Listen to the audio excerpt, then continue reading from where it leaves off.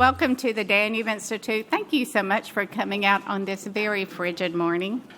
On behalf of the Danube Institute, the King Institute, and Israel's Defense and Security Forum of Israel, as well as the University of Public Service, aka Ludovica, we welcome you all to this very important and interesting topic.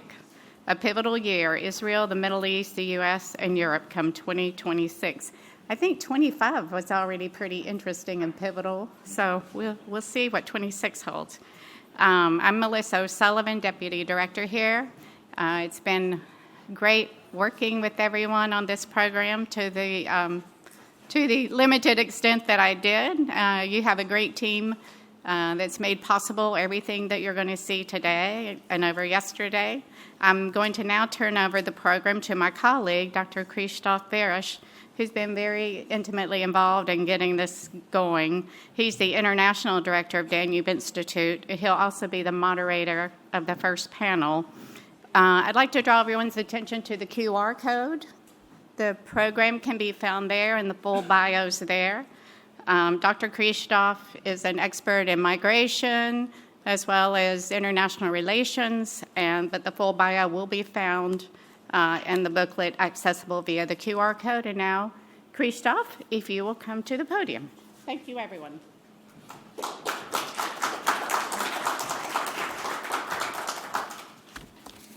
Thank you. Good morning, everyone. Well, a few months ago, I was having a conversation with a few of my friends about Israel in the United States, and I was explaining to them how Hungary supports Israel. I think most people in this room know the basic facts. The blanket support in EU institutions, including proposed sanctions, the withdrawal from the ICC over the arrest warrant of Israeli Prime Minister Benjamin Netanyahu, the fierce defense of Israel by the government at every possible international fora, including voting in the UN, coupled with the proud thriving of the Jewish community in Hungary and very low anti-Semitism levels as opposed to the rest of Europe. Budapest was one of the few places where, after the October 7 massacre, we had a spontaneous pro-Israel march instead of pro-Hamas riots. So I was giving this list to my American friends, and then one of them interrupted me. Okay, great, but why Hungary is supporting Israel? And that got me thinking, well, as a good scholar, after thinking for a while, I turned it into an article. You can read it in the Hungarian Conservative. But the why part, it is not about 20th century guilt and our dark past. It is about the future. I believe that it is because Hungary acknowledges the direct link between consistently supporting Israel and the rejection of wokeism and migration as an integral part of a larger civilizational struggle over the future of the West. Yet Hungary is a small country. That is why building coalitions is important to us, and that is why we are here today. I believe that forming a like-minded coalition of EU member states can change the old continent's approach to Israel. And coalition building in Europe has actually been an essential part of Hungarian strategic planning. And maybe it is time for Hungary to leverage this ability to emphasize the importance of supporting Israel as the part of this civilizational struggle over the future of Europe. I hope that today's discussion will serve as a fertile ground to understand the unique role of Hungary, but that of Central Europe too, and whether we can build a pro-Israel coalition here in our home, Central Europe. I welcome the representatives at this conference from Israel, the United States, Poland, the Czech Republic, Croatia, Azerbaijan, and many other countries. I would like to thank our partners who helped us organize this conference, the Hungarian University of Public Service, and the David Institute for Security Policy. And with that, I will open the conference. I'm in the first panel, which, as our deputy director said, I will be moderating. And, well, I hope to test my assumptions that I just laid out against our great panelists. I would like to welcome to the stage Radek Vondracek, Chairman of the Foreign Affairs Committee of the Chamber of Deputies of the Parliament of the Czech Republic.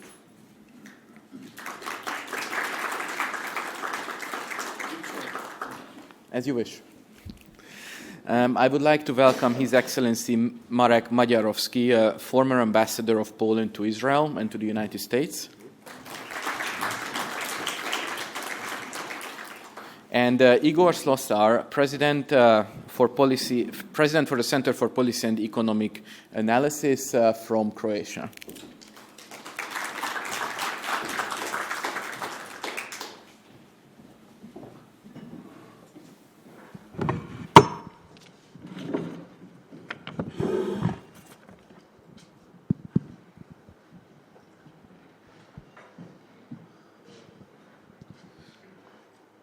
So I would like to have a very lively discussion. So please feel free to interrupt me and interrupt each other. Just no violence, please.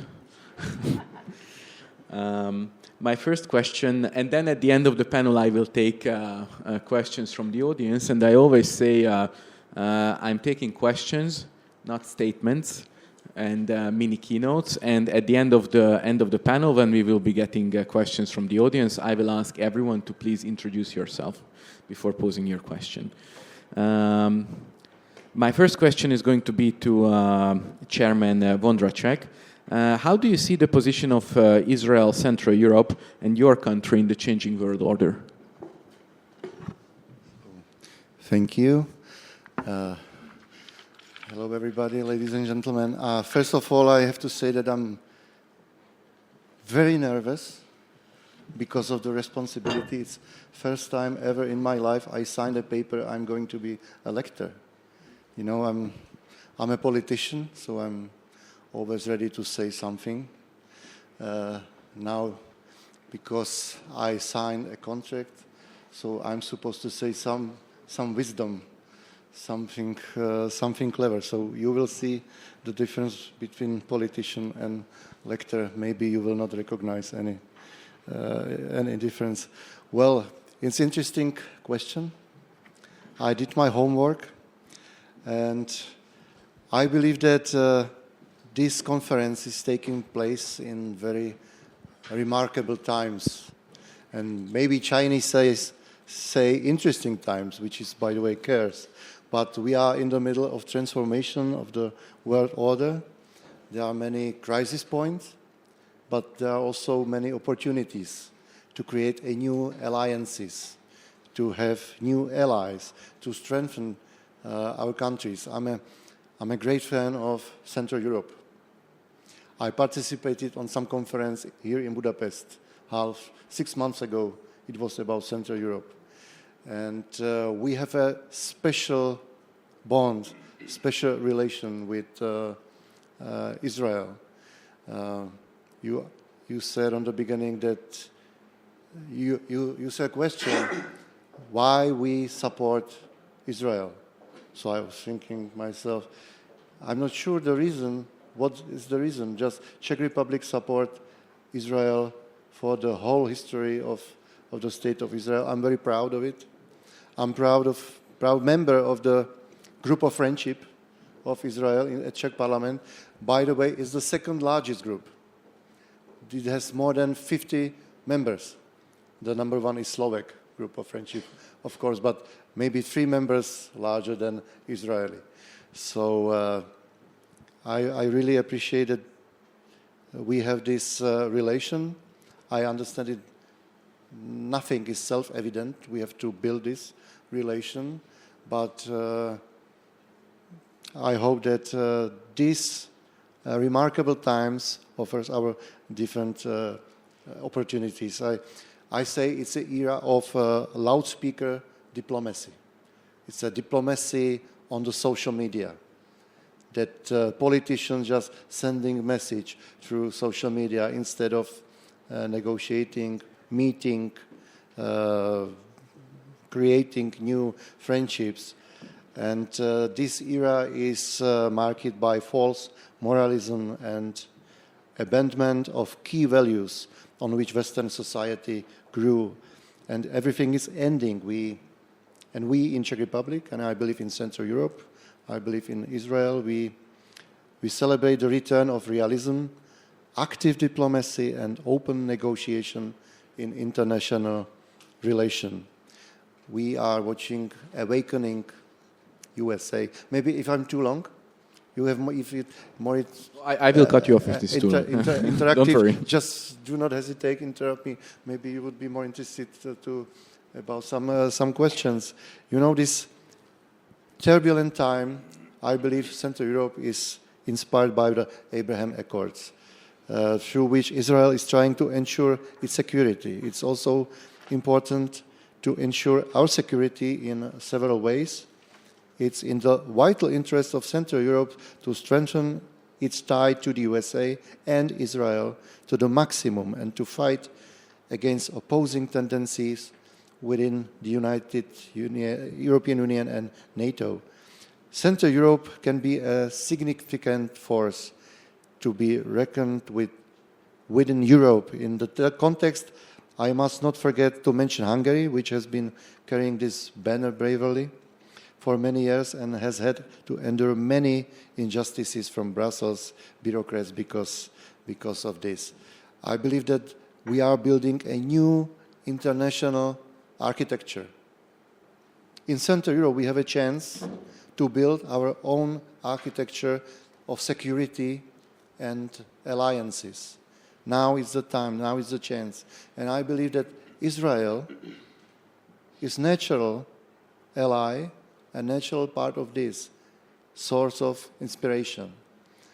And together with Israel, we can create a new architecture with strong transatlantic bond in Central Europe. This is why I came to this conference, to meet new people, new friends, to discuss this issue, to find partners for me as a chairman of the Foreign Affairs Committee, and find some frame how to create this new architecture of security, defense, cooperation in the Middle Europe. So this may be my first few words, and I'll be happy to answer the questions. Better to answer. I said I did my homework. I have 3 pages, if you are interested. So even if you don't get questions, you can go on. Yeah. Just tell me 15 minutes, you will have 15 minutes. Now I will turn to Ambassador Magyarowski, and I would like to ask you how you see this connection between Central Europe and Israel, and specifically I would like you to give us a little bit of context on how Israel fits into the greater framework of Polish foreign policy. Thank you so much. If you want to make this discussion lively, you can count on me, because I'm used to lively discussions after spending 3 years in Israel and 3 years in the United States. First, a caveat. The first part of my last name has nothing to do with my Hungarian roots, because I have none. And it's Magyar, not Magyar. I will tell you an anecdote. He asked me explicitly before our panel to be optimistic. Well, it's very difficult for a Pole to be optimistic, of course. I'll do my best. I will tell you an optimistic anecdote about a couple of my Jewish friends whom I invited last year during their stay in Warsaw. They are frequent visitors. I invited them to dinner. It was a very lively discussion about politics. Also, on the European stage, a couple of Jews very critical of Benjamin Netanyahu, liberal, centrists tilting a little bit to the left. And what they said about Europe's migration policies really shocked me. Because the only politician they explicitly and openly praised during our conversation was Geert Wilders, the leader of the Dutch far right. And they told me, you have to follow suit. This is the model. You cannot allow all those migrants from Muslim or Arab countries to conquer your country and to destroy your civilization. I was bewildered hearing those words from my friends who I perfectly knew were not far right. Why? That was their conclusion. We feel so safe in Poland today.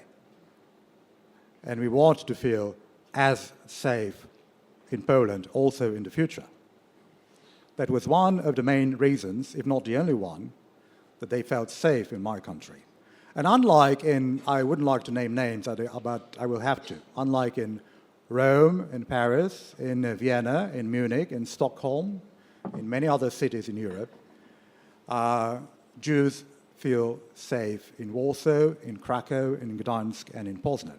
You can put on your kippah, walk leisurely from your hotel to the nearest synagogue to pray with no fear, no apprehensions, and nobody will even care whether you are Jewish or not. That's the lesson we've learned. In spite of all those, diplomatic spats we've had with Israel over the last couple of years, in which I have myself been also involved. In spite of that, and I have to say this, frankly, in spite of that distorted perception of contemporary Poland, which is still quite vivid, unfortunately, especially among the Israeli youth. And in spite of all those, discussions we've had about our common past, our shared history, this is what I think is and should be the main priority of the Polish subsequent governments and of the Polish society in the context and against the backdrop of our bilateral relations of all Europe's relations with Israel. Our role and our duty is to guarantee safety to Jews. This is Europe's essential problem today. Jews do not view Europe as safe. And we have to change this. And we have to sustain the image of Poland and also of other Central European countries as safe havens for our Jewish brethren. Thank you.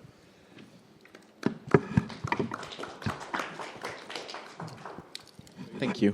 Turning to Mr. Slosar, I would like to ask you to talk a little bit about the origins and the current position of Croatia's political positions on Israel, again, foreign policy, and Central Europe's special role, if it has any, and what do you think the long-term goal should be for Central Europe here? Thank you, everybody, for inviting me. Thank you to the organizers. I have to say I feel really humbled to be among distinguished men and women here, and I'm the one who gets the chance to talk. That's fantastic. So I'll start with what you said in the beginning. The Center for Public Policy exists now for 15 years, and in our history, we have always, without exception, supported Israel in its fight for survival. We consistently stood behind pro-EU and pro-NATO agenda. So, especially after October 7th, we received many questions. Why do you support Israel? Why is Croatia behind Israel? And it takes time for people it takes time to explain to them that the Israel is part of our past, present, and future. So in Croatia, we had a homeland war in the 90s. We fought against the neighbor who saw our territory as a game and something that we should be very much a part of their state. And the reason is why we are today, in part behind Israel, is because we know that freedom is not given, freedom is earned. So we had to fight for our freedom, we had to reject the ideology which was hostile one to us.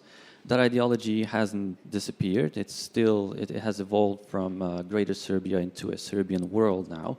So we understand, as much as CEE countries understand, that the only way to stop that from happening is deterrence. So whether it be Nazi regimes, Soviet regime, post-Soviet regimes, communism, socialism, Yugoslavia, doesn't matter. All countries in CEE had to earn their right to be free. They have their right to self-determination. So there is a real potential here for CEE countries in the current world to be a new axis of values upon which Europe was built. And the only way Europe can survive and to preserve what we fought for and preserve what we created is to stand behind those values. So closer cooperation with CEE countries, whether it be through Visegrad group, whether it be through Three Seas initiative, we must work together to become a moral anchor upon which Europe will continue to survive in the near future and the long-term future as well. Of course, as it is the situation in Croatia right now, where we have sort of duality in our foreign policy, we have a president who is leaning left, and we have a prime minister who is leaning towards the right. Constitutionally, they are both formers of our foreign policy, and we find ourselves in an interesting situation where a president who is oftentimes spewing a pro-Hamas and pro-Gaza rhetoric of the left, and you have pro-Russian sometimes messages as well. We find ourselves in a situation where we have to distance ourselves over and over and over again from those statements. So no country is immune to forces of radical left, forces of destructive ideologies, but CEE countries have shown extraordinary resilience to that because of their past and because of the realization that in the current security and geopolitical environment, Israel can help us to overcome the challenges which Europe is at this moment unable to. Could you expand on that? How do you think Israel could help us? Well, to talk about this, you have to talk about EU. EU right now has a set of politicians on the top who are trying to run away from history and bad decisions they made decades ago.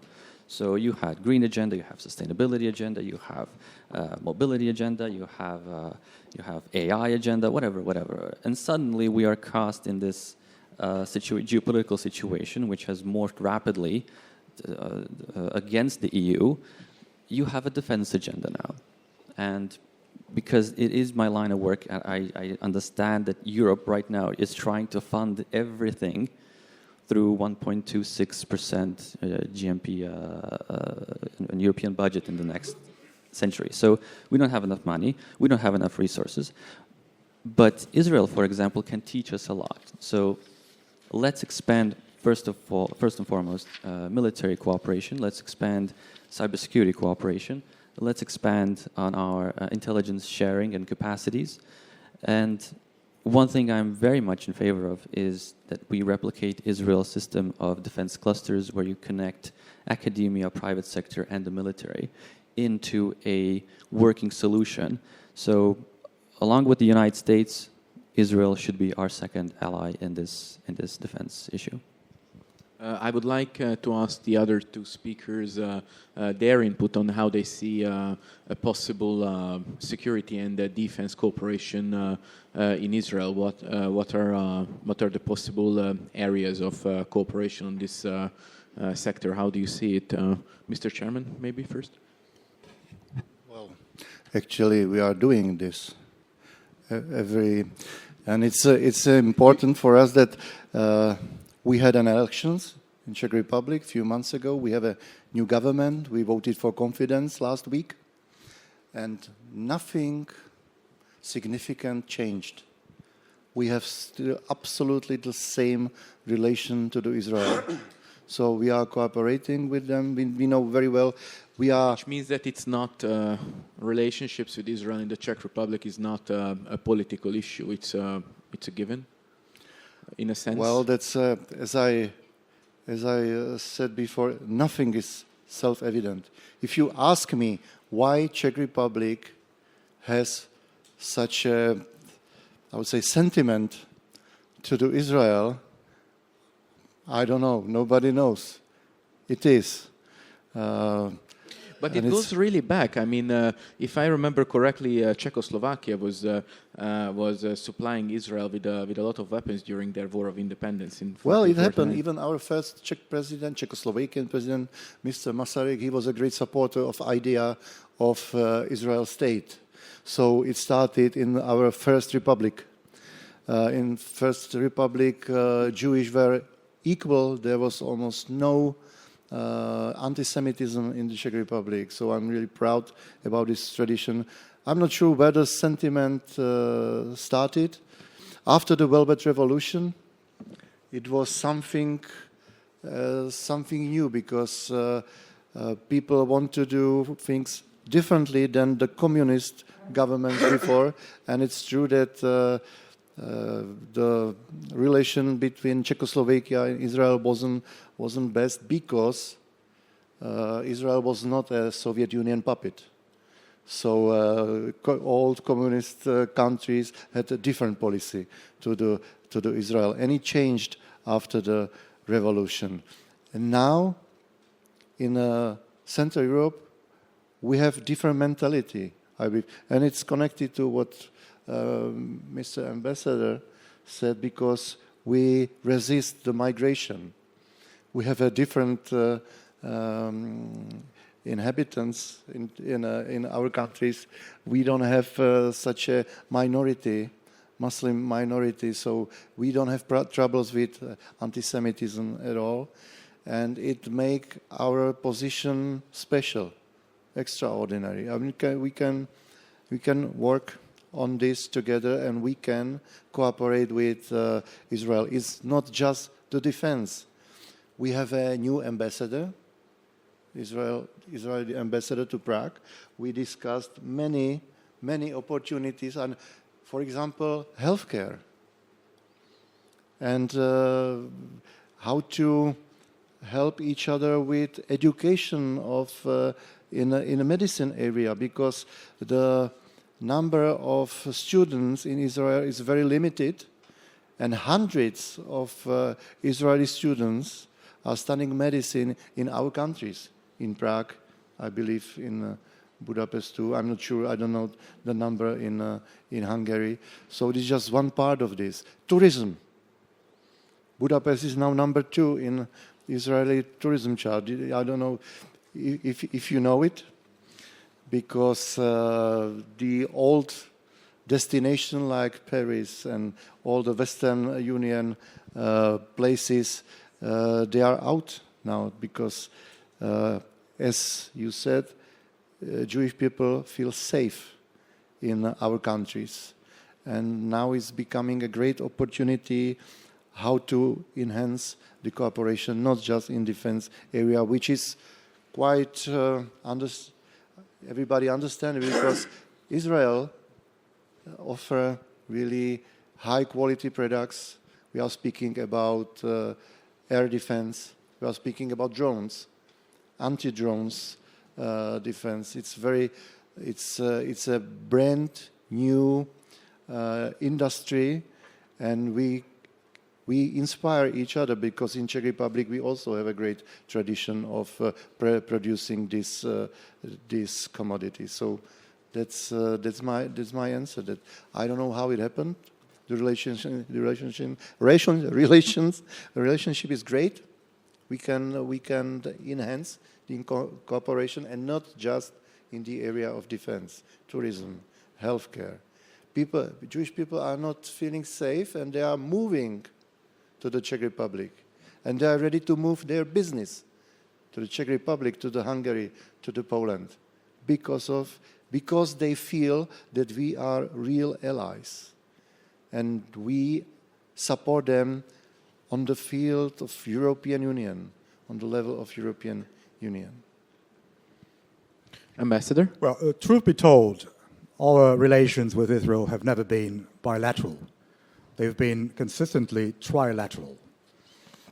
And I mean that particular geopolitical triangle, Washington, Jerusalem, and Warsaw. So it's interesting to see Polish politicians trying to be, very restrained whenever they comment on the situation in the Gaza Strip, for example. Even the rightist politicians, whom the electoral base expect to condemn the atrocities committed by the IDF in the Gaza Strip, they are very cautious not to do that because they are acutely aware of the consequences across the pond, especially given the extremely pro-Israel nature of the current US administration. We are so deeply reliant on our military cooperation with the United States, and we must not forget how any remarks on the situation in the Middle East, especially with regard to Israel's actions and decisions and measures taken by the Netanyahu government, how they echo afterwards in Washington, D.C. That's why Poland seemingly is much more pro-Israel today than many of our Western partners in the European Union. And again, in spite of the fact that large parts of the Polish electorate, of the Polish voters, would like, and they even expect, Polish politicians to condemn Israel's policy more harshly, but they don't. And I'm curious. Now let's speculate a little bit here. Why don't we have the same electoral pressures in the Czech Republic, for example? I said it's a sort of sentiment, pro-Israel sentiment, and of course in these days. I see in mass media, on the mainstream, there's a great pressure to change the position of Czech government and Czech state. And Czech society is very polarized. It's everywhere. In Poland maybe it's even worse than in Czech Republic. But then when I participate on any TV debate with my opponents from Civil Democrats, for example, and we start to speak about Jerusalem, for example, moving embassy. We are speaking about Israel. Suddenly, we agree each other. It's so refreshing. It's a short time of calm because almost every political forces in Czech Republic has the same attitude to Israel. And it's rare. I have no explanation. Maybe somebody would explain it better than me. It's my point of view as a current politician, active politician, but we don't have arguments about Israel. And we have some seminar at the Senate, the upper chamber, about moving embassy, Czech embassy to Jerusalem. And it still did not happen. But we always say you need three things. You need screwdriver for screws, and courage. Just to put the sign on the building in Jerusalem, Czech embassy. That's all. And I still believe that in this term, after this election, there will be another opportunity to move the embassy to Jerusalem, because it would be really symbolic. It was a great gesture. And by the way, I witnessed when Czech President Miloš Zeman promised this to the Benjamin Netanyahu at the parliament. They've met. After that, Benjamin Netanyahu said to Miloš Zeman that Czech Republic is the second best friend of Israel on the world. And Miloš Zeman asked him, why the second? Benjamin Netanyahu hesitated for a while, and then he answered, okay, you are the first friend of Israel on the Eastern Hemisphere. So that's how can describe the relation between Czech Republic and Israel, and I hope that the embassy will be moved to Jerusalem. I'm a great supporter of that. I think it's really about the courage and one screwdriver.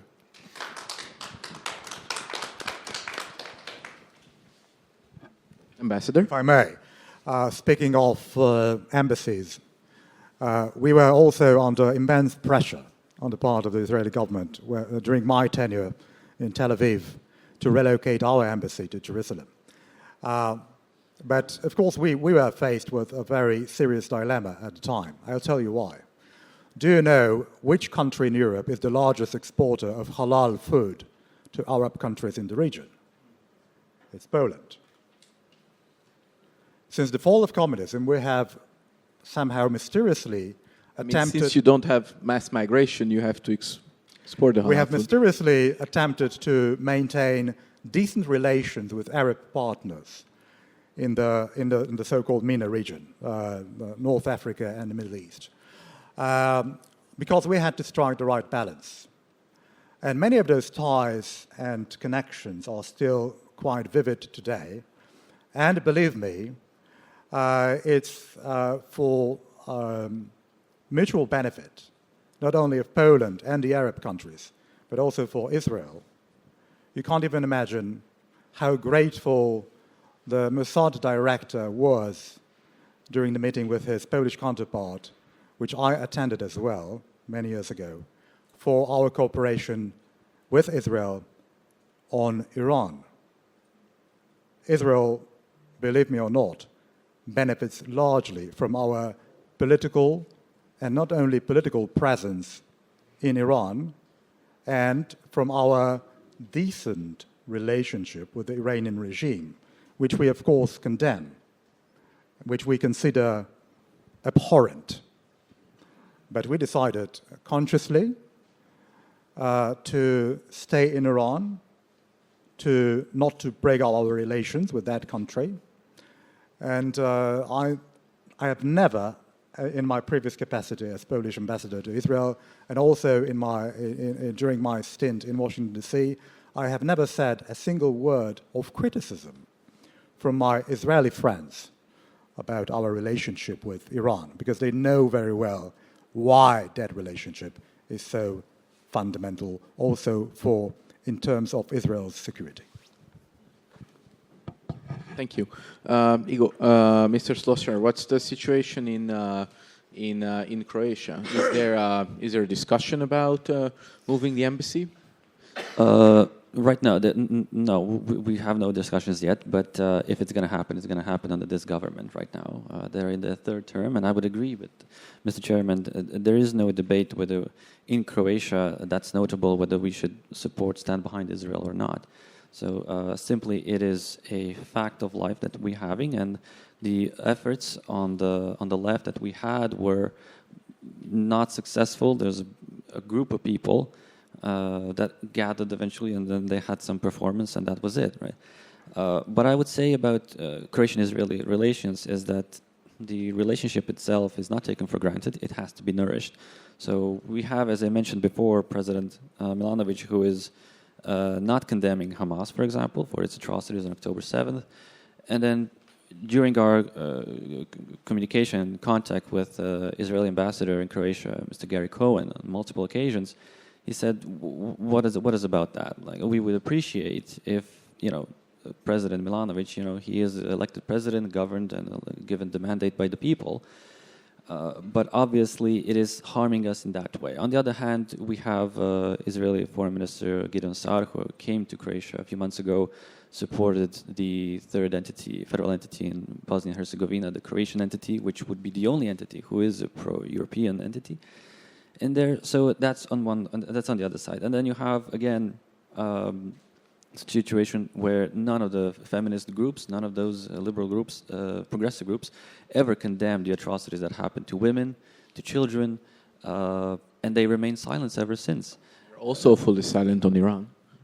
Absolutely. I mean, it's baffling. I would say baffling, but I'm no longer surprised by that. So then again, relationship goes this way. And then Croatia voted in the minority against the UN resolution that did not condemn Hamas. So I'm very proud of our position, but the relationship should not be taken for granted, and we should keep up. Ambassador clearly mentioned to us and said that Croatia is a safe place for Jewish people to walk around at night. It is safe. They do feel safe, and I'm very proud of that. Croatia is the safest country in Europe to walk alone at night. So we are very, very culturally homogenous, and the immigration that we are experiencing over the last few years is legal immigration, and one of our key requirements to apply for a visa and to stay there is to know Croatian language. And we are very strict, so we control our borders as much as possible, despite the EU sometimes claiming that we don't do that, but we're fighting for that because we know what we have to preserve. So let's zoom out a little bit here.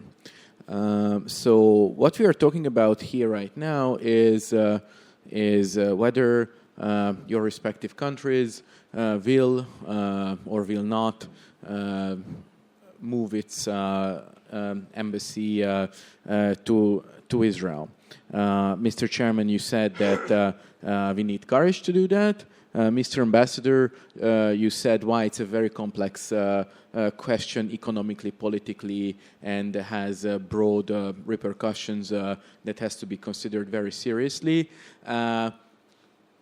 Yet, it is both of you implied that it is something that can be discussed. We are discussing it now. It's not a flat. It's not a flat no because it's wrong, and that's not something that should ever be done. Now, what I'm trying to say here is that even though that the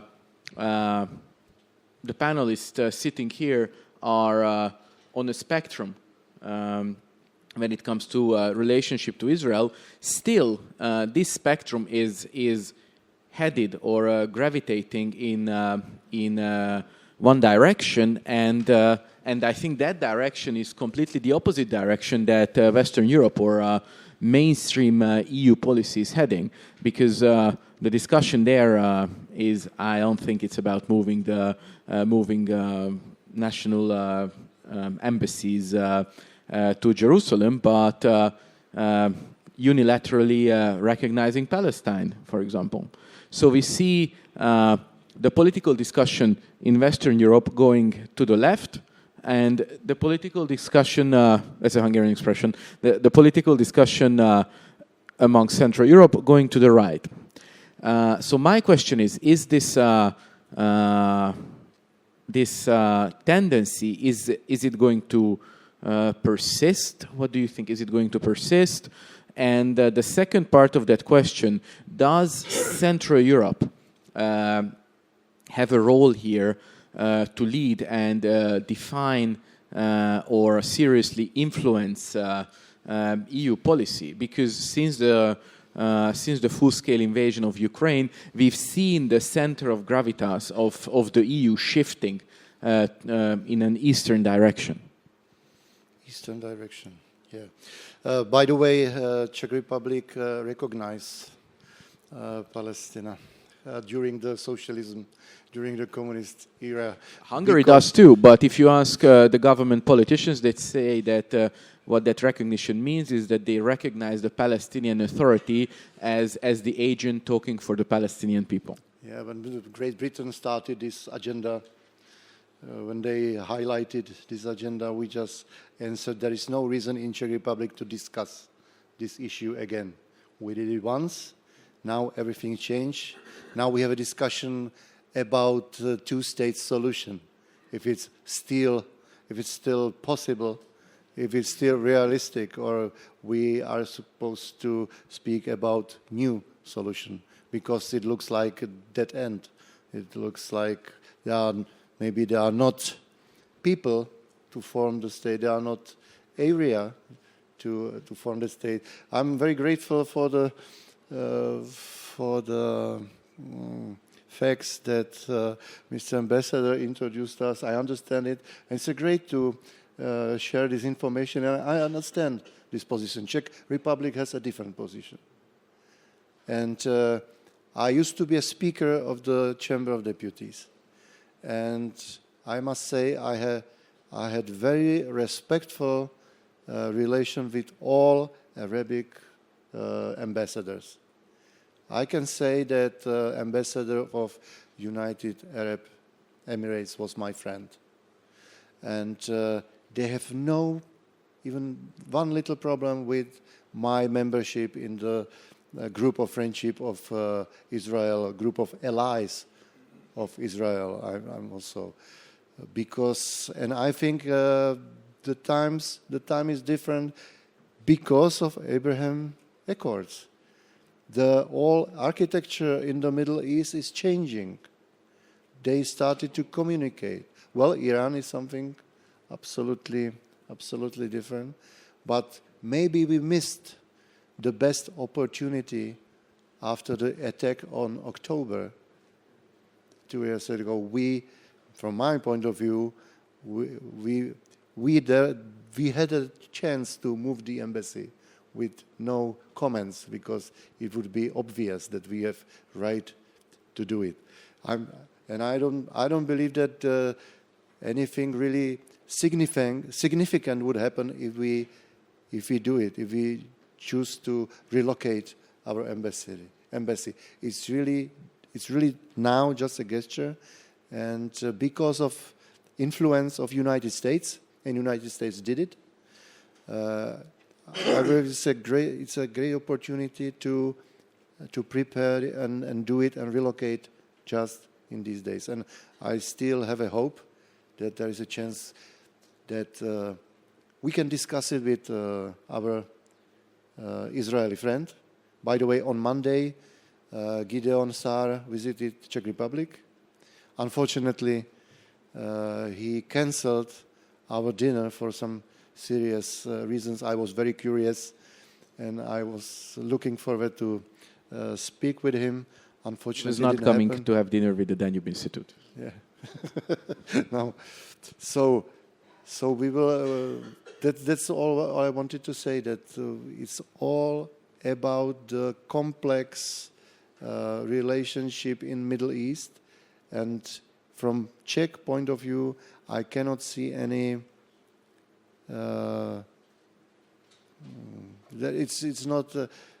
There's no objection. There is no real serious reason not to do it.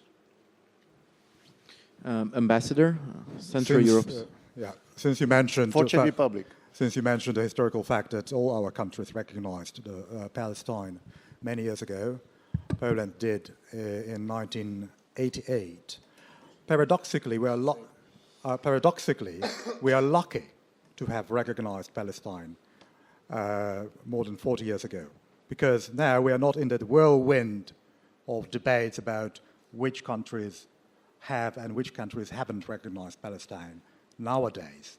And I believe that, I don't know whether there was a poll in Israel taken about that particular issue, but I believe that most Israelis think today that Poland has not recognized Palestine, because Poland has not been in the headlines over the last couple of months. It's the same It with was Hungary. Canada, it was France, it was Sweden, it was Spain, but not Poland. I'm just curious whether, if you asked an average Israeli today whether he or she thinks that Poland has recognized Palestine, I believe 9 out of 10 people would say, no, Poland has not recognized Palestine. That's why I said that we're lucky to have taken that step so many years ago. Now, much depends, as I said, all those countries are and the governments are in a very awkward position because of some tendencies in their own societies. So voters expect, as I said a few minutes ago, voters expect them to condemn Israel severely today. Now, much depends on the tendencies in the Arab countries as well, because we have seen recently that especially in the Gulf countries, they are no longer so friendly towards Palestinians as they used to be decades ago. They seem to be, frustrated rather than stubborn with regard to the aspirations of the Palestinian statehood. I'm talking about the Saudis, I'm talking about the Qataris, I'm talking about the Emiratis. So if this tendency continues, and if these countries and governments, and especially if their societies, change their mind irreversibly about the very possibility of creating a Palestinian state, that will give Europe much wider room for maneuver. In the sense that Europe, EU countries, will have more liberty to somehow stabilize their relations with Israel without fearing a blowback on the part of the Arab countries today. Let me follow up on what you said. I think, but please feel free if you see it another way there. But like blowback from the Arab countries, the Gulf countries, I think that is something that is decoupled from blowback from certain populations inside Western Europe. Do you think it's that, or are they still interconnected? Because as you said that the Gulf countries, there is a tendency of them caring a little bit less about the Palestinians and rather being frustrated, while at the same time the Muslim populations in Western Europe seem to be care more and more in a sense. Could I have your thoughts on that?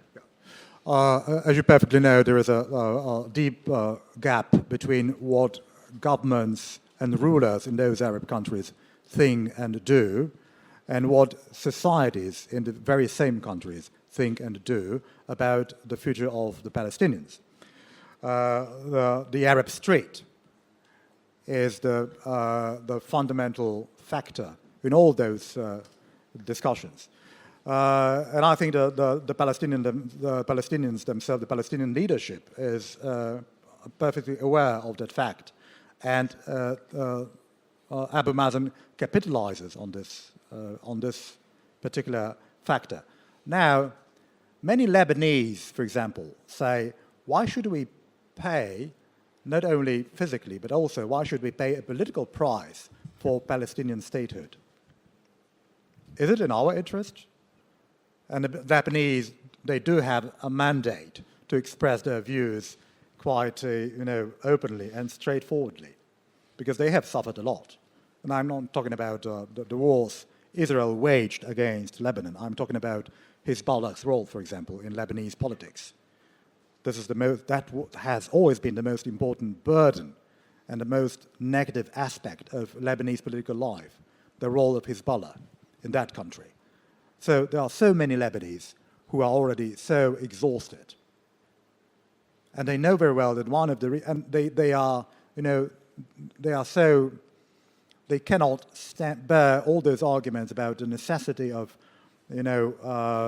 establishing a common front in favor of Palestinian statehood of all Arab countries, because they are already tired of all those discussions and all those debates and all those arguments about the necessity of the two-state solution. And I think that the same principle applies to many other societies in that part of the world. It is changing slowly, steadily, gradually, but I think this is one of the phenomena that we have to be monitoring very closely in order to somehow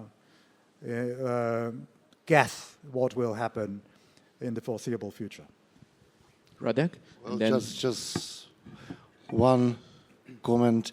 I do not agree that this process is the same, because I feel that its pro-Palestinian movement is getting stronger in Europe, because of the migrants and because of their influence to the politicians in Western Europe. And from my point of view, today, European Union, is the only part of the world which is trying to solve the Palestinian problem and two-state solution.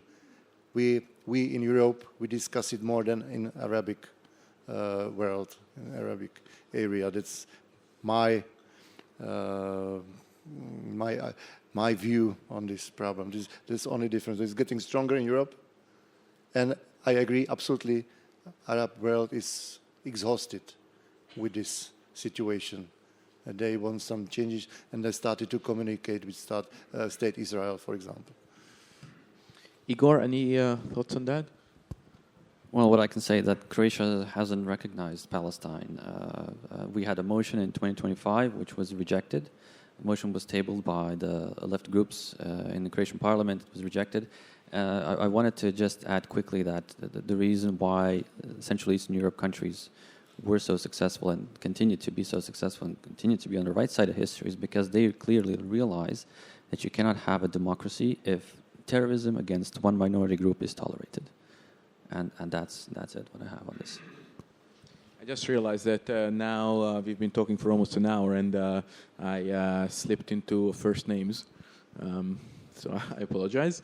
I would like to have a final round of questions and then open up the discussion to the audience.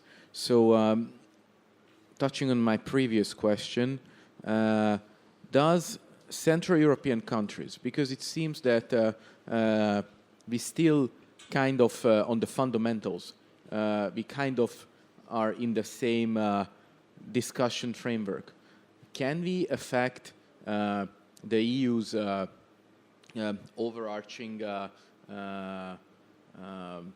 narrative of how it engages in Israel, so that Europe doesn't get locked out from all the benefits that a potential settlement in the Middle East would mean? Or the domestic political pressures in the... I'm not sure what benefits you mean, for example. Trade. Well, it's not just European Union, it's United Nations. Israel can count on us. We always voted against all resolutions or just step aside. That's very important that this part of the world, of Central Europe, has this attitude and these opinions, and it's stable. I'm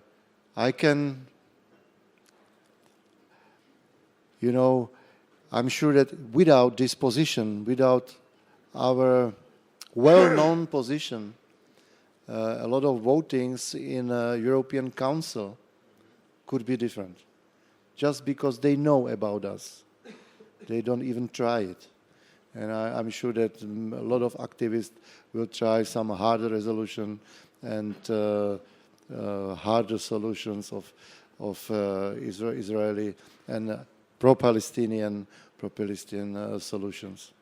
That's simple. Just because we are, they know they don't even try it, because sometimes some things are has to be voted unanimously in European Union, and it's important that quite important part of European Union, Poland is a great nation.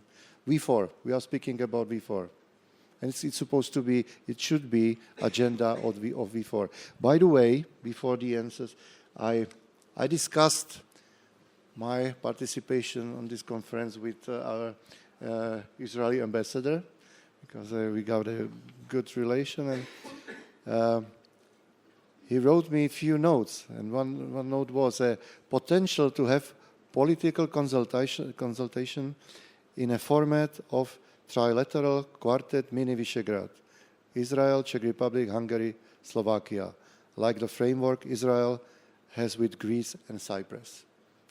And I was informed that this discussion took place during the visit of Gideon Saar when we met Czech prime minister. So it's really up to date. It's current discussion what we have, and it's an interesting idea. I'm sorry Poland was not included. Maybe you know why. It's not my note. Maybe. We will create our own format without the Czech Republic.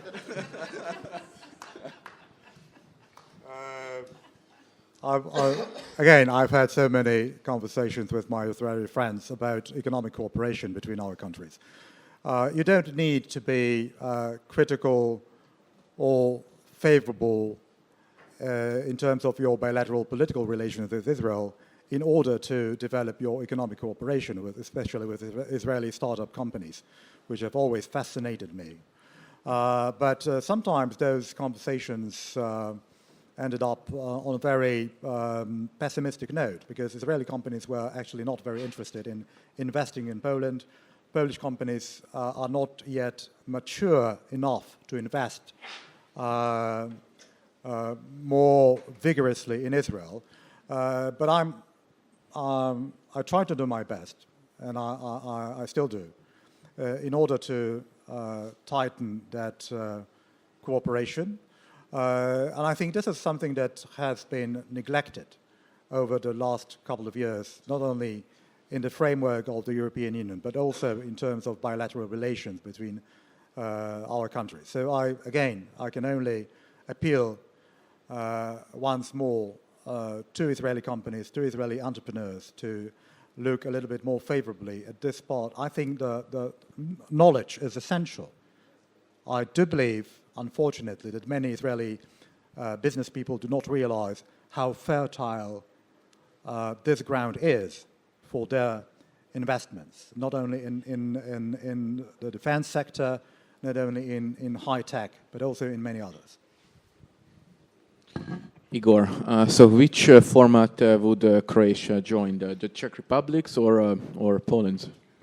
I'll get back to you on that during lunch. Okay, more seriously, should we... Certainly not with Serbia. Should we engage with Israel on a bilateral basis, or some kind of in some kind of regional format together, or somehow using regional formats to pull EU institutions in a direction that we want to head? I'm in favor of coalition building, so I advocate for the entire, either it be Visegrad Group or the Three Seas Initiative, or in general just entire CEE region, to come together and to, as I said, create a new axis which will prevent Europe from going into disarray, culturally at least. The Center for Public Policy has advocated for years that CEE countries should take a primacy in this issue, and we continue to advocate this for today.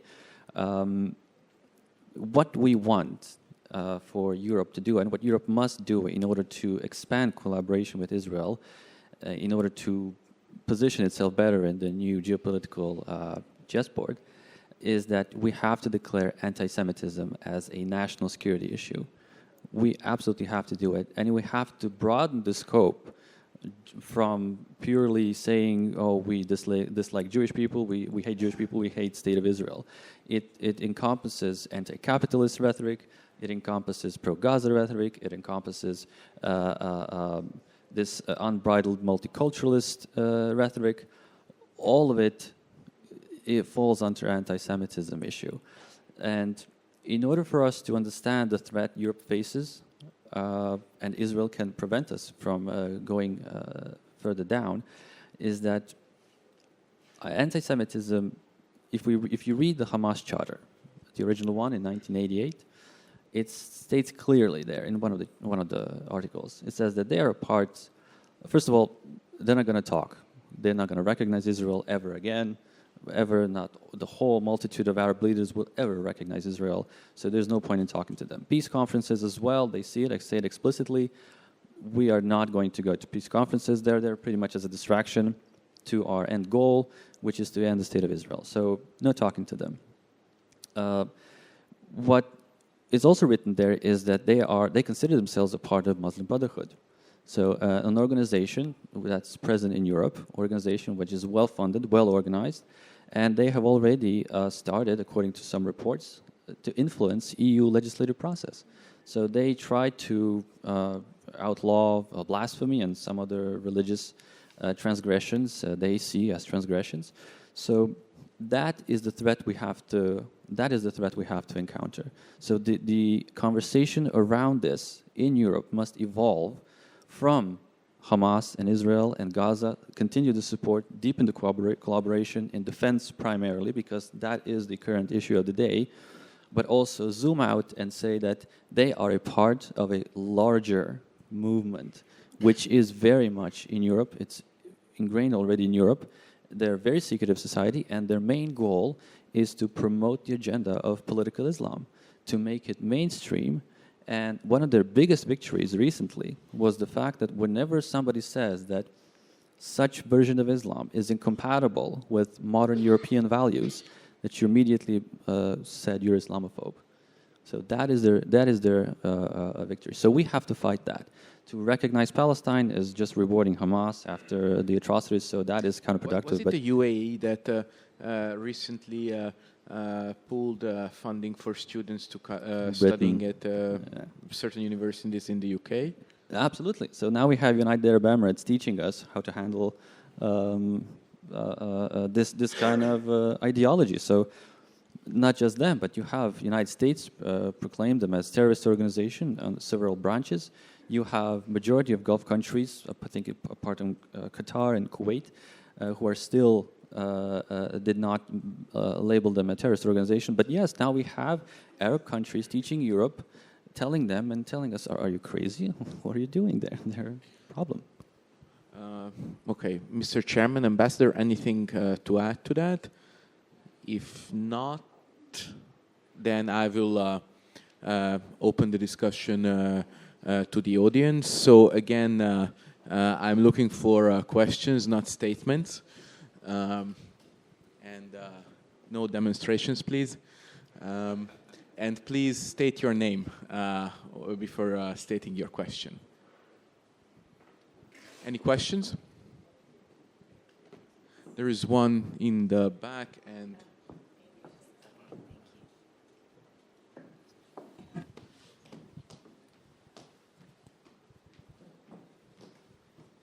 Hello, my name is Daniel Kinšt, coming from Croatian Center for Public Policy and Economic Analysis. So my question is related to our powerful influence. How powerful we are in our influence on the joint European security and foreign policy when it comes to Israel. So we 4 countries, we have Croatia as well, maybe Baltic states, Germany and Austria also support Israel.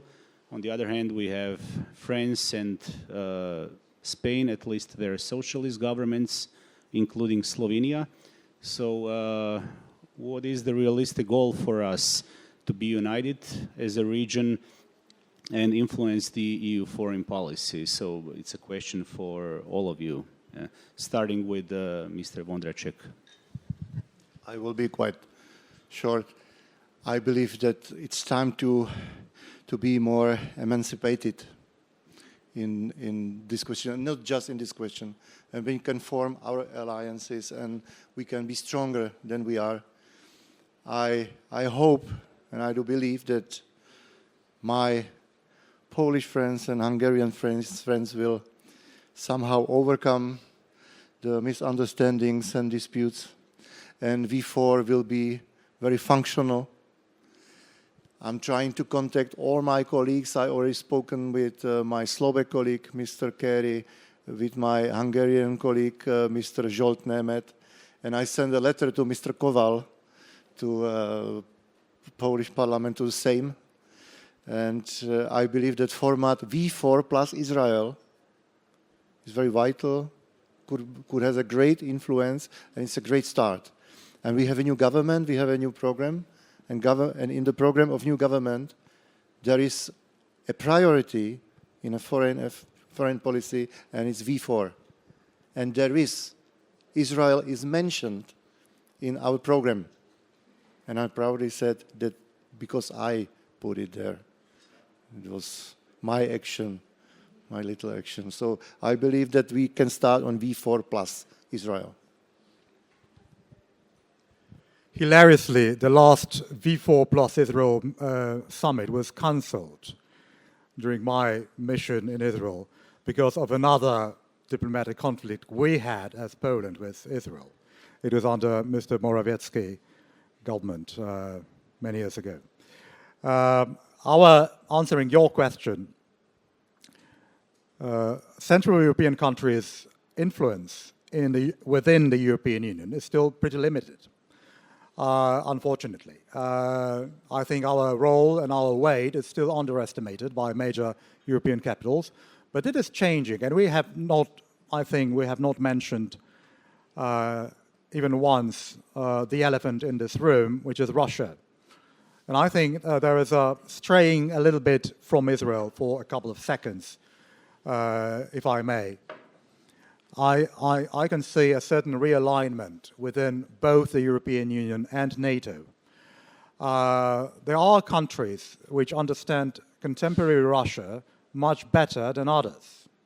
And I mean Poland, Czech Republic, the Baltics, of course, the Scandinavians, and also the UK.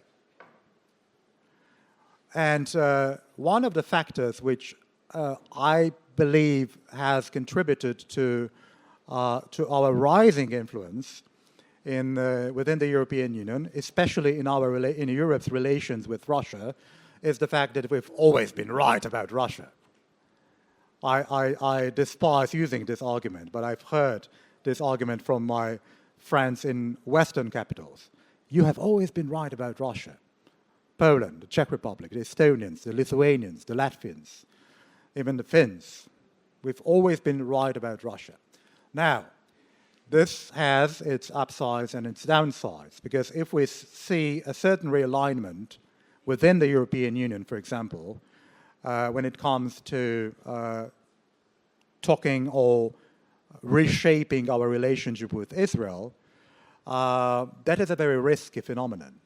Because I think that it should be our role, I mean Poland's, Hungary's, Croatia's, Czechia's, to exert more influence within the European Union to convince our partners in Paris, in London, in Rome, in Madrid, that we should be a little bit more pragmatic in our relations with Jerusalem.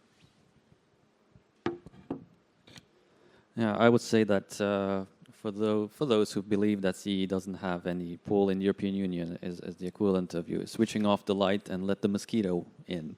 So you're not going to sleep very well after that. But the very simple fact is that CE has a significant pull in the issues of strengthening our ties, and there's no question about it. Every time when the European budget is delivered, you have a small set of frugal countries who are fighting against excess spending.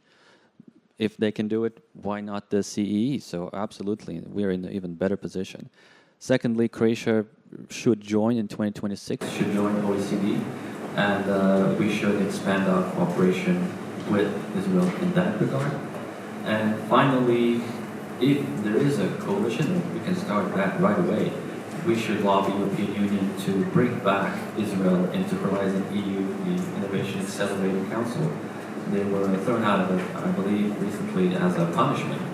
Ironically, Israel gives more to innovation and emerging technologies to startups than the European average, which is Israel is at 5%, the European Union is at 3%. So we remove a partner that is stronger than us. So that should be our first step to normalize, to bring back relations with Israel they were, and then it's for the CE countries to keep pushing for something about that. Other questions from the audience?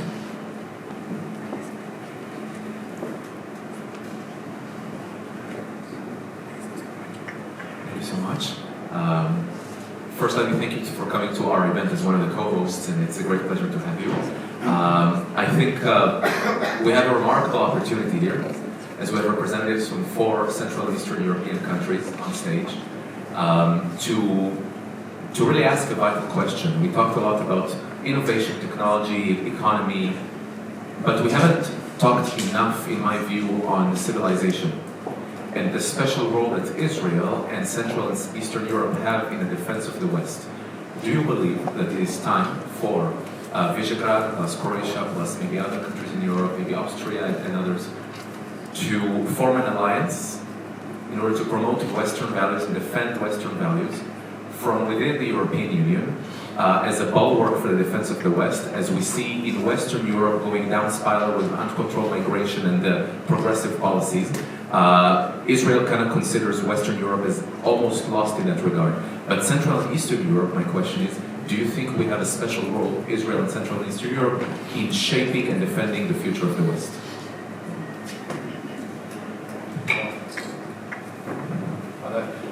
I spoke about it minutes ago that it's time to form new alliances. There is a chance for Central Europe with Mr. Besser said it in a very diplomatic way that our influence in the European Union is limited.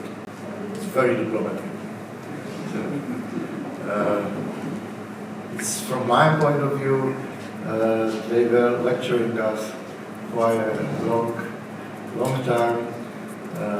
They gave us advices and we accepted the advices because we were new member state, and after more than 20 years it would be great if they take some advices from us, because if Poland was always right about Russia, we four was always right about illegal migration. Hungary was always right about illegal migration, and it was flagship of the four.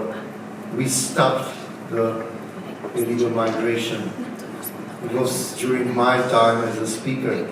We had a lot of conferences, a lot of summits before, and that was issue number one. And we did it, we stopped it.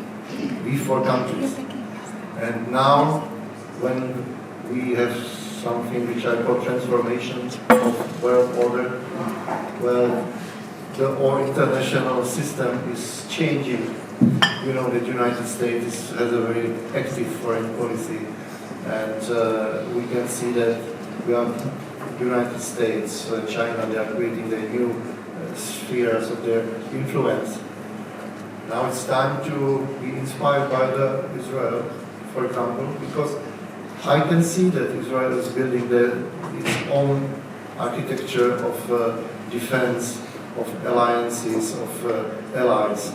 And we should do the similar thing in Central Europe, because in this new order, it will be everything on us. We will have to care about our security. You can see what's going on Greenland. It's a pillar of Czech foreign policy, membership of NATO, membership of European Union. But on the other hand, nothing is forever, and we have to be prepared to be ready for any other circumstances. We did not talk about transatlantic relation during this panel, maybe next time, but you can see Donald Trump can communicate well with Central European countries. He called, before Christmas, he called President Nawrocki and Mr. Babiš, new Prime Minister of Czech Republic. You know the relationship and friendship between Viktor Orbán and Donald Trump. It's Central Europe. And Donald Trump knows very well about us. His first wife was from Czech Republic. He's Slovenian. Yeah. So, next to Croatia. So, as a Central Europe, we did the best. We did what we could. We offered 2 wives to Donald Trump. So, there is to no benefit about that. It's a great change for cooperation and Central Europe and United States and Israel. It sounds great to me. Answering your question, I think it all boils down to definitions. What should we define as Western civilization? I couldn't agree more with you. that we share the same heritage. Again, speaking of polls and surveys, I believe that if you asked an average Israeli what their first association is when they hear the word Poland, is those 6 tragic years of the Holocaust. Yeah. Rightly so. But our coexistence, as you perfectly know, has lasted for the last 1,000 years. With all dark chapters, that coexistence has been particularly difficult. But I visited about 30, 40 schools in Israel during my tenure in that country, speaking with Israeli teenagers. And I was telling them exactly that it was not only those 6 tragic years of the Holocaust. This is our common heritage. And I think this is our common role to explain to our societies, to our respective nations, that the Jewish heritage is not only, and has not only been part of Poland's culture, which it has, but Poland has also been part of the heritage of the Jewish state today. You know, when you travel around Israel, you see all those brown pipes which water soil in Israel. The system was invented by a Polish engineer who had studied at a Polish university in the 30s, an engineer of Jewish descent, of course. And then he emigrated to Palestine before the war, so he avoided the Holocaust. This is our common heritage. That engineer's first language was Polish. Ben Gurion's first language was Polish. Menahem Begin's first language was Polish, and so on and so forth. So, my expectation would be to do the utmost to convince both Poles and Israelis, Jews today, that we share this common heritage, and it works both ways.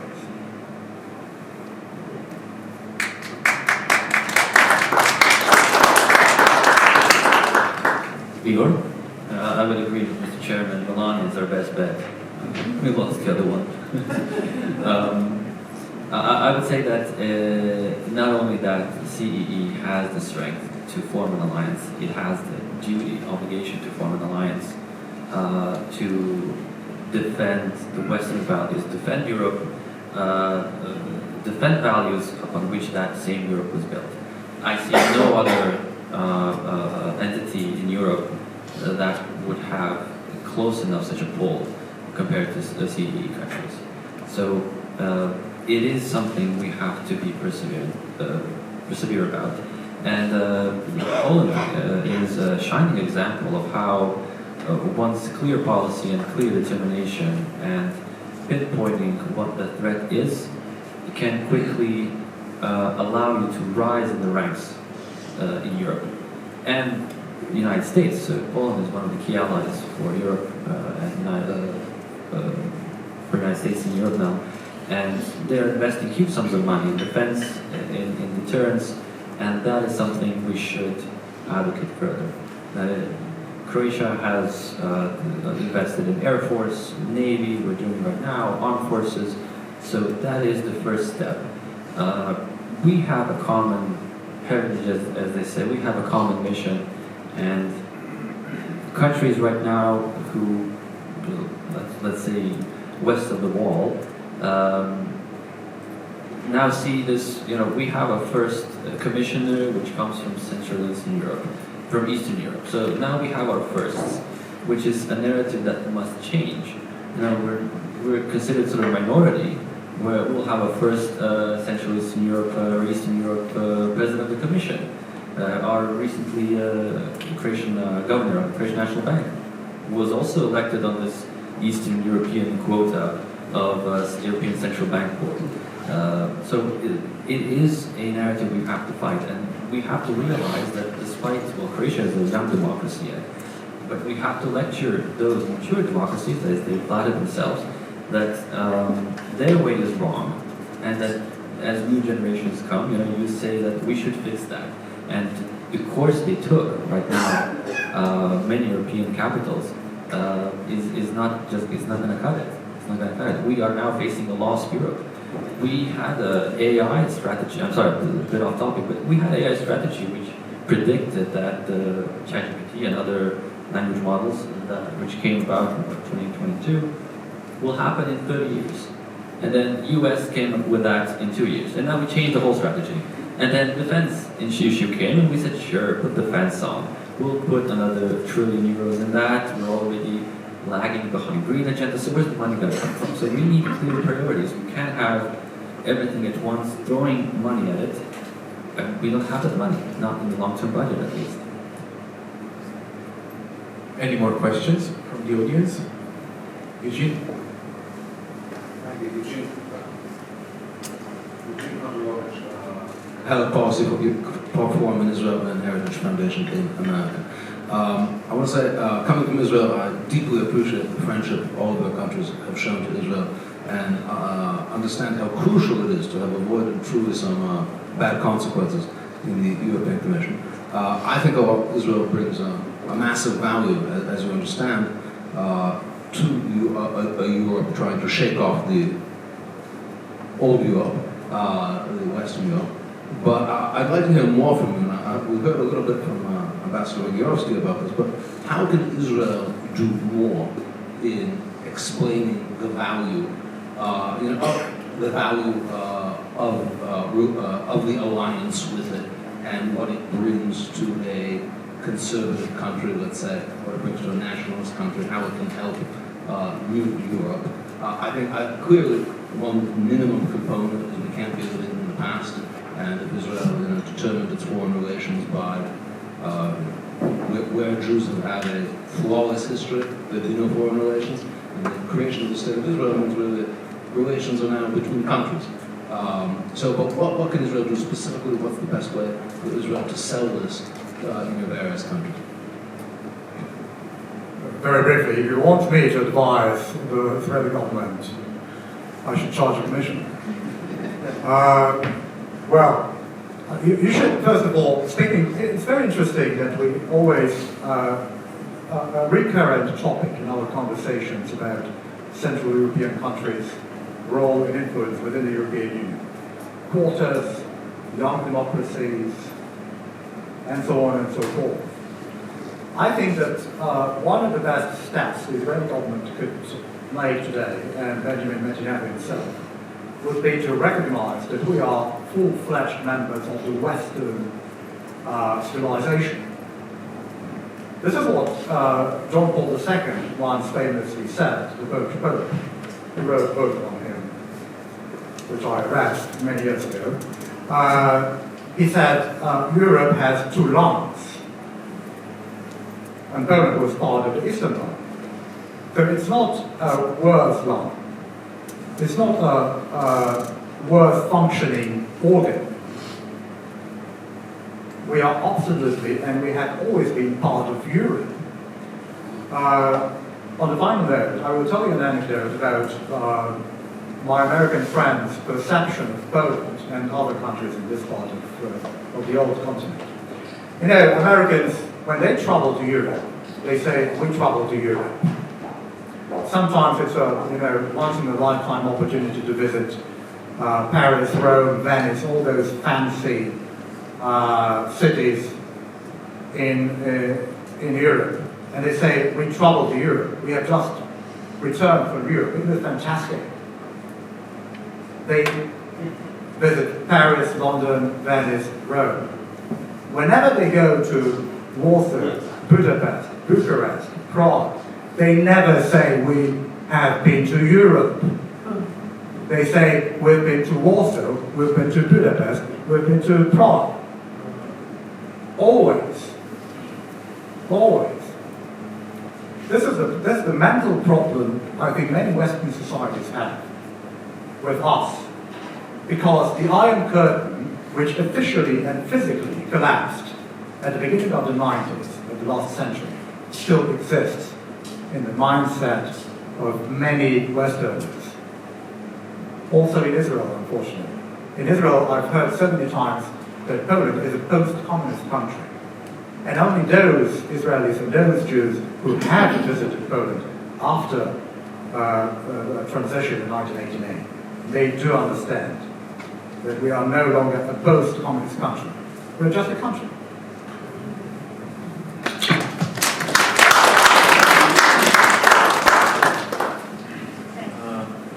One more question. But anything to add from the other two speakers? I would just add that the only answer in view of the center is the education. So you have to invest in education on all levels. That's what the other side does, that's what we have to do. I will not advise Israel government what to do. I think they are doing a great job because they are really focused on the Czech-Israeli friendship relation. From the parliamentary point of view, it's all about exchange of information. Just keep it this way as much as Israel can, because it's important. In media, in Czech media, we don't have information about Israel. It's very short information, short subtitles. So to find out how to inform Czech society more about Israel. Thank you. I think we are out of time, and at this point I will thank our panelists for this great and lively discussion, and I will yield back to our Master of Ceremonies, Melissa O'Sullivan, our Deputy Director. Thank you all so much, panelists. It was quite amazing, and I think Radek wins the day as an American. Thank you very much, Central Europe, for sending us a fabulous First Lady. Now, if you'll all join me in expressing our appreciation to the panelists, and before we close with a round of applause, I want to mention that there will be lunch served in the gallery, which is this level, to exit out to your right and continue straight. That will be for the audience. And for our speakers, please go up to level 1 to the restaurant where you will have your lunch, and then we will reconvene at 1 p.m. in here. Thank you again, and let's show them our I hope you've enjoyed your lunch and you're ready for more beautiful edification on very important issues. Again, thank you for being here, and I'm going to now call on Or Yissachar, who will be managing the second panel. Or is, in addition to being a good friend, he is the founder of the David Institute, and he's an expert in Israeli and Middle East research and studies. He's an Iranian expert and a Farsi speaker, which is very interesting during these times. So thank you very much, Or, for being here. Thank you very much, and we're going to call our panelists for today. We're going to call Eugene Kontorovich from Kohelet Forum and Heritage Foundation. I'm going to call Vasif Husseniev from the head of Western Studies Department from Azerbaijan, and Gergely Dobozy, who is Deputy Director of the Danube Institute. Gentlemen, if you may.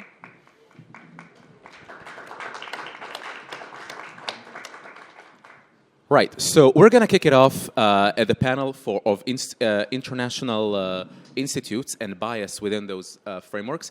We'd love to make it engaging. We'd love questions from the audience. First, we're going to turn to our speakers, of course. I can tell you that as an Israeli who has been coming to Hungary for the past 2 years, in and out, I've been in very good touch with the Danube Institute at Ludovica University, our co-hosts for the event. I've been experiencing something very interesting, is that Hungary has been perhaps among the only ones, and sometimes the only one in Europe, that has been a steadfast supporter of Israel. I can tell you that coming here and seeing Israel flags proudly flown, as opposed to many other capitals in Europe, is refreshing. And this has been such a, an invaluable experience for me. And the Danube Institute in particular has been hosting and committed to the Hungarian-Israeli alliance for the past 2 years, and I cannot thank you enough for that. I'm very thankful to be here. This panel concerns the bias in international institutions that were originally founded, as you know, as the bulwarks of democracy to solve problems in the discussion room rather than in the battlefield. It's a positive idea. It's a great idea.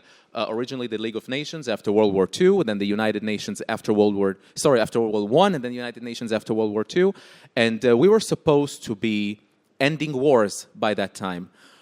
However, today's international institutions, the United Nations, the International Criminal Court, the International Court of Justice, various other UN entities have turned into what not I called, but others called simply greenhouses for zealots, dictators, appeasing them while bashing Israel, the United States, Europe, and the West as a whole.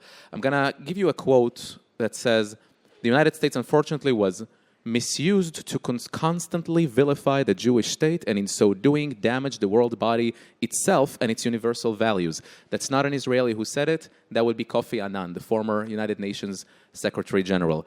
I did a little homework for our panelists before we begin with their statements.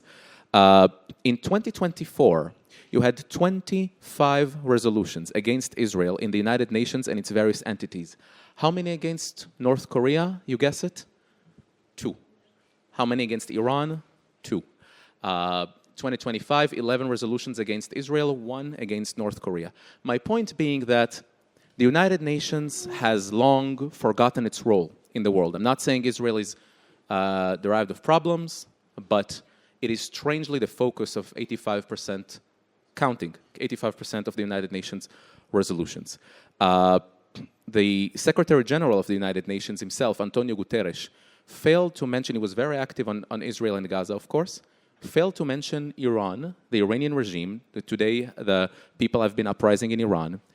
In October 23, October 7, when the Hamas massacre happened in Israel, no mention of Iran. We know that Iran has been the chief sponsor of terrorism behind Hamas. October, November, December, January, all the way to May, not a single word about the Iranian regime. And then in May, he released a press statement, and I said, well, you joined late to the party, but welcome. And then it was a statement expressing his condolences for the death of Iranian President Raisi in a helicopter crash. So no word about Iran from the United Nations, no word about North Korea. But then the question is, what is the standard? What are the objective parameters of the UN against Hungary, against Israel, against even the United States? I'm going to kick it off with Eugene Kontorovich of Kohelet and Heritage Foundation. What do you think is the role of the United Nations today? How can you explain the bias in those institutions? And the fact Hungary just left the ICC alongside Israel and the United States, who have never been a member. Trump leaving a host of international institutions. How do you explain this phenomenon today? The United Nations bias against Israel is so well documented and extensive as to almost need no elaboration.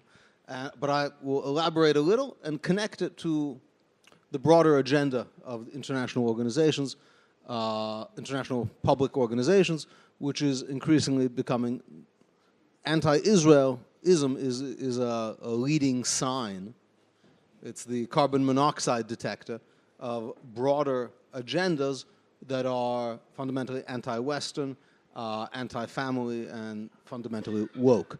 The United Nations is the biggest international organization, but most Western countries today participate in many such international organizations. America, for example, until it quit a bunch recently, participated in 174 international organizations, many of whose purposes are completely obscure, even to the Secretary of State and pretty much everyone except the direct people who deal with them in the State Department. These organizations, some of them are completely innocuous. Some of them exist to fulfill a function the audience here will surely be familiar with because of the European Union, but to fulfill a masking function in political decision-making. So countries join an international organization, then the decisions are made abroad in this international organization. Sometimes they're small and obscure in their policy papers, and you have the International Migration Organization writing papers for decades about the right to migration, and then nothing's actually happened. But then after 20 years, they can say there's an international standard that has been agreed on, that there is a right to migration. You can't argue with 20 years of reports from the IMO if you never objected before. And who can object when who can keep track of all these multitudinous organizations? They have bureaucracies that are all drawn from a common class, a common cultural, educational class of European or want to be European bureaucrats with a common ideology, a common worldview, and they insulate decision-making far from people in a way that's also very hard to control and reverse, since they're multilateral and there's massive monitoring problems. The UN is the biggest and is the most visible. About the United Nations. The United Nations' bad relationship with Israel really dates to its founding, when the United Nations supported an arms boycott on Israel during its war of independence, which was a particular problem for Israel because all of its neighbors had pre-existing standing armies, and apart from what the Czechs sent us, Israel had nothing. So the United Nations did everything it could to prevent Israel from being created. And it continues to do so to this day. I wrote an article about this maybe some years ago, before the war, and you can look it up. It was published in the Wall Street Journal. Everyone knows that Israel is condemned much more by the UN. But the question, what about the language that's used? So I counted all of the mentions of the Geneva Convention in relation to Israel at the General Assembly since 1967. Israel has been reminded of its obligations under the Geneva Convention and of its status as an occupying power 2,400 something times since 1967. Is that a little or a lot? All the other countries in the world, Turkey, many other examples, 16 times combined. So one can say it's an obsessive and a kind of lowest common. When countries get together, it turns out that they have differences. But there's a lowest common denominator that you could always resort to. That story about the United Nations that condemn Israel all the time, I don't think it's interesting anymore. I think it's old news. I think that is yesterday's condemnation of the United Nations. It has gone much worse. It has gone much worse. It's not just that they vote for resolutions. On October 7th, dozens of United Nations employees invaded Israel while they were working for the UN and participated in the murder, rape, and massacre in Israeli kibbutzim. The hostages were dragged back to UN facilities run by UNRWA, the United Nations Relief Works Agency, tortured by UN doctors. And the relevant UN agency said, first of all, you've only named, I think, 10 or 12 people. Israel only knew the names of 10 or 12 of these. That's 10 out of 12 is not so bad. We employ thousands. We employ thousands.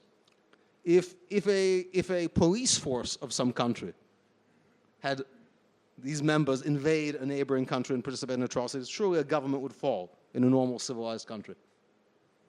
Not a single person has been fired, and the responsibility goes all the way up to this Secretary General, who has done nothing about this other than ignore it. United Nations agencies were co-opted by Hamas. And the United Nations chose to ignore it. That's a big deal, and it's more than just condemnation. And faced with the greatest massacre of Jews since the Holocaust. And I think this also gets back to the theme of the earlier panel. I think from the perspective of the State of Israel, what matters today is not what happened in history. What matters is who's talking about the attempted Holocaust today. and we know who our friends are in this respect. But the United Nations Women's Commission, called UNWomen, very appropriately, UNWomen, for about 6 months, whose only purpose is to talk about women's rights, said nothing about the sexual violence perpetrated by Hamas. When finally confronted about this, they said, well, we don't comment on everything that happens. They did take time to congratulate Huma Abedin, no, not Huma Abedin, Amal Clooney, different lawyer, the wife of George Clooney, and a member of the ICC commission that supported indicting Israeli leaders for defending against Hamas on her birthday, which is apparently an important event for women of the world. So the bias of this institution is pervasive, and for a long time there was a sense that everyone knows this, but nothing can be done about this. Right? You can't quit the UN. What's the way out? And the state, I said at lunch, every foreign ministry is a clone of every other. Countries have different interests, but foreign ministries all have the same interests, which is to participate in these organizations and fly to Davos and other fun places. Notice there's no Nairobi Accords, right? There's no Lagos Convention that takes you to unpleasant places. So they all have the same interests. And President Trump has now turned a fundamentally new page. At the UN Security Council, the United States has voted to wind down UN peacekeeping missions, which are a major source of waste, fraud, and, in Africa, sexual violence. The first time this has happened in really as long as one can remember with UNIFIL and hopefully other UN missions soon. And just last week, President Trump announced that he was leaving a bunch of UN institutions, including UN Women, which about time. It turns out that the United States, they did an audit. It turns out the United States is a member of like 24 different climate organizations. Surely they cannot all be doing different things. So very importantly, President Trump quit the UNFCCC. And I have an important announcement today. Israel last week announced that it was following President Trump's lead and quitting UN Women and several other UN organizations. Today, Israel announced, the Israel Environment Minister, Edith Stillman, announced that she is taking steps to withdraw Israel from the UNFCCC. So there is a way to, for lack of a better word, unfuck UNFCCC, the West, and that is to withdraw from these institutions. You don't have to be a member. It's not written in stone. And if you quit, life goes on as normal. I think this needs to be a new basic policy of, let's say, conservative, populist-oriented nations. You can quit. Thank you, Professor Kontorovich.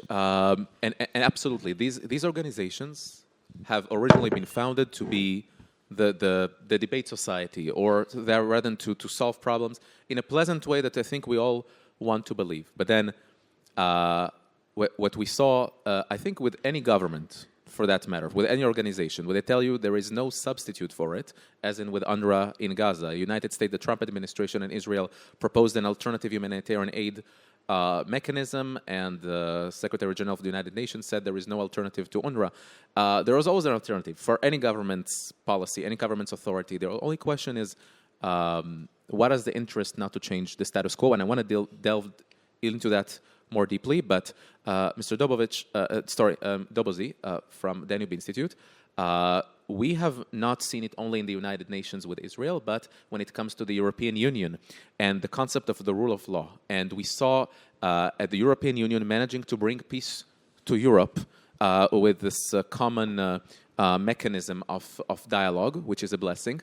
But then the original concept of the rule of law, as we understand it, is a bit different from what we see today. Your view on this? Thanks, Or, and I thank all of my colleagues too for organizing this event. As a Hungarian, I can surely say that independence and sovereignty cost a significant amount of money. We will touch on that slightly later. First, I would like to share a story that reflects my view on what's happening currently. So I agree with those who believe that a chapter has opened in an international system of relations between states. The previous order was built on the Treaty of Westphalia, which established the principle of state sovereignty, territorial integrity, and non-interference in international affairs. It marked a shift from dynastic interest to the independent interests of nation-states. But this Westphalian framework strengthened the idea of the territorially based state and made international law the foundation of relations between states. Its central aim was balance, preventing the dominance of any single power through mutual restraint among great powers. At first glance, today's international order appears similar. Yet the behavior of dominant states suggests something very different. This is because the gap between declared legal principles and actual political practice is widening. The system that once claimed to defend universal and equal human dignity was, over time, developed serious distortions. Unrestrained progressive trends have created a hierarchy of protection where certain social groups, unilaterally labeled as vulnerable, are prioritized over others. The implicit message has become, we protect those we choose, while the rest are left on their own. And this approach has not remained without consequences, I think. What we are witnessing now is the emergence of a new era that people tend to call the age of nations. More and more states are questioning existing international institutions, withdrawing from them, or proposing alternatives. That's what we face nowadays when it comes to President Trump's new proposal. From this shift, several conclusions follow clearly for me. First, sovereignty matters. Second, states want to be active shapers of international processes, not passive recipients of external decisions. Third, democratic political authority must take precedence over judicial activism. And finally, the importance of bilateral diplomacy cannot be overstated. This all-new era creates both opportunities and risks, and Hungary's experience illustrates this particularly well. Recognizing these global changes, Hungarian foreign policy over the past 16 years has consistently pursued a strategy of connectivity.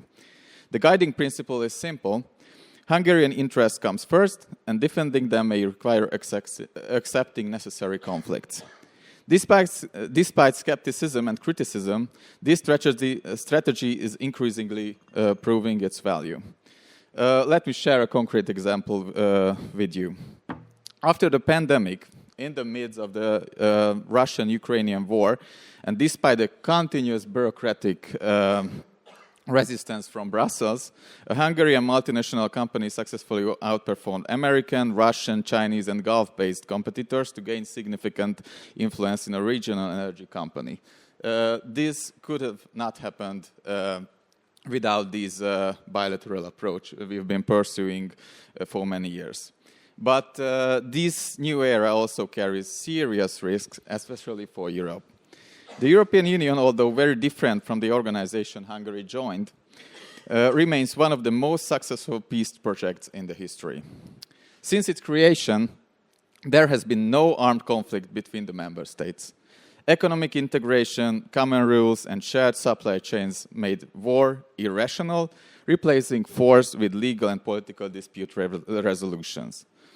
At the same time, conflicts on Europe's periphery, such as the Balkan Wars and the Russian-Ukrainian conflict, remind us that peace is not automatic. Economic crises, migration pressures, and rule of law disputes also show that the EU's internal cohesion is under strain. Brexit stands as a clear warning.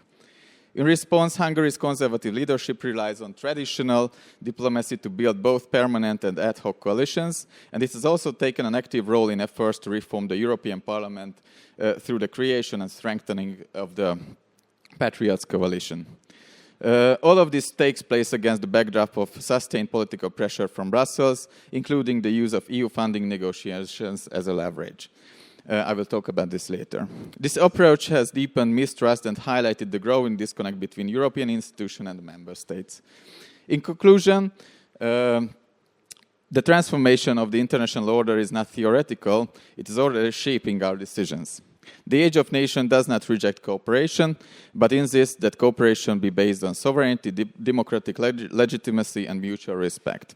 For Hungary, this means that realism instead of illusion, courage instead of conformity, and connectivity and bilateral diplomacy are not signs of isolation, but tools for navigating in a fragmented world. For Europe, I think the choice is clear. It has to adapt to this new reality or risk further division. Thank you so much. And indeed, the age of nations today, as indicated by Brexit and now Hungary, I think Slovakia too, other member states in the European Union, who choose a different path, in particular Central and Eastern Europe when it comes to migration. It's interesting to see the dynamics between countries who do not wish to follow the path of the aggregate. But with that, Dr. Husseinov, the Azeri-Armenian angle to it, you have been vocal about how international bias against that area of the world shaped the way that you think and speak about these things. For the audience here, how about you give us the 101 on the situation today, Armenia, Azerbaijan? I know you signed a peace treaty not long ago. And quote-unquote for dummies, what's going on today on the scene, and how do you see the role of international institutions in that regard? Thank you very much. I thank the organizers for inviting me. It's a great honor to be here. And it's a great honor to participate in discussions on Israel. I think I am the only representative of a Muslim country in this room. And it is not a coincidence. Azerbaijan's relations with Israel are very deep.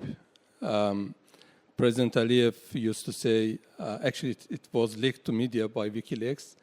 He said relations between Azerbaijan and Israel are like an iceberg. Only the tip of it is visible to public eye. And it's indeed what we have between the two countries. And over the past few years, I would say relations have deepened even further. In your introductory remarks, you talked about the flags, Israeli flags you saw here in Budapest. If you happen to visit Baku, you would see also lots of Israeli flags. And you would have probably seen more flags during the Second Karabakh War in 2020, when it's a special case. The flags of Israel, Turkey, and Pakistan were hanging together with the flag of Azerbaijan in the same place in many spots in Baku. So in that context, Azerbaijan is a very encouraging example for reconciliation, for harmony in international relations, regardless of religious background, regardless of ethnicity, and etc. And particularly in the context of Armenia-Azerbaijan conflict, you mentioned that the relations between Azerbaijan and Israel were proven in that context as well. I will give you one very striking example. 4 years prior to the Second Karabakh War, which for those who is not aware about the conflict between Armenia and Azerbaijan, it was a conflict for 3 decades. Armenia occupied around 20% of Azerbaijan's territories, and we had to put an end to the occupation in 2020 through the use of force. And in that context, it was very important that 4 years prior to the war, between 2016 and 2020, Israel provided around 70% of Azerbaijan's military supplies. 70%. It basically meant that the victory was the joint victory of Azerbaijan and Israel. And that's how Azerbaijani people see it, that Israel helped Azerbaijan to put an end to some justice which international institutions failed to resolve. It was a conflict of 3 decades, and during these 3 decades, our panel is about international institutions. That's very relevant to talk about it. We had 4 resolutions of UN Security Council adopted in 1993. And in these 4 resolutions, the formerly occupied territories of Azerbaijan were recognized as part of Azerbaijan, and resolutions called unconditional withdrawal of Armenian invading forces from the occupied territories. And during the 4 years period, we didn't see any practical steps towards the implementation of these resolutions. And quite the contrary, the United Nations delegated the resolutions of the conflict to OSCE, Organization for Security and Cooperation in Europe, and they built an institution called Minsk Group, chaired by the United States, Russia, and France. And the OSCE Minsk Group was supposed to resolve the conflict. And quite the contrary, we saw that they were not actually trying to resolve the conflict, but rather to managing it in a way that would suit their interests.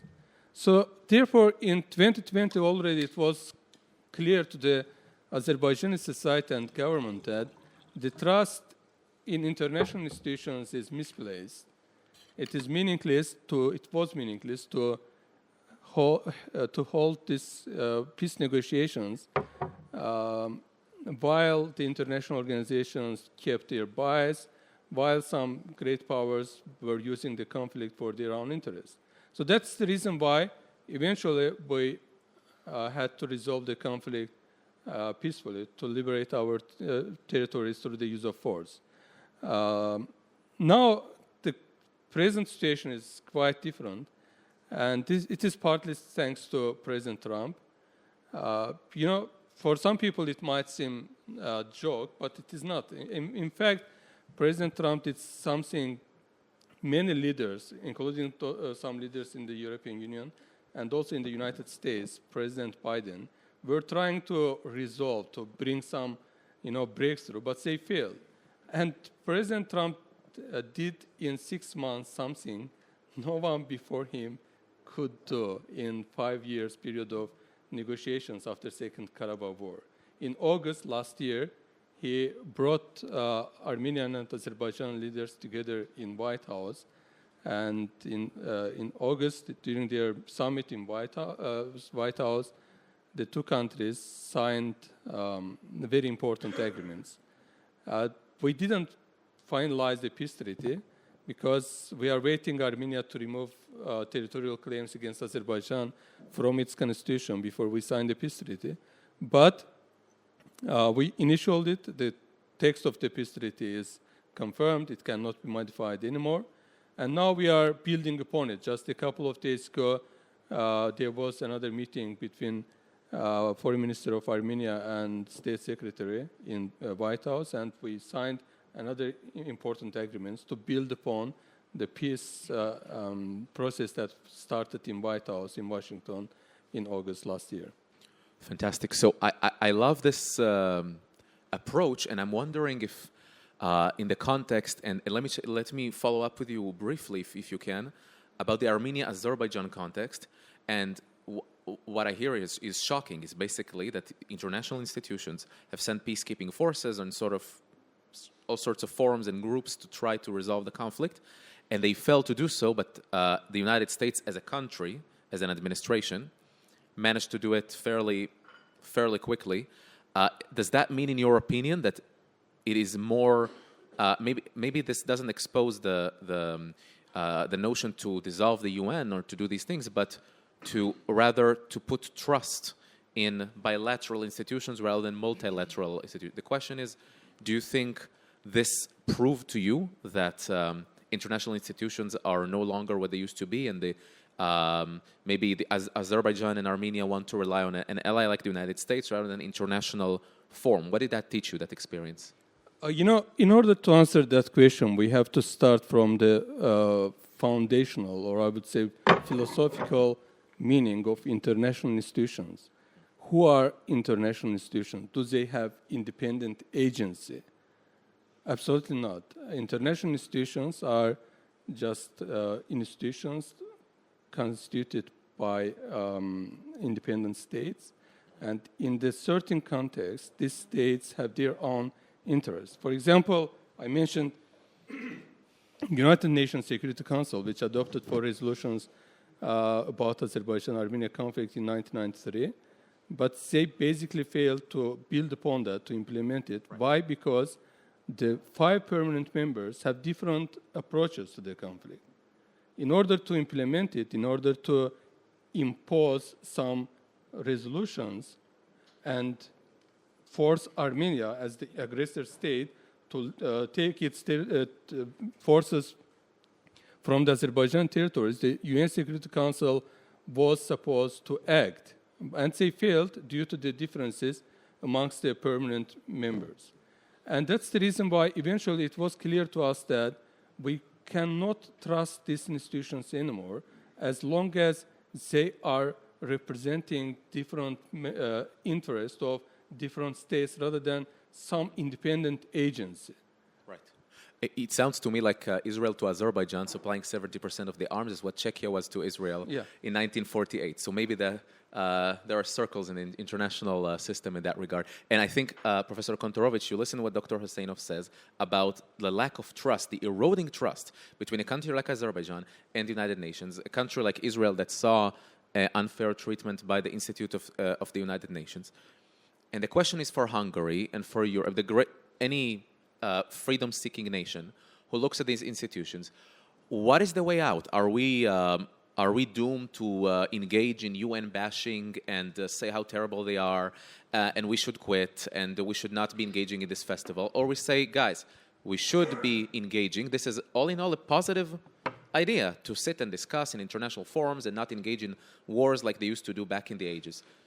But is there a middle way between the current situation and the lack of trust and any and all anarchy or chaos or any country would deal with its own affairs? The people like to say the United Nations was created to do good or for good reasons. I don't think there's any evidence that the United Nations has done anything to reduce interstate conflict. It happens to have arisen at a time where, for exogenous causes, there has been a reduction of interstate conflict, mostly because interstate conflict has primarily morphed into intra-state conflict in decolonized countries. But the United Nations has essentially failed to live up to its mission since it was created because of the Cold War. The United Nations was supposed to have its own freestanding army that would fly around the world doing good. Instead, all it can do is stand in pass resolutions, which will be ignored. And at most, the United Nations, like many international security institutions, can deter democratic countries. Because an undemocratic country doesn't care about violating a UN resolution. A democratic one does. And so the net effect may be entirely negative. It is valuable to have a place for diplomats from different countries to get together, but this is not 1945. It's actually pretty easy to get together lots of times, lots of places, lots of ways, and international diplomats certainly like to do so. The United Nations has gone vastly beyond its original vision and has a almost constant cancerous-like mission creep where it expands its remit into dealing with every kind of issue, including migration, population issues. Many United Nations agencies promote climate agenda, abortion, migration. As a matter of fact, when you look at the kind of issues promoted by the UN family of agencies, because that's what they call it now, because the UN had many babies, so there's a whole UN family. If only the West could be as fertile as the United Nations, which has, you should look at its family tree, it's extraordinary. But none of these promotes any kind of conservative values. It's a complete one-way ratchet of internationalizing and removing from public audit and control and institutionalizing progressive policies. I think the story of Trump's successful diplomacy between Armenia and Azerbaijan it shows why more is not always better. The OSCE, obviously, it's not going to succeed because when it fails, who's to blame?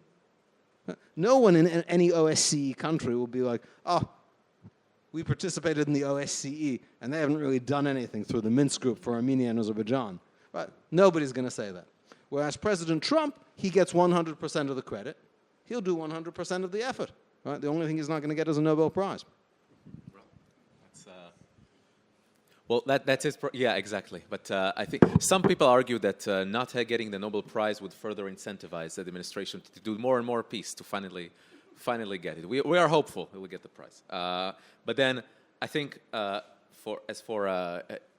this question is to Gergely, as opposed to the UN, the European Union cannot quite be regarded, correct me if I'm wrong, through the same prism as the United Nations, meaning that, well, it's a group of nations around the world sitting together and making decisions, sometimes ignored, sometimes just for paper, but the European Union has a direct impact on the everyday lives in Hungary, in France, in any other country that is member state.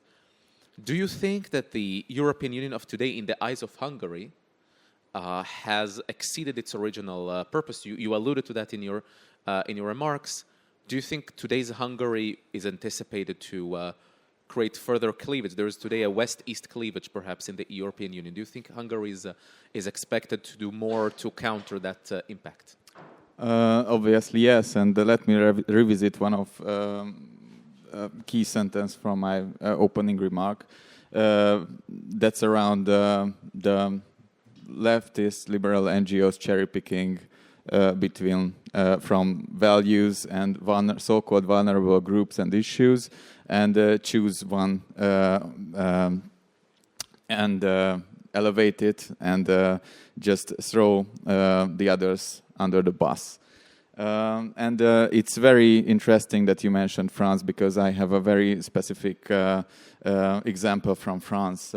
When the Danube Institute was filming a documentary around migration, we've been interviewing a girl, young, pretty girl, who's a woman actually, who's been a CEO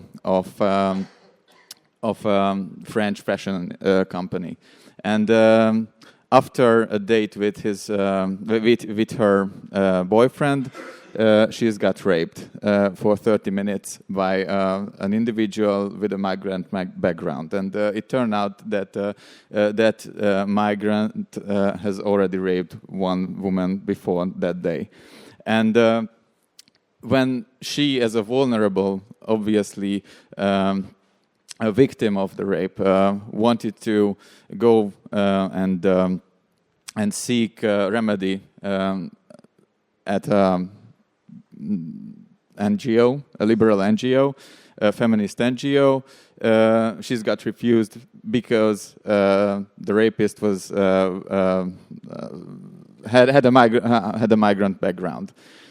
So she had to leave the industry and set up an own feminist NGO, especially specializing on rape victims. So that's what we are witnessing currently, that these NGOs are cherry-picking among these vulnerable groups. And a decade ago, it's been a taboo to leave an institutional system like the European Union. But Brexit happened, and now it's an open thing. And what we are currently witnessing is that all of these institutions with once precious missions are just abandoning these issues. And what happens, for example, with the ICC in Hungary is also very good example. However, Hungary's case is slightly different because it's never been promulgated by the National Assembly, so it hasn't been part of the domestic law. So it was a very ambiguous legal situation. But as things currently stand, the Hungarian National Assembly decided to withdraw, to leave the system because it's been turned upside down.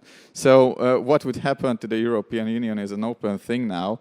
What's for sure is that this kind of fiscal union based on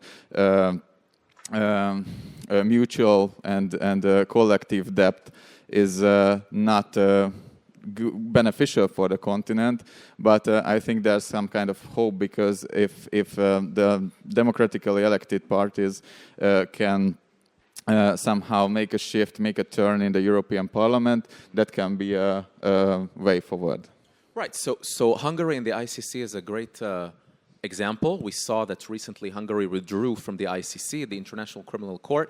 And I'd like to open it up to the panel, so feel free to jump in. I would appreciate maybe from now on we'll make some brief interventions, and I'm glad to have a discussion here. And from the audience, we will turn to proper Q&A, but feel free to also make your remarks politely, but make your remarks. Because this is an important issue of international law and order, and how do countries treat it. And all three of you mentioned the importance of trust within the international institutions that is eroding today. And Hungary, not long ago, very recently withdrew, as you say, from the ICC. Israel, the United States, other countries like India have never made a member of the Rome Treaty or never ratified it, rather. And Hungary decided to be the trendsetter in Europe. Very recently, even Prime Minister Orban called in Prime Minister Netanyahu to show that indeed, while being having an arrest warrant against him by the ICC, and I would like maybe to weigh in on it, really an unprecedented step of a Prime Minister of a democratic country to have an arrest warrant by the ICC, called him into Hungary to sort of maybe show that Hungary no longer abides by these rules. And Netanyahu said, per se, and of course he came here. But then it showed the cleavage in between different mindsets within the European Union toward the international institutions of law, ICC, ICJ. We saw that they were weaponized in the past 2 years. South Africa, other countries filing lawsuits against Israel, and so on.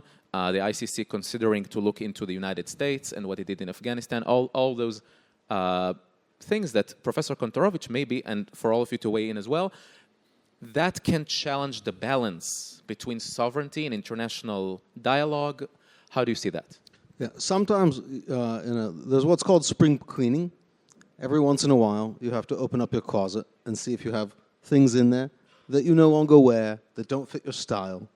And democracies should have a similar audit of the international organizations to which they belong and to which they have delegated sovereignty. Does this still make sense for us? Are we seeing good results? Is it consistent with our ideology?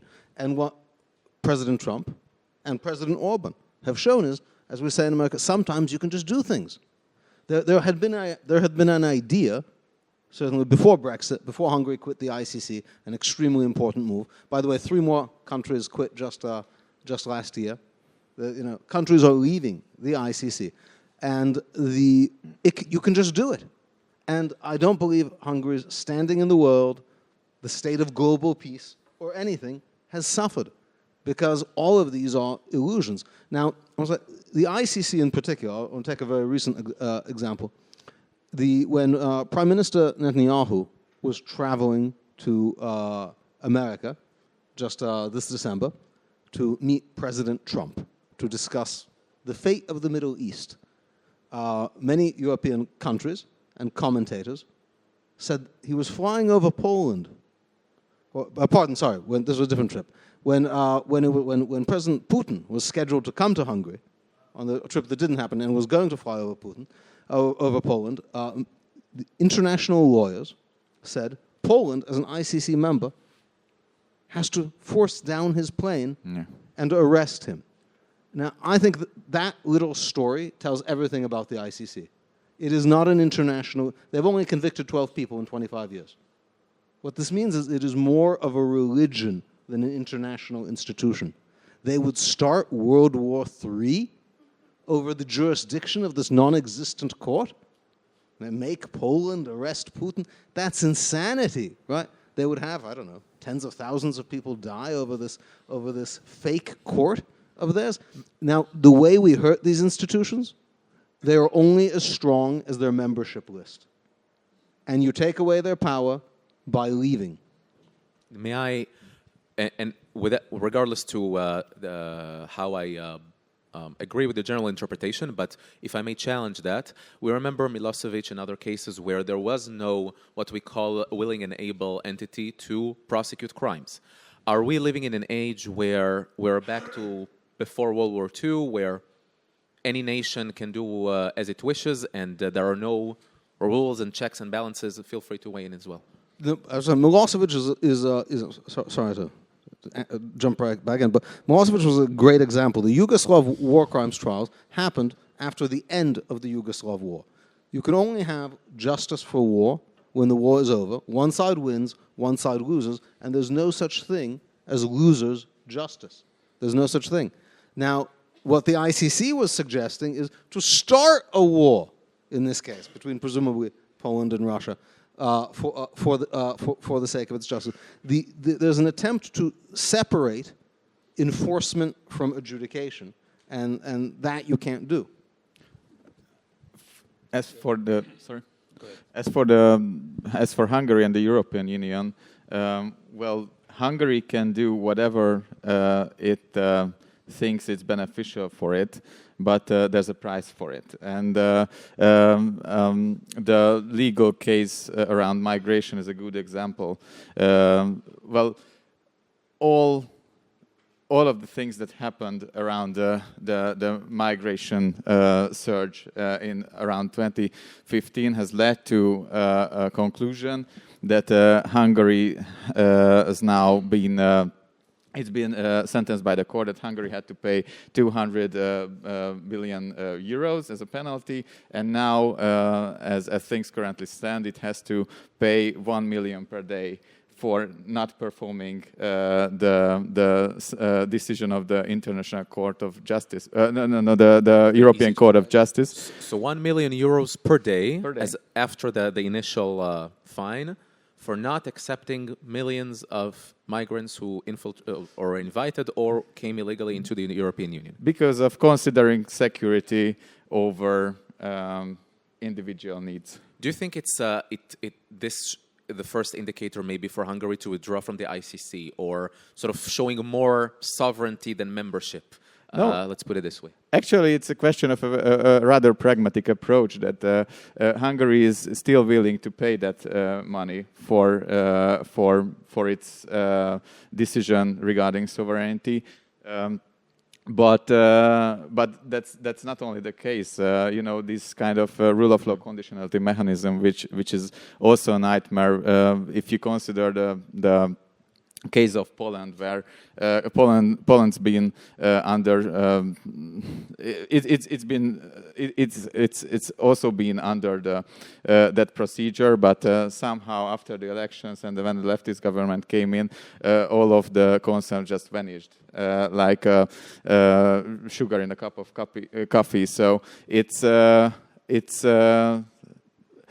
we should consider, and it also has to relate somehow to the European Court of Justice, and it also relates to the phenomenon of judicial activism, that we shouldn't consider the European Court of Justice as an independent judicial body. It goes in tandem with the European Commission. And if we consider these infringement procedures against member states initiated by the European Commission and plus the outcome of these cases, we find that it's over something 90% that chance that the European Commission would win. So going back to your original question, Hungary pursues a very pragmatic approach. It's willing to pay for its freedom without leaving the Union. Yes. It's worth it. Let me come to your question about international institutions, as our panel is about. Original international institutions were very important. I mean, all those institutions that emerged after the Second World War, their charters were extremely important to maintain peace and security in the world.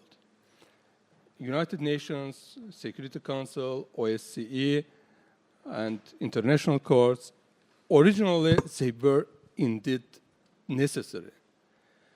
The problem is that they have eroded in their relevance. And not only international institutions themselves, but also international law. Just several thousand kilometers from here in Ukraine, we are observing the erosion of very basic principle of international law, territorial integrity. It is happening in front of our eyes, and we cannot stop it.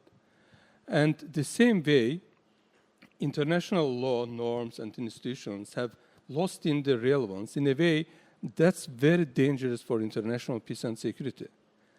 It is very dangerous for our future because these institutions were the instruments that international community established in order to prevent the occurrence of another world war, right? And now these instruments that were and still the only things that we have to prevent another world war are losing their relevance, their power. So let me ask you, and let me add something. Just a couple of days ago, I think Go it ahead, was please. Yes. yesterday, President Aliyev in Davos talked about international law, saying that now international relations have transitioned from the rule of law to rule of strength in a way that is very dangerous for international relations, for our future. And it is more dangerous for smaller states like Azerbaijan, like Hungary, right, because we do not have nukes, nuclear bombs to protect us.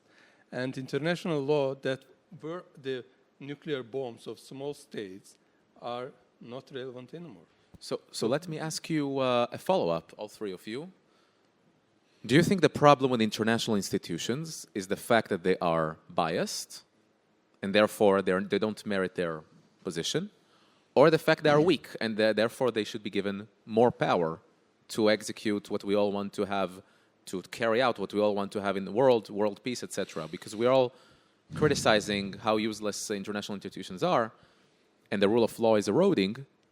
And the question is, now we'll insist with our panelists today, what is the solution?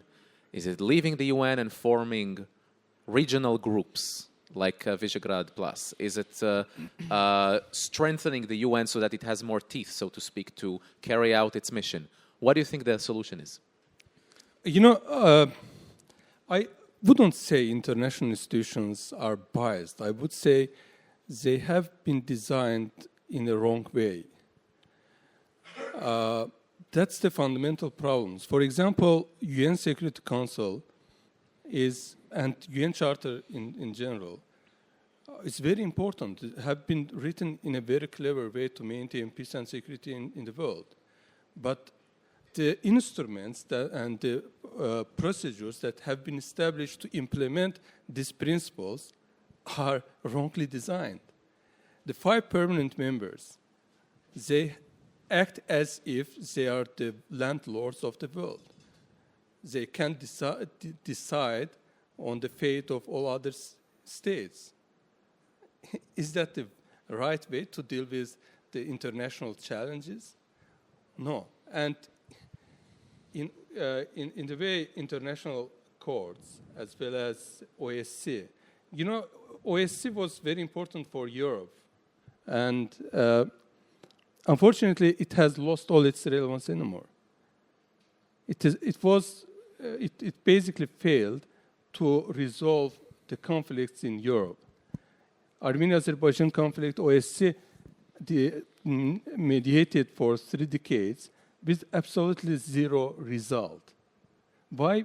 Because it acts based on consensus, and the member states have their own interests. And therefore, your question, what's the solution? I mean, the international institutions need to be designed in a way that would be powerful to prevent conflicts and to resolve them and to enforce international law. Otherwise, they are irrelevant, and they will be irrelevant, and they will fail to prevent the occurrence of other wars. From a Hungarian perspective, it's, I think, slightly different because we are a landlocked nation, in the mid-range of countries. So, from a Hungarian perspective, these institutions are rather powerful, and you should add also the leftist mainstream media to the whole effect, because each and every decision of these international bodies or statesmen are amplified by the mainstream. That is, believe me, not beneficial for sovereignist political powers. Your question was around the UN and maybe and in the European Union, what would serve as a remedy? Well, for the UN, what we see is that everybody knows who Kofi Annan was, and now I'm not sure about who is running the house now. So I think the UN is losing relevance.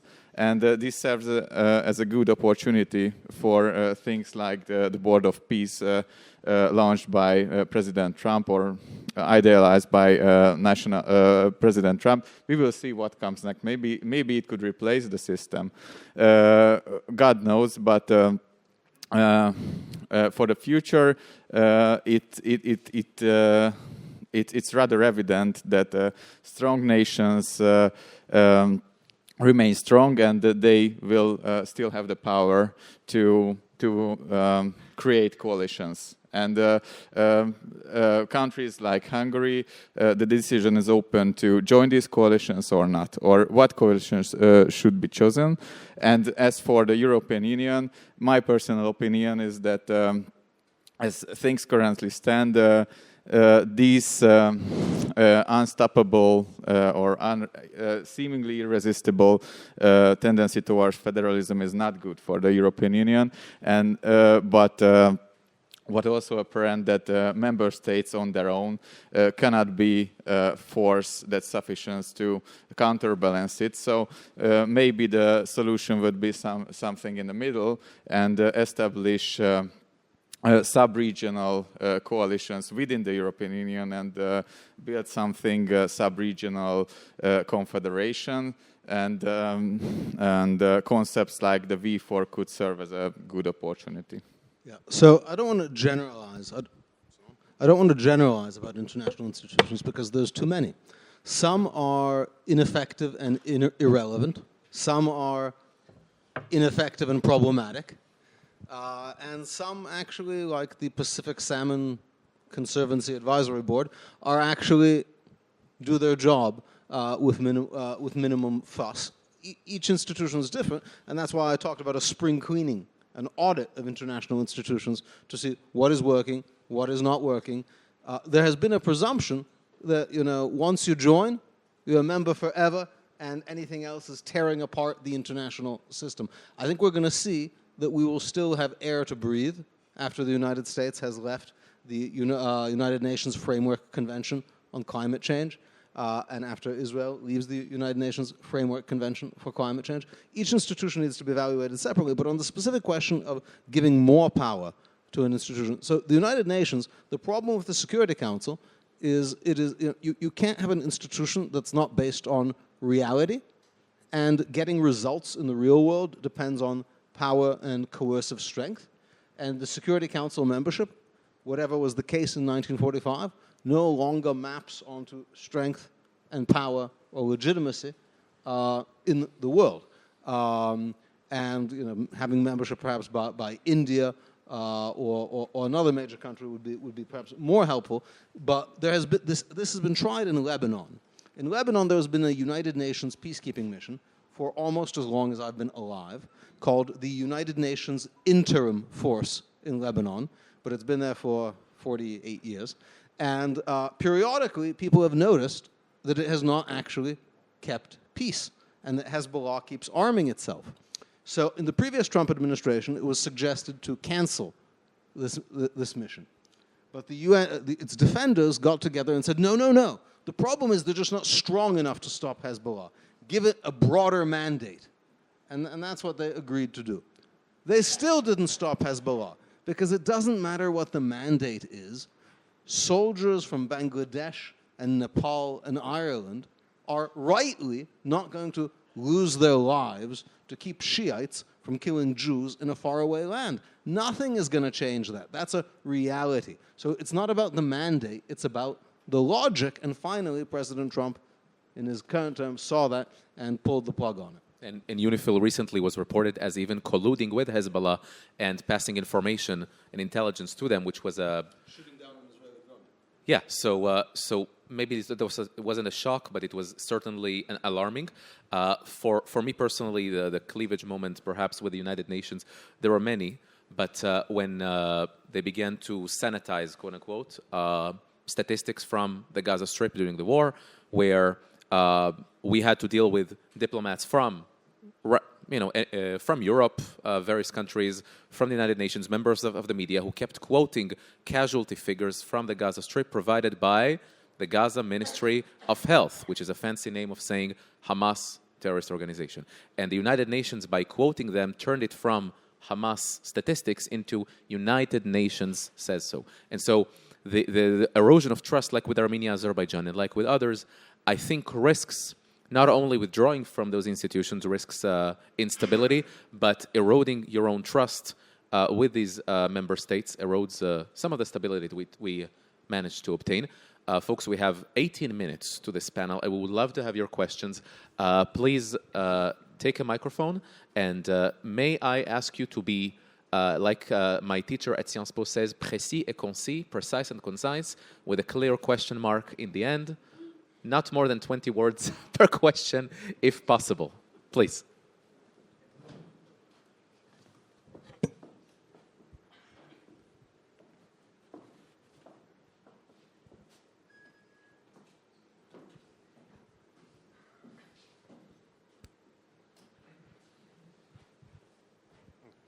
Thank you, gentlemen, for that riveting discussion. My name is Sean Nodley. I am an American here at the Danube Institute. I just wanted to ask real quickly, since the theme of the panel is bias of international institutions. Having worked in American politics in the United States, there's been a huge rise in bias of not only against Israel, but against the Jewish people, and anti-Semitism is starting to grow much more rampantly.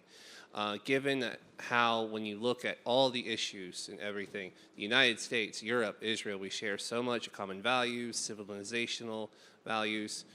How can, in my country, we best fight this growing anti-Semitic rhetoric and stop it from taking a permanent foothold in my country? So the question is about anti-Semitism within the United Nations, or in general around the world? Around the world. Okay, sure.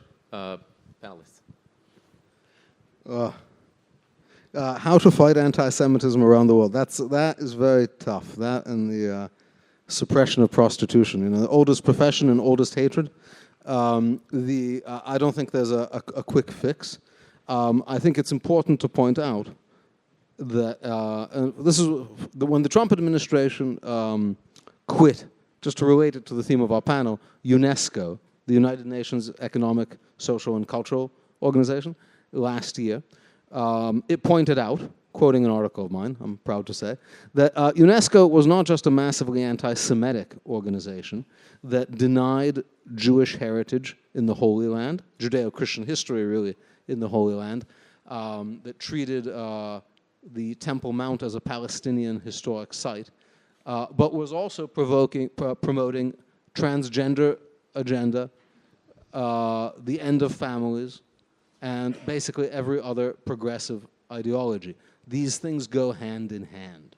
And the critics of Israel inevitably are going to be fundamentally critics of the West, of nationalism, of religious traditionalism.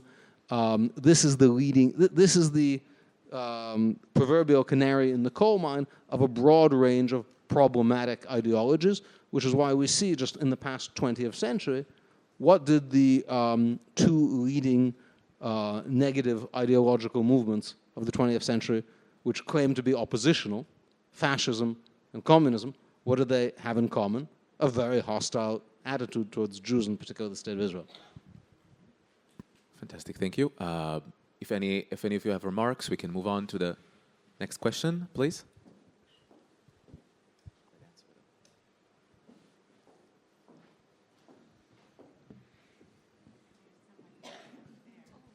Please raise your hands.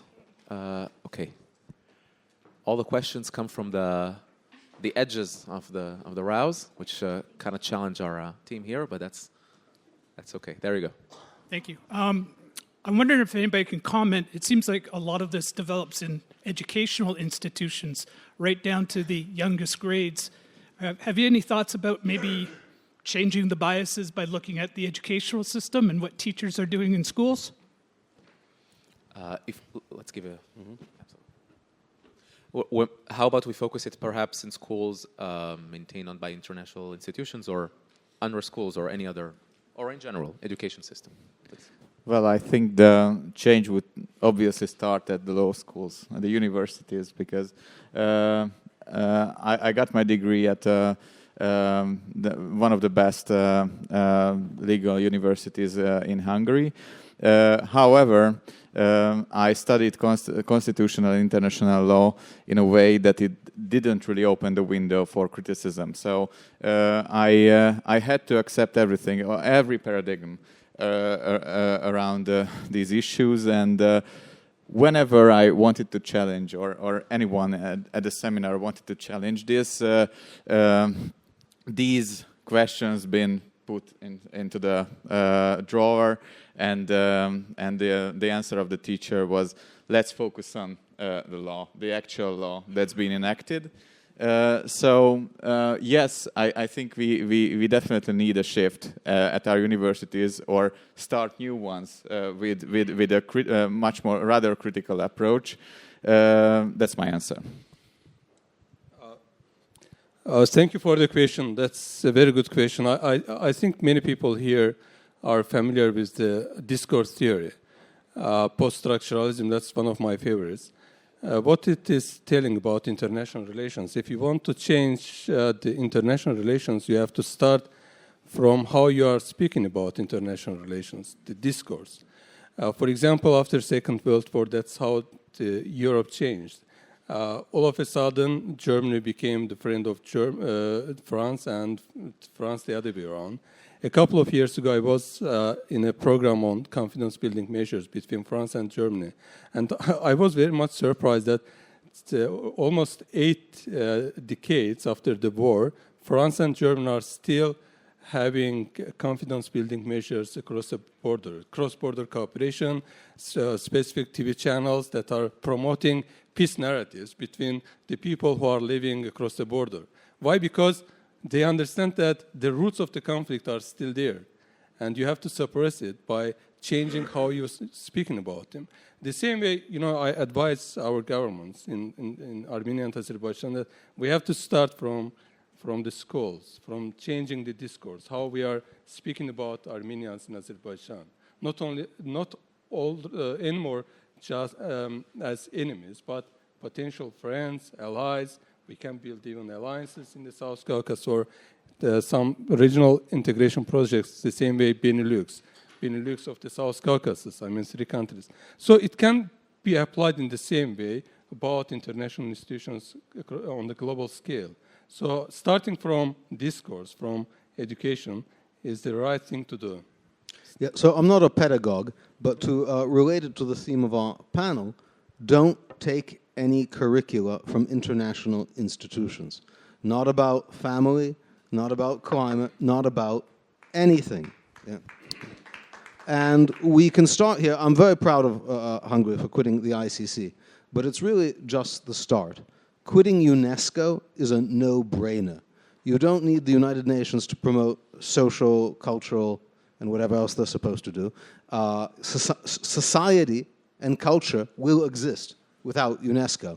It would be just as good. There was a beautiful post-war vision at some point. There's a novel by a Swiss novelist, Homo Faber, written in the 1950s, in which this UNESCO engineer is the hero, and he travels around the world building things. That's not what UNESCO does anymore. They promote social educational learning, which is a kind of woke, non-linear learning style designed to make people feel soft and delicate and easily victimized. So quit UNESCO, don't fund UNRWA. Worst thing would happen that they won't complain on rebuilding the Castle district. Right. Question is, how will we enjoy places like Table Mountain or other places without them being UNESCO World Heritage Sites? That's a no-brainer. Please, next question. Lady over there. Thank you. My next question would regard Hungarian military and involve some peacekeeping unit questions. So I would like to ask rather the Hungarian Deputy Director of Danube Institute about that. NATO and UN works alongside. Especially you mentioned Professor Kontorovic, Lebanon. And as far as I know, Lebanon missions are just about to be cancelled next year or after the next year. Is that because of the United Nations dysfunction of working? Or how would it affect NATO effectiveness in the future? Well, first, I'm deputy director only for the operations. And the other thing is that I'm not a military expert. What I can comment on is actually what's happening with the NATO on a big scale, and I would rather focus on Greenland because that's a really interesting issue. Everyone wants to set the stage for regarding Greenland is that it somehow relates to the European Union for the whole Western Alliance. I would rather say that it's only a dispute within the NATO, and I think many things will come to a very interesting conclusion if this issue is resolved in a peaceful way. I wouldn't comment on Lebanon because I would look stupid. I'm not a military expert, so that's my short answer. But if you submit your question to us at info@danubeinstitute.com.hu, you will find a proper answer for your question. I'll just say very briefly, it's not a NATO operation. There are not really many NATO countries. The leading European country there is France, which of course is not a NATO country, and Italy has a role also, but it's mostly troops from various third world countries because those are the only people you can recruit. Well, ladies and gentlemen, unfortunately, that was the last question. We will continue to be here to answer your questions after the panel. And the big question in the world of today as 2026 begins and we hold this conference is what kind of world we will choose to live in, whether we can be American patriots while enjoying French wine, can we be Hungarian patriots while being members of international treaties? Well, I guess the answer is, as always, somewhere in the middle, and our job is to figure it out as 2026 goes by. It was a wonderful discussion. Thank you to our dear panelists, and thank you to the audience. And we'll move on from here. Thank you so much. Thank you again for being with us. The day continues. Now I have the great pleasure to introduce someone I heard speak in person about a year ago. I was so impressed, and I know you will be too, with his remarks. Clear, concise, great, brilliant mind. Hungary's lucky to have him. I'm referring to Dr. János Bauka, who is the Minister for European Union Affairs of Hungary. From 2022, he's been the Prime Minister's representative and EU Sherpa. And since the 1st of August 2023, he's been serving as Hungary's Minister for European Union Affairs. In May 2025, he's been appointed as Prime Minister's envoy responsible for combating anti-terrorism. So join me in welcoming Dr. Bauka.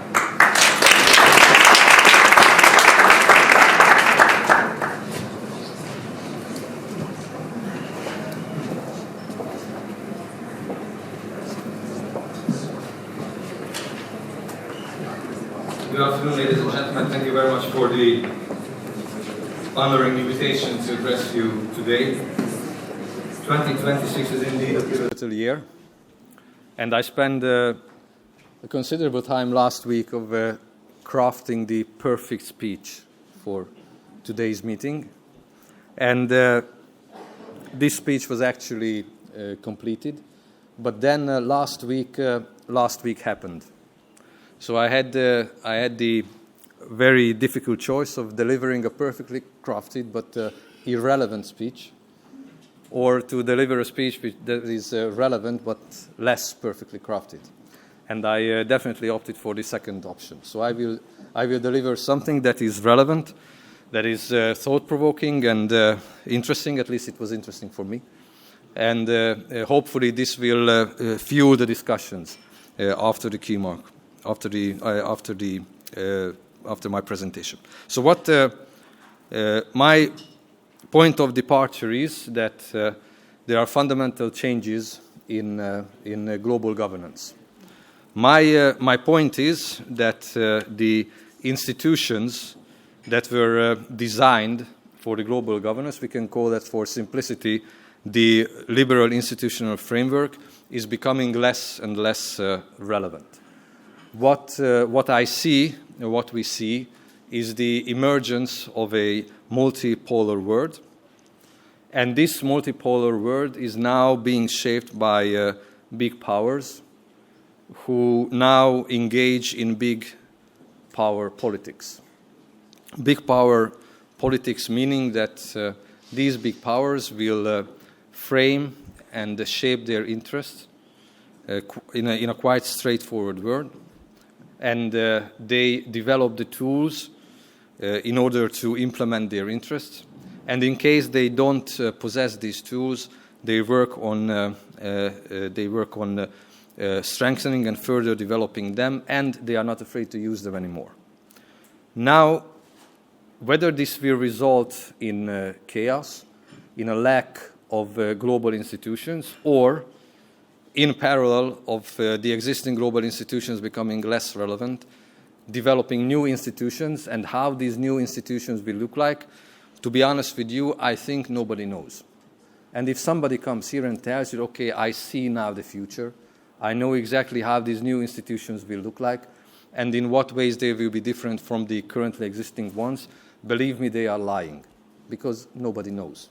This is now being currently shaped by a new kind of interaction between the global players and the global stakeholders.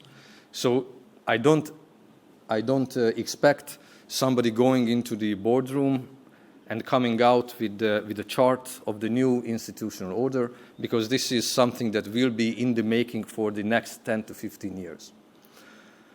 My second point is that this is not a personal issue. So this is not about President Trump, this is not about President Putin, this is not about President Xi, so this is not about the individual caprices of certain leaders. Because if you think this is the case, then you do not understand the underlying domestic political implications. So these processes are politically driven. These processes are not personality-driven issues. Of course, leaders have their personalities, and different leaders will produce different solutions to the same challenges, but the challenges and the domestic political expectations are the same. And the world is developing in this direction.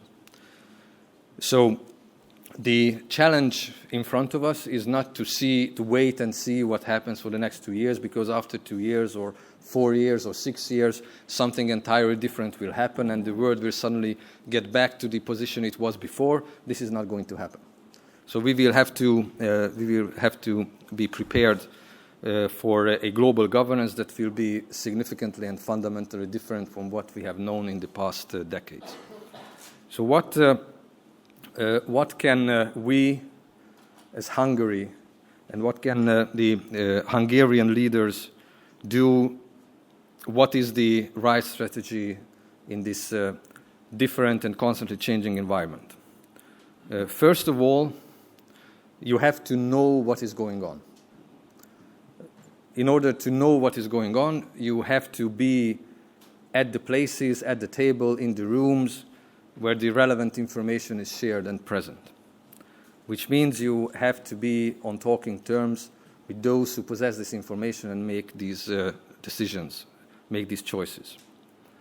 You have to understand the tendencies, even though you have to admit, you have to be frank to yourself and to the voters, you have to admit that you don't necessarily know how this exactly will play out. But you have to understand the trends and the tendencies. And you have to realize that these trends and tendencies, they create risks and opportunities as well.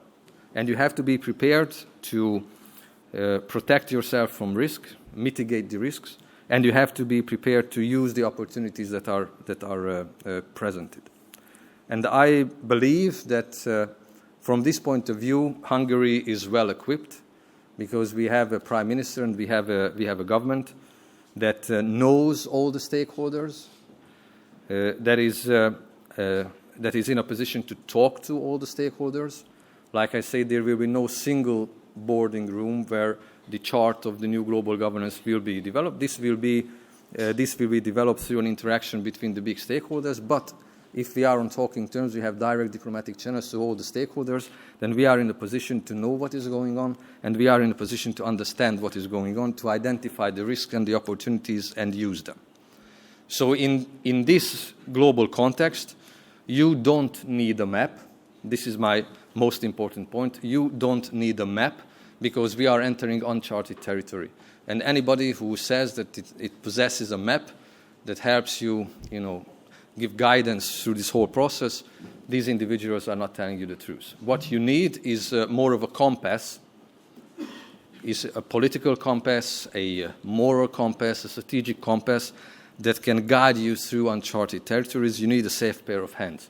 This is the situation where you need tested leaders who know, who understand, and are prepared and ready to take difficult decisions.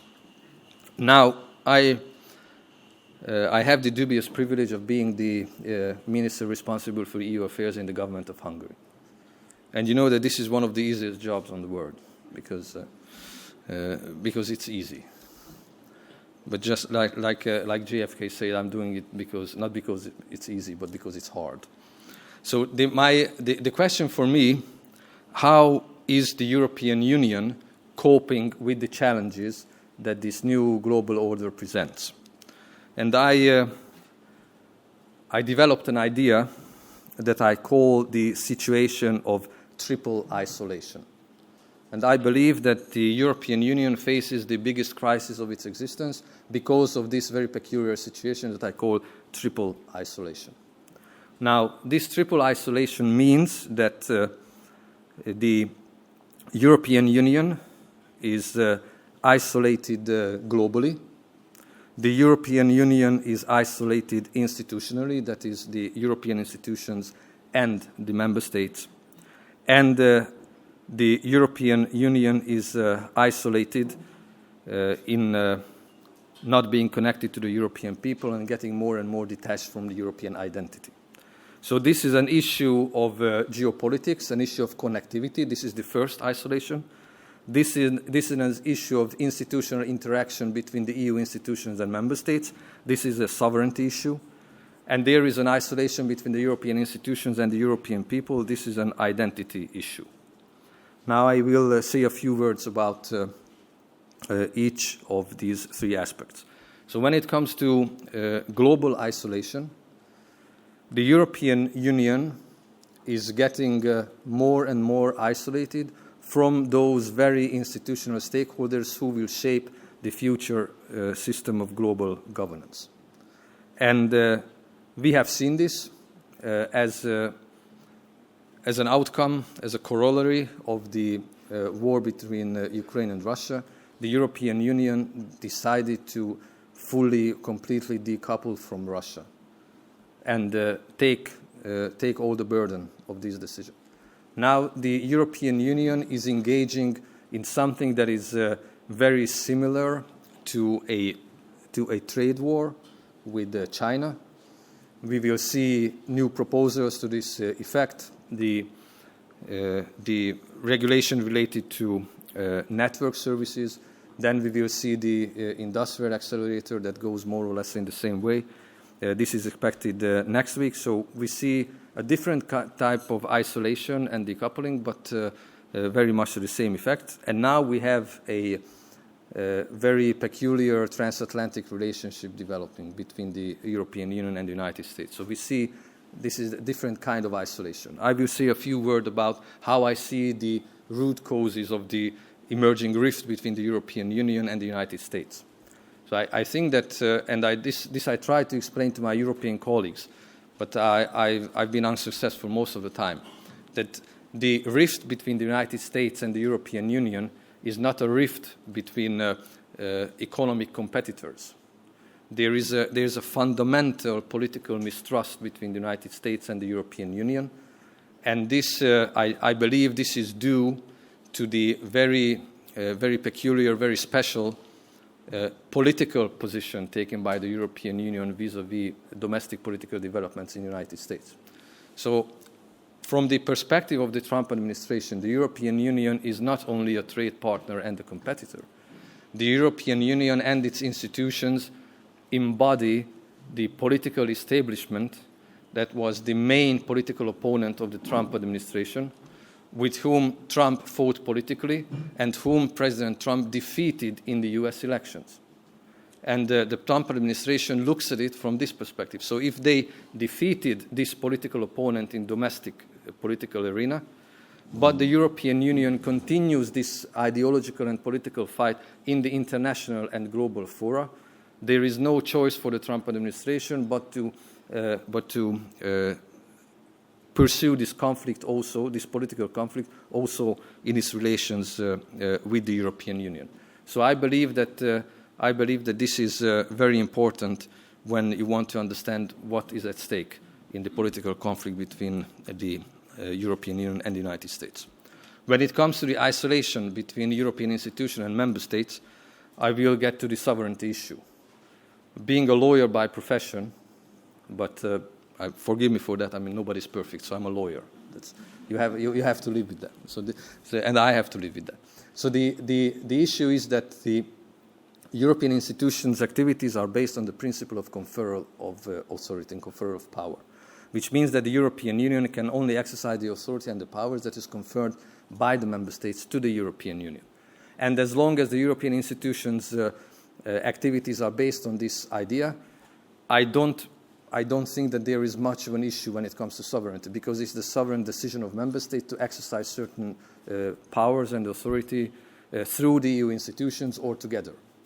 But when the European Union institutions become the final judge and arbiter, whether competencies belong to member states or the European institutions, and if there is a continuing tendency, which we see now for decades, that the European institutions exercise more power and authority that they are entitled to do under the treaties, then this is an issue of sovereignty. Because then at the end of the day, it is not member states who decide which powers the European institutions exercise and which powers are still exercised by member states.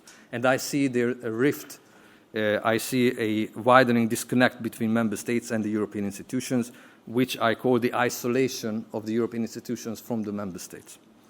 And finally, and this is the most important part of the triple isolation and leads me to what I actually want to say about anti-Semitism in Europe and the relationship between the European Union and Israel. This is an issue of identity.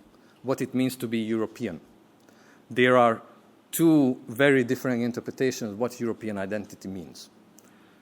My understanding of European identity is that it is based on national identities. A European identity is part of each and every national identity of which the European Union is composed.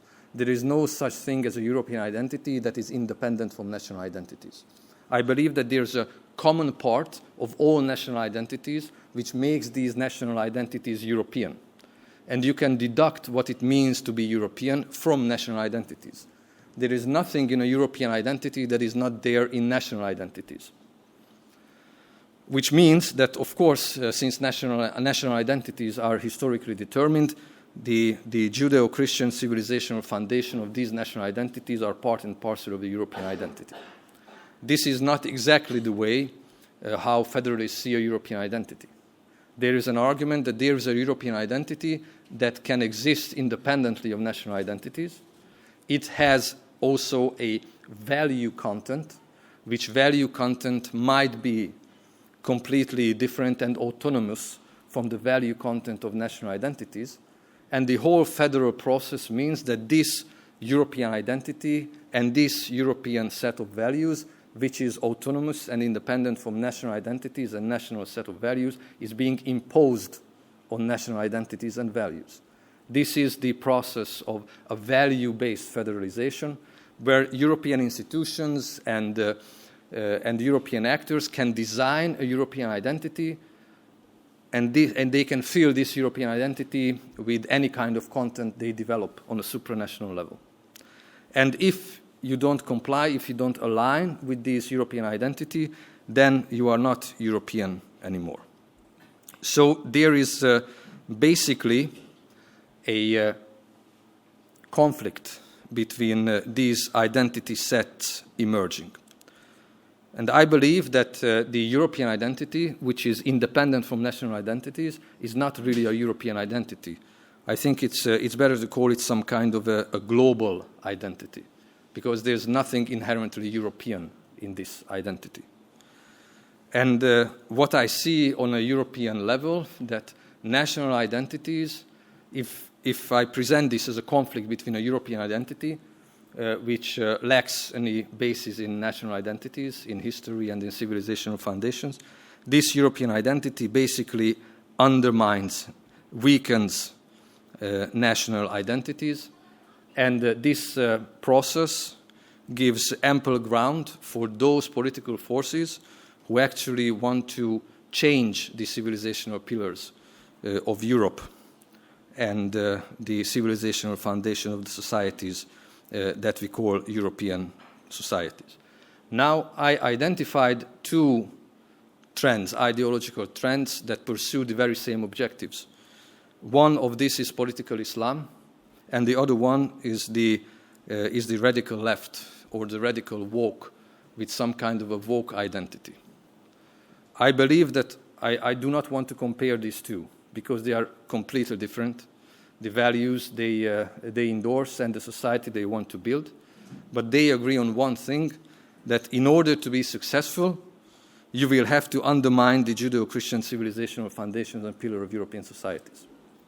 And in this conflict between a European identity, which has no connection of national identities, and the national identities, it basically serves their objectives, because it weakens national identities, it weakens the civilizational foundations and pillars, and provides room, provides political opportunity for the woke identity and for political Islam, and hence this very strange, unholy alliance between political Islam and woke identity that is now manifested in growing anti-Semitism all over Europe.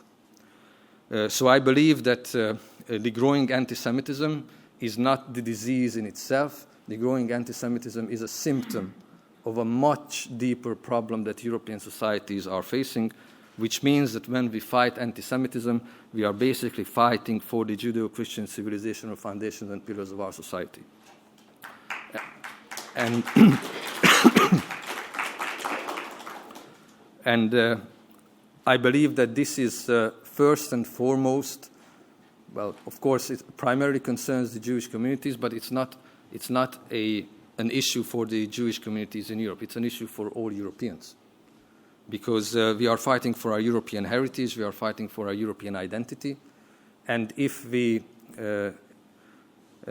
abandon our Jewish communities in Europe, and if we abandon our European Jewish heritage, then we will cease to be Europeans. We will become something else, which is the whole idea behind this civilizational conflict for those who want to undermine these European values.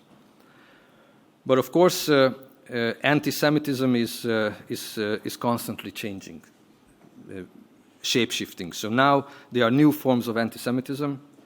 There's something that is called anti-Zionism, and there's the constant questioning on the right of the State of Israel to exist. But these ideas these communication tools and platforms are basically masking anti-Semitism. So I believe if we are serious about fighting anti-Semitism, we have to fight these new forms of anti-Semitism, and we cannot do this without a strategic partnership with the State of Israel. And if we pursue on a European level a policy of isolation, criminalization, and sanctions, we are weakening the position of the State of Israel. We are weakening our own platform from which we fight anti-Semitism. And if we weaken our own platform to fight anti-Semitism, we are weakening the Judeo-Christian civilizational foundations of our societies. So it's quite simple on this theoretical level.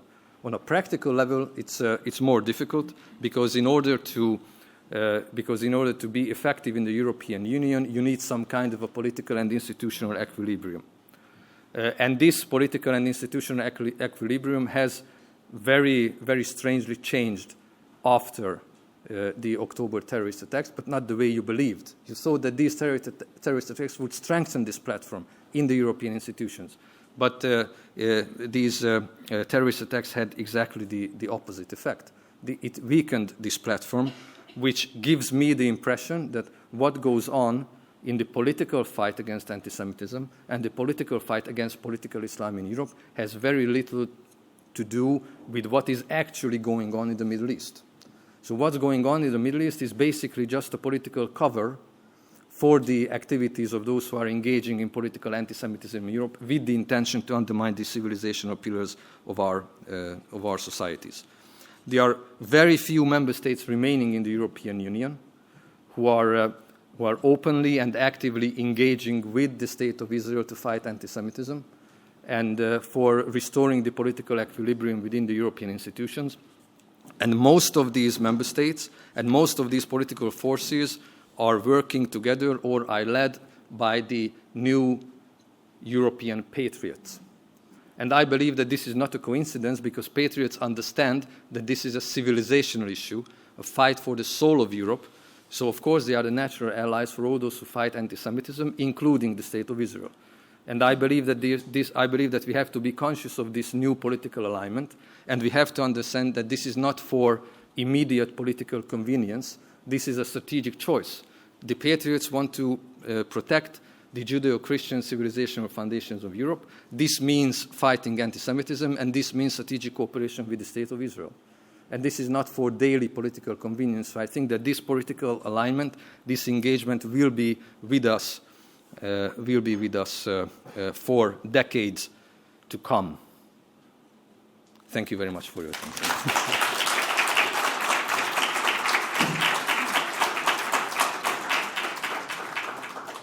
Thank you, Minister. That was excellent. And now I have the great pleasure to ask to come to the podium Her Excellency Maya Kadosh, who's the Ambassador of the State of Israel to Hungary.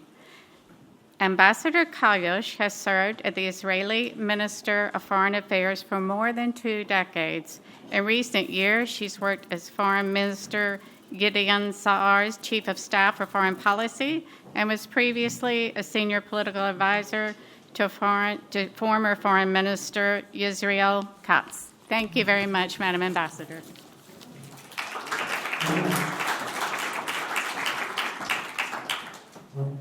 Thank you, everyone. I was asked today to speak about the Abraham Accords, where is it going, what's the future of the Abraham Accords, why, if it's still important, why if it's important, how it survived the war. And then after me, I know there's going to be a panel discussing this issue as well. So I think that when we design, the Abraham Accords are now celebrating 5 years and a few months. And I think that the Abraham Accords are what we call turning point, a historical turning point of the Middle East diplomacy. And it's been tested to the very severe circumstances of October 7th. And they present a paradigm shift from cold peace that we have with Egypt and Jordan to something new that we wanted to try. It's a framework that doesn't only want to avoid conflict, because we didn't have conflict with any of the Abraham Accords countries, but to build a shared framework, a partnership between Israel and Arab neighbors, and see if that can work and that can be something that will create a new reality in our region.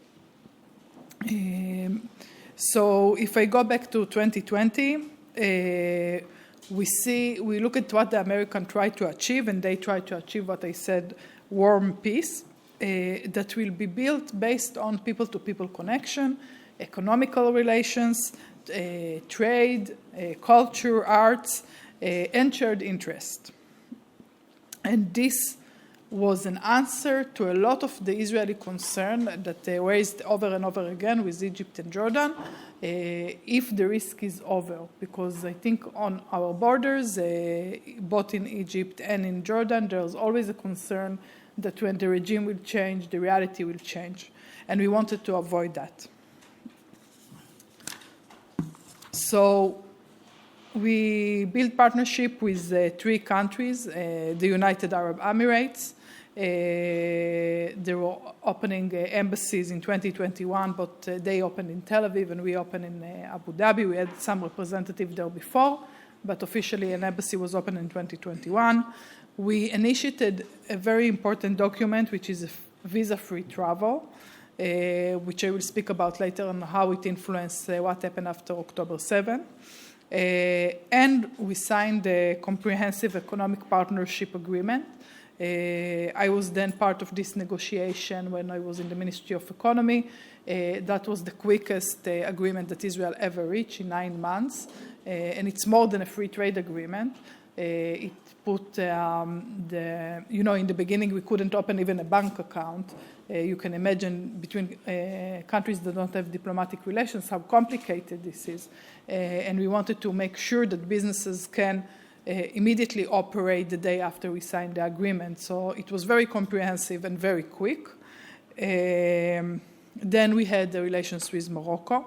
We had relations with Morocco before, so it has to be renewed. So we renewed it in 2020. We initiated direct flights, which of course were very popular because of the Moroccan population in Israel. There's a big Jewish Moroccan population in Israel that looked forward for the opportunity to visit the routes. And Israel recognized the Moroccan sovereignty over Western Sahara in 2023 as well. And the last relations that we signed during the Abraham Accords was with Bahrain. And again, we have a full diplomatic representation, commercial and security agreement, and free trade agreement is still under negotiation now. And we saw that it started to work quite well. The volume of trade, for example, between Israel and UAE is $6.5 billion. Morocco, $500 million. It was nothing before. And even with Bahrain, we have some economic relations. And in 2023, during the G20 summit, all countries, U.S. announced with the agreement of all the countries the India Middle East European Corridor, IMEC, that will give a network of shipping lanes, railways, and reduce the cost of transportation between Europe and Asia by 40 to 90%, and they will make sure that all countries have access to infrastructure like energy, that they will have shipping routes, alternative shipping routes, and this will help also to enhance the global trade. And I think that was the highest point of the relations, and I think Europe was seen as one of the main potential to cooperate in this IMEC, and I think it was a great potential for many of the countries that saw it, for example, Italy, as an entering point to Europe for Asian commercial goods to arrive. And then I will speak about October 7 after, but obviously you can think of what happened after October 7 and how, unfortunately, this project was stayed for 2 years with no advancement, and now they are trying to find out if it's possible to bring it back alive. And we also saw enhancement in the defense cooperation. First of all, we have shared threats. Extreme Islam is the one threat, and the other one was Iran. And we saw a security partnership being built between the countries, and it was more quiet than the economic one, which was very open, and stayed under the ground all through the war. We saw joint military operations, for example, the African Lion with Morocco, the Blue Flag with UAE, the Air Force drills. We saw intelligence and counterterrorism. Only the export of Israeli goods to the UAE is $2 billion just for exports of defense goods in 2024. We saw integrated air defense system being built based on the Iron Dome and the David Sling. All countries are facing the Iranian threat still, and I think we will face it for a while more, and counter-Iranian influence in the region. So when we speak about the Houthi in Yemen or the Hezbollah, these are all shared threats to Israel that were answered in this working group or in this framework. The U.S. provided the diplomatic and economic security framework for these agreements, and also for a lot of what we see from how we build a security, new security regime was under the leadership of the Americans. And then I think we had a test that no one ever believed that we are going to face. And everyone thought that if we are ever going to face a test, that the Abraham Accords will fail. That was a discussion, while we didn't want to believe there was going to be a war and while we were very surprised with October 7th event, the scenario of a possible war was always on the table. And people thought that if a war will break, the Abraham Accord can be in danger. And what happened after October 7 is two parallel things. On the one hand, we saw on the government level that very happily and gladly we saw that the governments stick together. No one drew from the accords, none of the signatory. All reserved formal relations with Israel. All the embassies stayed open, while some ambassadors were returned home for a few months or for security reasons.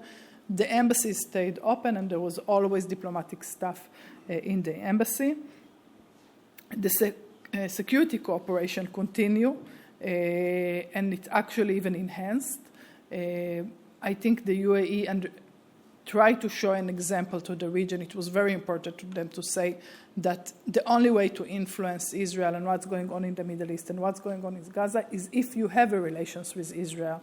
And they were very involved in the humanitarian aid in the Gaza conflict. We saw them landing goods via air. We saw them operating water, schools, first aid, hospitals, giving tents to the people in Gaza, and that's only been possible because there was diplomatic relations, because Israel had a lot to lose and they had a lot to lose, and I think that's what they also try to tell their other Arab countries.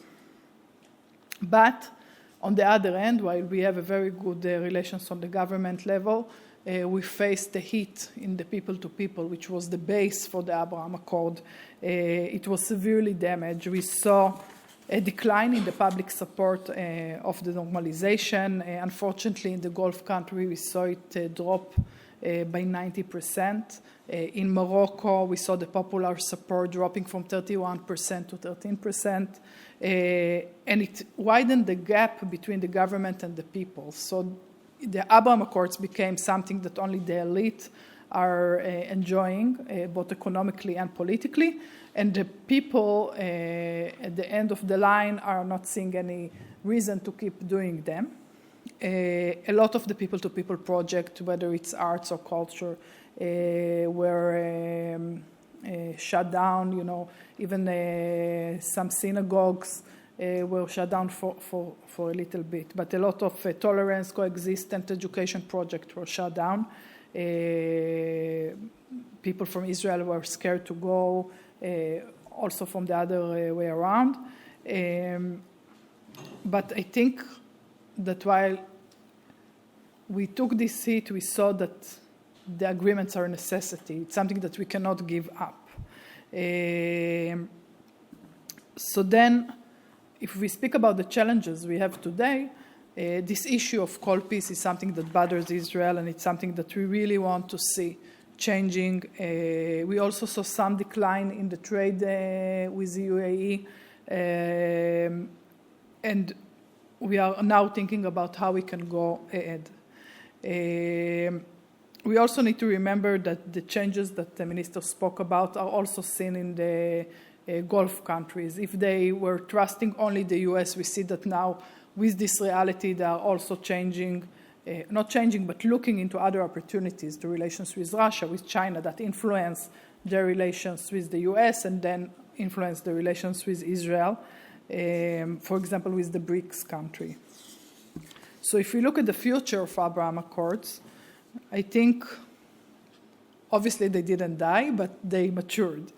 And what we have to do now is doing two parallel things. One is to deepen and reinforce the relations we have now. We need to make sure that we're going back to restore Israel's image as a peace-seeking partner, source of regional innovation, stability, and development. This is something that a lot of the people lost, and it's up to us and up to our partners to bring it back. We also need to focus on shared economic interest. So while we maybe lost some coexistence project and education project, we can find it in places where we have shared interest. For example, when we look at AI development. And we see the Americans now are trying to start this kind of agreements that Israel and UAE are part of. Also water, energy, things that are in the interest of countries, but also are more soft power than defense solely. So this will be first part, and I think the second part is to think whether it's the time and when is the time to bring other partners into Abraham Accords. I know that we spoke a lot before October 7 about Saudi Arabia. Some people name the reason for October 7 attacks as the relations between Israel and the Saudi Arabia and how the Palestinians felt that they left out from the policy. Not that I think that Hamas needed any reason to create terror attacks against Jews, but the normalization was there on the table to start very soon. And now we have new challenges with Saudi Arabia. First, October 7 created again, or brought to attention again the Palestinian issue. I think things that Saudi Arabia could give up before October 7 are not, it's not the situation now. The Palestinian factor is an important factor in their decision making. We also think that maybe for Saudi Arabia we will need to build another model that will be more gradual, that will be based first on defense and then on economy, and much, much later the people-to-people ingredient, if at all. We see a lot of demands that MBS has from President Trump. So this is something that Israel is not even have anything to do with, but it's something that the United States need to decide whether or not they want to give, for example, a formal defense pact or access to advanced weapons, cooperation on civilian nuclear program. And this is very significant demands of the Saudi from the US. And the new tension between Saudi Arabia and UAE is not helping at all. We need to make sure that while we are maybe exploring new future with Saudi Arabia, we are not losing our existing partner that stood by us during October 7th events and the 2 years after, and helped us a lot during these 2 years. So if I summarize, we now need to prioritize maintaining the current relation and deepening them, and only then looking into building future relations with Saudi Arabia. I think that Europe has a vital role to play. I think still Europe has the ability to be a meaningful player, especially when it comes to trade and the developing of IMEC.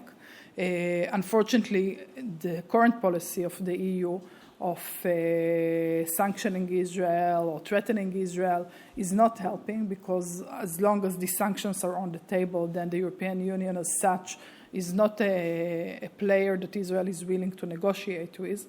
And they are staying out of the picture of the day after in Gaza, for example, or in future talk about IMEC. So this is a change that we are really hoping to see soon in the European Union, that this talk, this conversation that prioritize sanctions and acts against Israel is off the table. Thank you very much.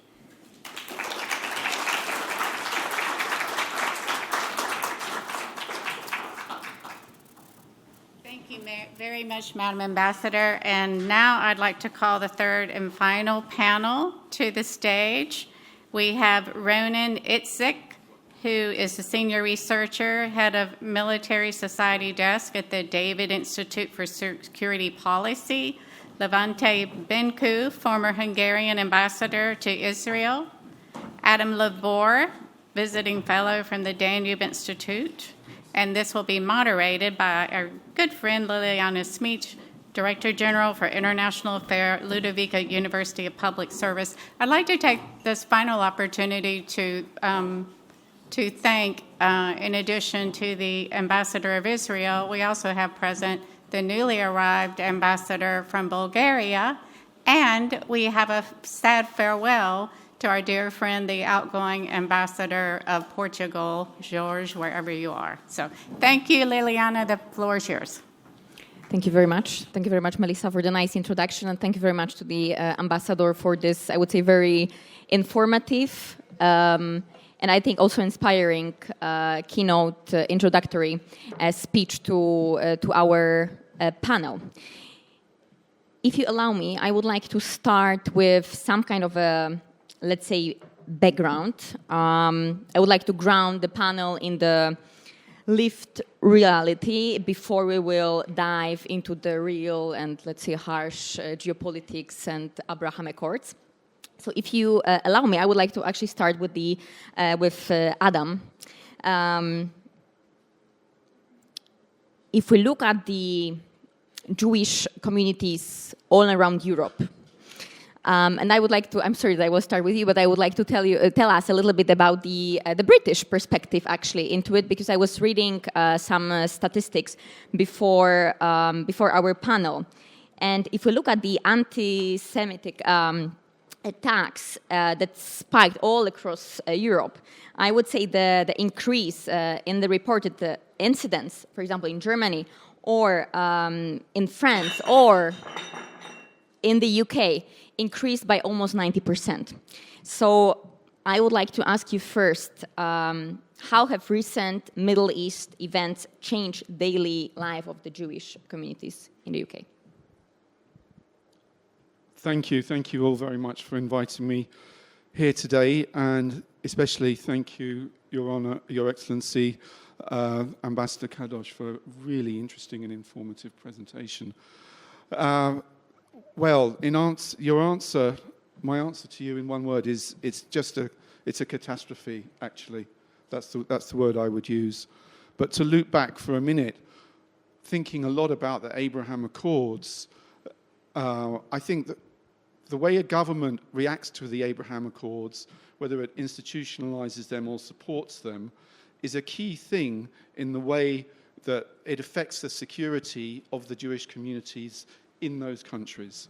So if we look at what's happened in Central Europe, particularly in Hungary, especially since October the 7th, the very strong message of solidarity sent by the Hungarian government, the Czech government, the Polish government, and other governments in the region, although not the Slovenian government for some reason, but the Croatian government as well, as we had our speaker here this morning, sending a very strong message, also sends a message to the Jewish community in those countries that you are safe, we will look after you.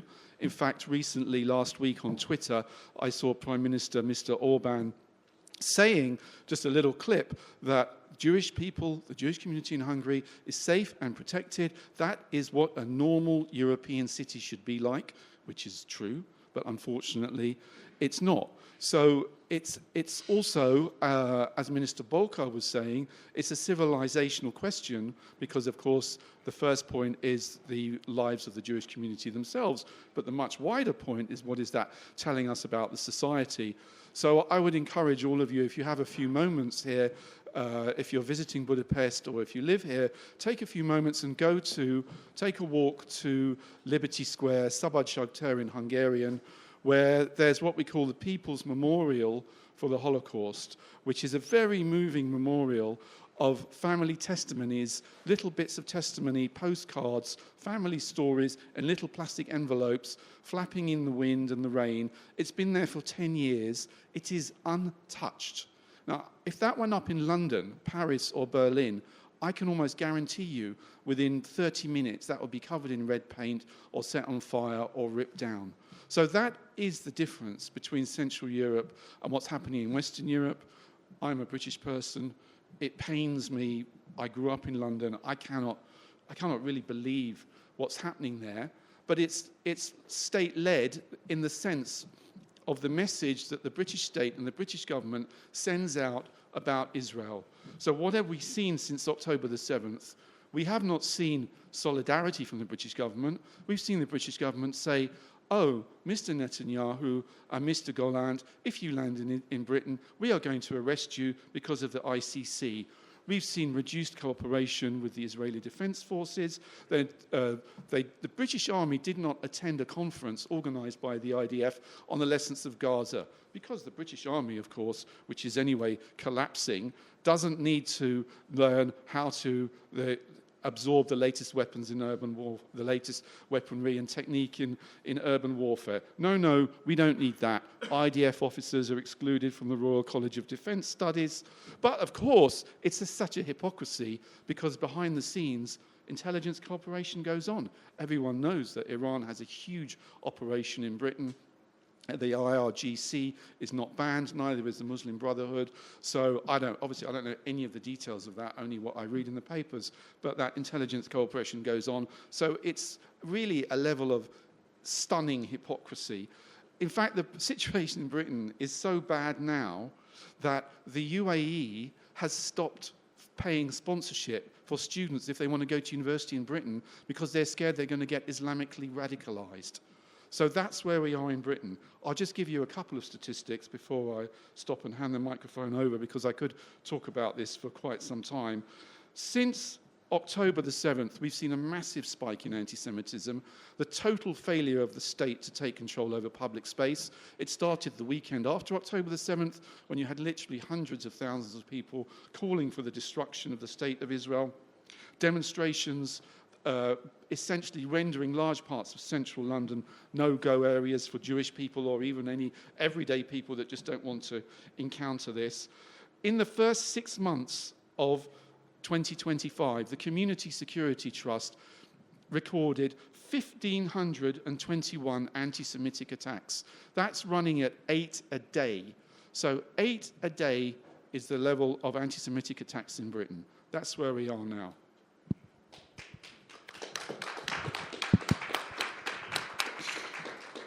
Thank you, Adam. The statistics are certainly striking. But I would like to ask now about the Hungarian voice, the former ambassador of Hungary to Israel. Well, in Hungary, we're rather seeing thousands of Hungarians marching to support Israel. And my question to you would be, what should European governments actually do in the practical terms, from, let's say, your Hungarian perspective, to protect Jewish communities? First of all, thank you very much for the invitation and for the possibility of speaking on this prestigious panel. Maybe to continue where Adam left off, I think it's important to note that one of the very few countries in Europe where there were no pro-Hamas demonstrations in the wake of October 7th is actually Hungary. And on the contrary, there were no pro-Hamas demonstrations. On the contrary, there were expressions of solidarity, as you, Liliana, pointed out, by society at large and by the government as well. Let's speak a little bit about the numbers here, because, of course, there are varying estimates as to the size of the Jewish community in Hungary. The roughly accepted number is roughly 100,000 people, which makes the Hungarian Jewish community the third largest in Europe after the UK and France. But the important thing here, I think, are the tendencies and the tendencies. Because probably the Hungarian Jewish community is the one which is growing by the day.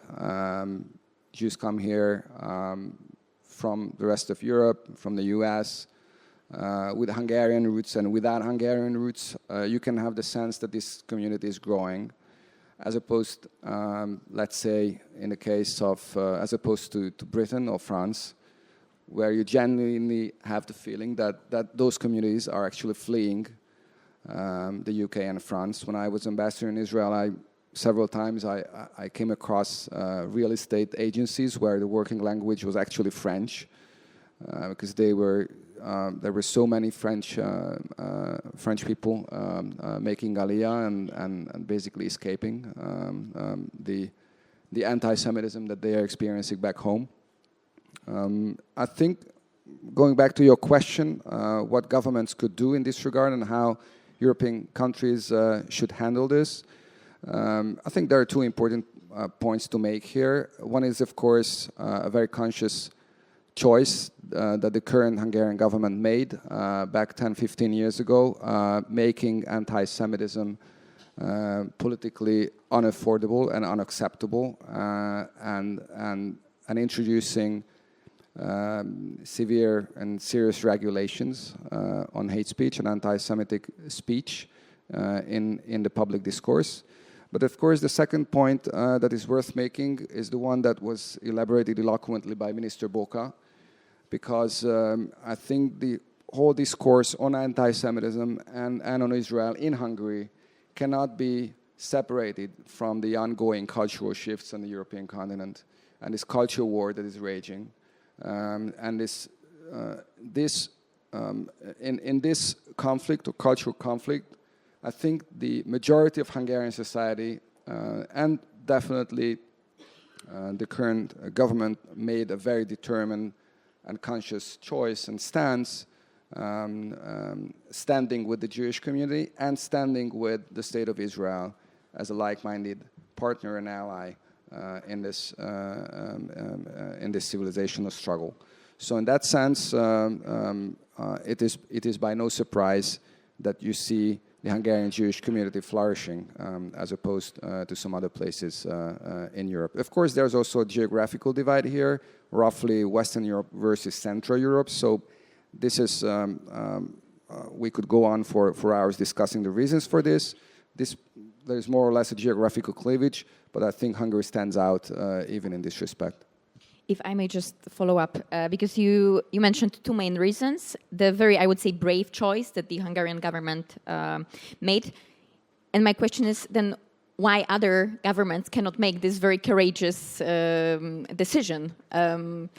What's standing, in front of them? I would like to know the answer, but probably we don't know. But yes, I think this opens the much wider question of what's happening in the European Union now. And Minister Boka touched upon these reasons. If I want to list very briefly a couple of them, I think there's an ideological reason. The culture war that is going on and that I mentioned.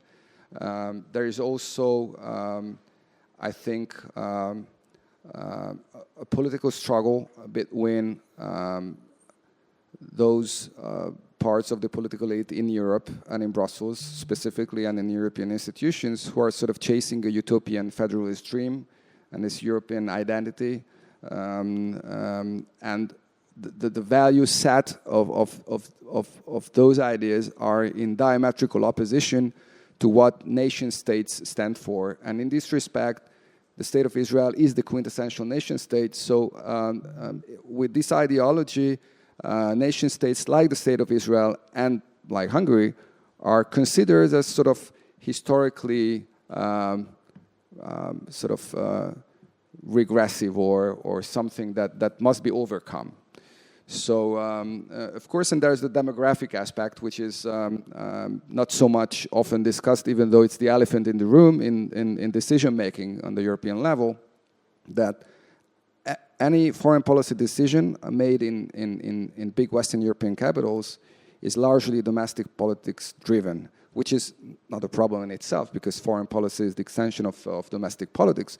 But the reason for serious European countries recognizing the Palestinian state in the wake of October 7th has got nothing to do whatsoever with events on the ground, no matter what they say, but it has got everything to do with the demographic pressure that these governments are experiencing from their own increasing Muslim population. And since we are speaking about democracies here, after all, they are responding to the changing electorate. And this opens up an ever-growing cleavage, I think, in Europe. And if it was difficult to come to a common position on the Middle East and on the so-called Middle East peace process 10, 15 years ago, when I was political director and we met several times in EU 27, at that time 28 format, it's quasi-impossible now because of this. Thank you very much. Ronan, how closely does Israel link the European Jewish security to the regional stability? Well, first of all, as we see it, and first of all, good evening, and thank you. As we see it, we have one great cultural challenge that comes originally from the West, and it's the postmodern era and its problems. Just to understand what I'm speaking about, in the 70s, there was an American program series. It's called It Runs in the Family. You remember? With Archie Bunker and Edith. And one of the actors was Rob Reiner, and he was murdered, I think 2 months ago, by his son because of drugs issue. Now, Rob Reiner was a figure in Hollywood, and his son murdered him, and they are a Jewish family, and I don't know if his son knows that in the 10 Amendments it is written, you shall honor your father and your mother, and also you will not murder anyone. Now, the postmodern world takes what we thought in the last centuries to be the most intelligent and free world, and takes it into a freak way in a turmoil that I don't know what will stop it. And it eats every country in the West, from the eastern coast of the United States to the western coast of Europe to the central of Europe. And that is because an unbalanced situation between liberal values and national values. Now, I read in 1995, as I was just a company commander in the Israeli Defense Forces, an armor company commander, and I read a book that Samuel Huntington wrote. And he talked about the line between two civilizations. And the line is going from the east side of Africa, through Israel, Turkey, to the Black Sea, and to the Baltian Sea. What is going on this line? In one side, you have a civilized culture, and in the east side, you have barbarians and murderers. And Huntington wrote it in 1995 after the Soviet Union collapsed. Everyone said, well, it's going to be a peaceful world, and it's at the end of history, as Francis Fukuyama dreamed about. But what happened in the real world is what Huntington said. Now, what is common between Israel and Hungary and Romania and also Czech Republic is that we all are on the same line. And we have to hold the line because we are in the front of the line that separates the barbarians from the civilized community. And in the west side of the line, you have also those postmodern things. Now, in Europe, you are caught in the middle between those barbarians and between the postmodern era things that are going on. In Israel, in the west side, we have sea. We have to deal with what happens in our east side. But I think it's the same equation. And in order to stand firm on this line, which is the front of the civilized world, you have to be very balanced between national values and liberal values, which the postmodern era tumbled extremely. Liberally, more liberal, be anarchy, woke and everything. And I think that the one example that shows why Israel prevailed, a war against 7 arenas, something dramatically, religious guys will say that it's all from above. Maybe there is something true about that, but I will say that it's all on the ground. And the thing is that we have a military that consists on a citizen-soldier model. And what is this model? This model says that where times become very urgent and you are under extreme threat, almost all of your citizens are becoming some kind of soldiers. Some of them are becoming combatants in the front, reserve soldiers. And this is educated in the family. It's an heritage to be a soldier in the Israel Defense Forces. And in that situation, in the 7th of October, after 12 hours that we are being surprised, almost 300,000 soldiers were deployed around Israel borders. In a matter of hours, this is why we prevailed, this war. Because we have citizens that are also, in emergency, becomes soldiers. And why is that? I think because in Israel, with all its problems, and we have our problems, the balance between national values and liberal values is the right balance. And when we are talking about nation states, and we have problems today with the world when we are talking about nation state, because some will tell you that nation state cannot be a democracy because, the minority and the majority and what happens between them. In a nation state, national values are above liberal values, but it's not a zero-sum game. And this was the first study that I made in my doctorate process. I made it in Poland, and I tried to show to the world that Israel is not an extreme national state. We are also liberal, and the Israel Defense Forces doesn't take you and make you a national extremist. The balance between the national value and the liberal value are very stable, and this was my conclusion after 5,000 participants in this study.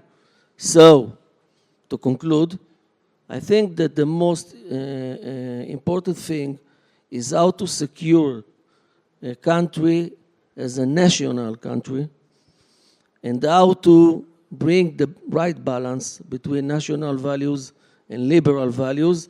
And I think that all of minorities, including Jews, will be safer in those kind of states when the balance will be right. Thank you very much, Ronan. Ambassador, actually, Ronan started already talking about it, about the very specific role that Israel and Hungary is playing in nowadays world. And also, or yesterday mentioned the role of the shepherds. I hope I'm not too monumentous with my question to you, but I would like to ask you, what is the recipe behind this very strong relationship between Hungary and Israel? And what, at the same time, differentiates Hungary and Israel relationship from others? Like, what's the deal? What's the features? What's the one thing that actually binds us together? Thank you. I think Israel-Hungary relations, first of all, based on mutual values and understanding, and coming from the same moral place, understanding, family values, the national values of your country. Of course, the relations are based on the very good relations between our prime ministers. I think there are two of them are now long time in the game. They build trust and they can discuss many of the issues, and they do so very often. And they can rely on each other, and they know that when things get tough in the neighborhood, in our neighborhood or your neighborhood, they have someone to come also for advice, but friendship and guidance. And we see it going down to the people. We see shared, for example, a will to cooperate on issues of innovation, of economy. We see, of course, the communities are a bridge, a life bridge between Israel and Hungary. We see the Hungarian population in Israel is quite big. I think it's a few 100,000, right? Yeah. And the Jewish community here, many of them have dual citizenship. They are on the line all the time. We have 12 flights a day, a lot of tourism between the countries, a lot of business between the countries. So that even goes beyond the relations of our governments. But we see it coming down to the citizens themselves. What makes this relation special? I think it's the unconditional support. I don't think we have this kind of support from any other country in Europe. You can maybe compare it to the US, but if you look at Europe, we don't have any other partner that will go with us this far. For example, if you look at withdrawing from the ICC, no other country did that. If you look at the vetoes in the European Foreign Minister Council, if you look at the decisions that being tried to be made against Israel, when I spoke before about education program or trade agreements, so then always Hungary stands by Israel. Sometimes you lead the opposition of few other countries, and this is something that is highly appreciated in Israel and seen as a unique. Thank you very much. I would like to now switch to, actually come back to the main topic of the discussion, the Abraham Accords, and I would like to stay with you, Ambassador. I'm sorry, I saw that you were switching the mics. So you already gave us some background of what happened, but something that you mentioned is that the Abraham Accords state. But would you say that the accords have, in a way, strengthened the deterrence, or not really? Against Iran? Yeah. Definitely. I'm sure that if we look at the region and we look at what forces wanted to destabilize the region, and we look at Iran and all its proxies and Hezbollah and Hamas and what happened in Syria, and obviously then the Houthis in Yemen, then you see one force that want to make this region unstable, want to take Israel out, want to take this region back to the days when there was war between tribes, and there are powers that want to make this region stable and flourishing. And this is Israel and the Abraham Accord countries. And in the end of the day, we had the most terrible day and most terrible attack and the most horrible attack that the Jewish people knew since the Holocaust on October 7th. But if we look 2 and a little bit years later, we can see that this alliance of the stable Middle East won.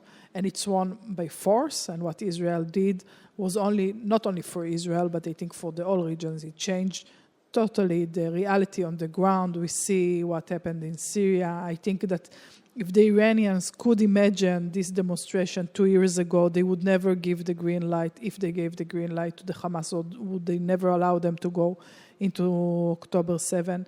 It strengthened Israel allies. It showed others that if you want to influence Israel, if you want to be part of the game, if you want to influence the reality of the Palestinian on the ground, the only way to do it is through relations with Israel.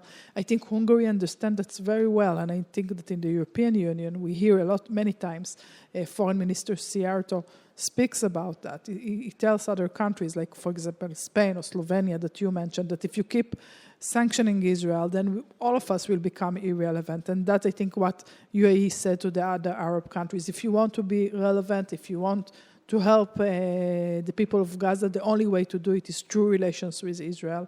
So definitely I think the reality now is that the deterrence, and there's facts on the ground that shows that the friendship with Israel, the agreement with Israel are the only way to go.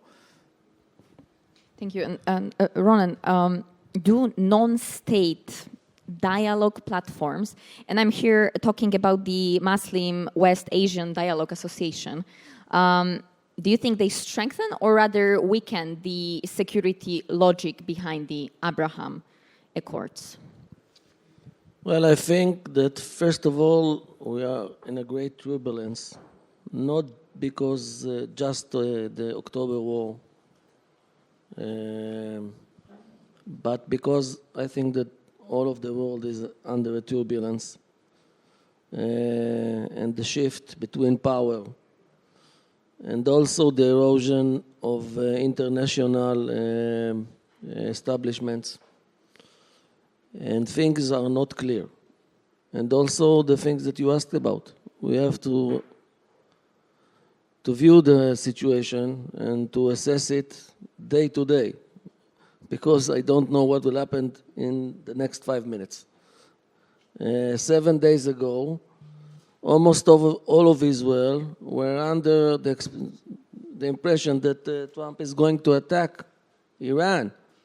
And what will happen seconds or minutes later is that Iran will attack Israel with missiles, something that we understood 6 months ago. And it's not over. And the Iranian people has their challenges with the regime. And Trump still says that he is going to handle things.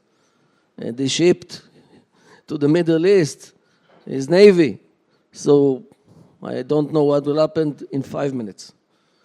Everything is so under turmoil. But I think that the optimistic point of view, and I am from the optimistic side, optimistic, realistic, is that, as the ambassador said, the Arab world, which almost all of them are Muslims, understands these days that Israel is not the problem of the Middle East, and Israel is not the problem of Arabs. They understand that Israel is an opportunity for them, and because of that, they are estimating the situation now. I think that the great question is about Saudi Arabia, because Saudi Arabia had its interest against Iran, and because of that, Israel could be a great ally. But when the Iranian regime is weak, and Saudi Arabia looks at this regime, and it asks itself, well, maybe we don't need Israel these days. Maybe we'll wait and see. So everyone waits and see. And the solution these days, I think it's in Trump's hands. So you said that you gave Trump his current wife and also his ex-wife. Both of them came from this region. So we have Trump's daughter. Ivanka is one of us. So I'm optimistic. And we can finish. Thank you. All right. Thank you very much. And now I would like to switch a little bit to the EU's, let's say, role into all of it. Do you believe that the Abraham Accords increased or reduced actually the EU's influence in the region? Because sometimes I have the feeling that maybe the EU leaders, they somehow don't want to now engage into the project because of their crazy obsession also with President Trump, because they feel like that's the US-backed project. Like, what's your take on that? Exactly. So I vividly remember back in the autumn of 2020 when news broke of the Abraham Accords that it was going to be signed, and it was finally signed on the White House lawn. And there was eerie silence in European capitals about it, even though with all objective measures or measurements, after more than like 30 years, roughly 30 years, it was after 30 years after the last normalization between Israel and an Arab country, Jordan at the time, and more than 40 years after the Israeli-Egyptian normalization, the Camp David Accords. So by all historical measurements, it was an event to be lauded. But beyond very subtle diplomatic niceties, this didn't happen. And you could feel that there was a palpable sense of disbelief, and I would say even apprehension and frustration over the fact that, as Ambassador Kadosh mentioned, basically, or referred to this, one of the basic tenets of, I think, EU institutions and many EU member states was undermined by the Abraham Accords, that there is no normalization between Israel and with the wider Arab and Muslim world without a sort of permanent settlement of the Israeli-Palestinian conflict. And added to this was the personal antagonism towards President Trump.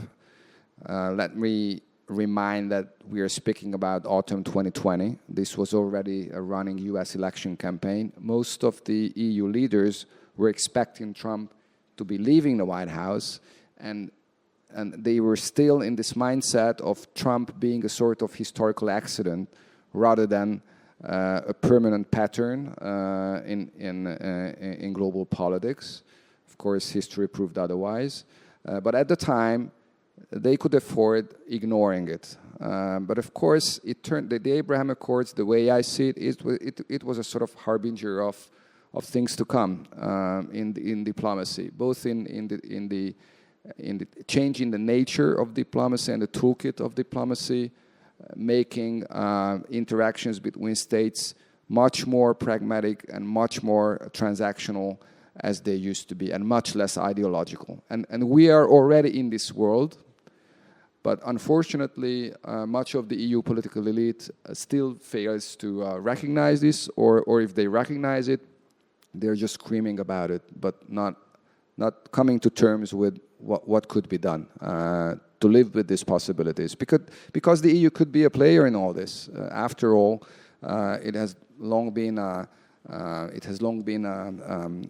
assessment or a saying in EU bureaucratic circles, and I remember this sort of catchphrase that was often evoked by European diplomats at the time, 10, 15 years ago, that the EU is a payer but not a player in the Middle East. So yes, the EU theoretically has immense soft power with its trade relationships with Israel and other countries, or with the immense amounts of money funneled into and invested into so-called state building, for example, in the Palestinian Authority. There are, of course, lots of questions about where some of that money went, and that's also worth sometimes talking about.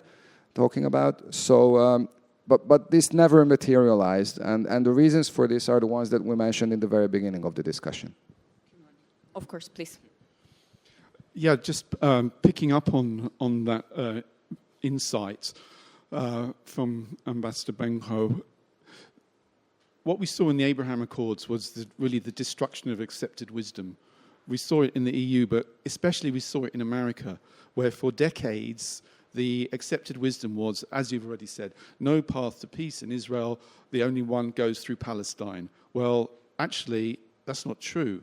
And it's the stepping outside that box, showing agility, which is not really a quality that often, with all respect to our diplomats, we don't always associate the word agility and being nimble and fast and speedy with diplomacy, which is more considered, but thinking, actually, what if it doesn't? Because these countries, they're like Israel in the UAE. They don't have a lot of natural resources. They have a smart, young, educated population. They're threatened by Iran. They've got on-off relations with Saudi Arabia. They're in a dangerous neighborhood. Why? Maybe we can do business together. And guess what? They wanted to. So I think one of the lessons of the Abraham Accords is broader than the Middle East. It's about thinking outside the box, thinking creatively, bringing in ideas that, I mean, I know that in the State Department, when Jared Kushner and Rick Grinnell and the other American diplomats that were involved in this, they were sort of horrified, like, you can't do that, that's not going to work. Well, guess what? It did. So I think that's the broader lesson of the Abraham Accords. We've all, especially in a world of great instability now, day by day, who knows what's going to happen by tomorrow morning, that we've got to think on our feet, we've got to be agile, and we've got to be a lot faster responding, thinking tactically and strategically where all this is going. Well, faster responding in the EU is, I would say, a bit yeah, which you're not going to get in Brussels, yeah. Yeah, but actually my question to you would be, but do you think, with all of this that you've said, can EU be a player? Not really, I don't think so. No, I think the EU is a sclerotic organisation that is mired in regulation, in top-down control. It's essentially a technocratic project that's... It's a project from the 80s and the 90s.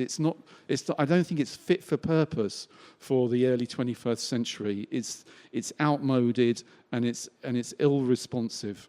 And it doesn't seem to understand, whatever we say the EU is, I think we mean the institutions like the commissions, does not understand what Minister Boka was talking about before. There is a civilizational struggle going on now in Europe. And you better get with it or you're going to lose.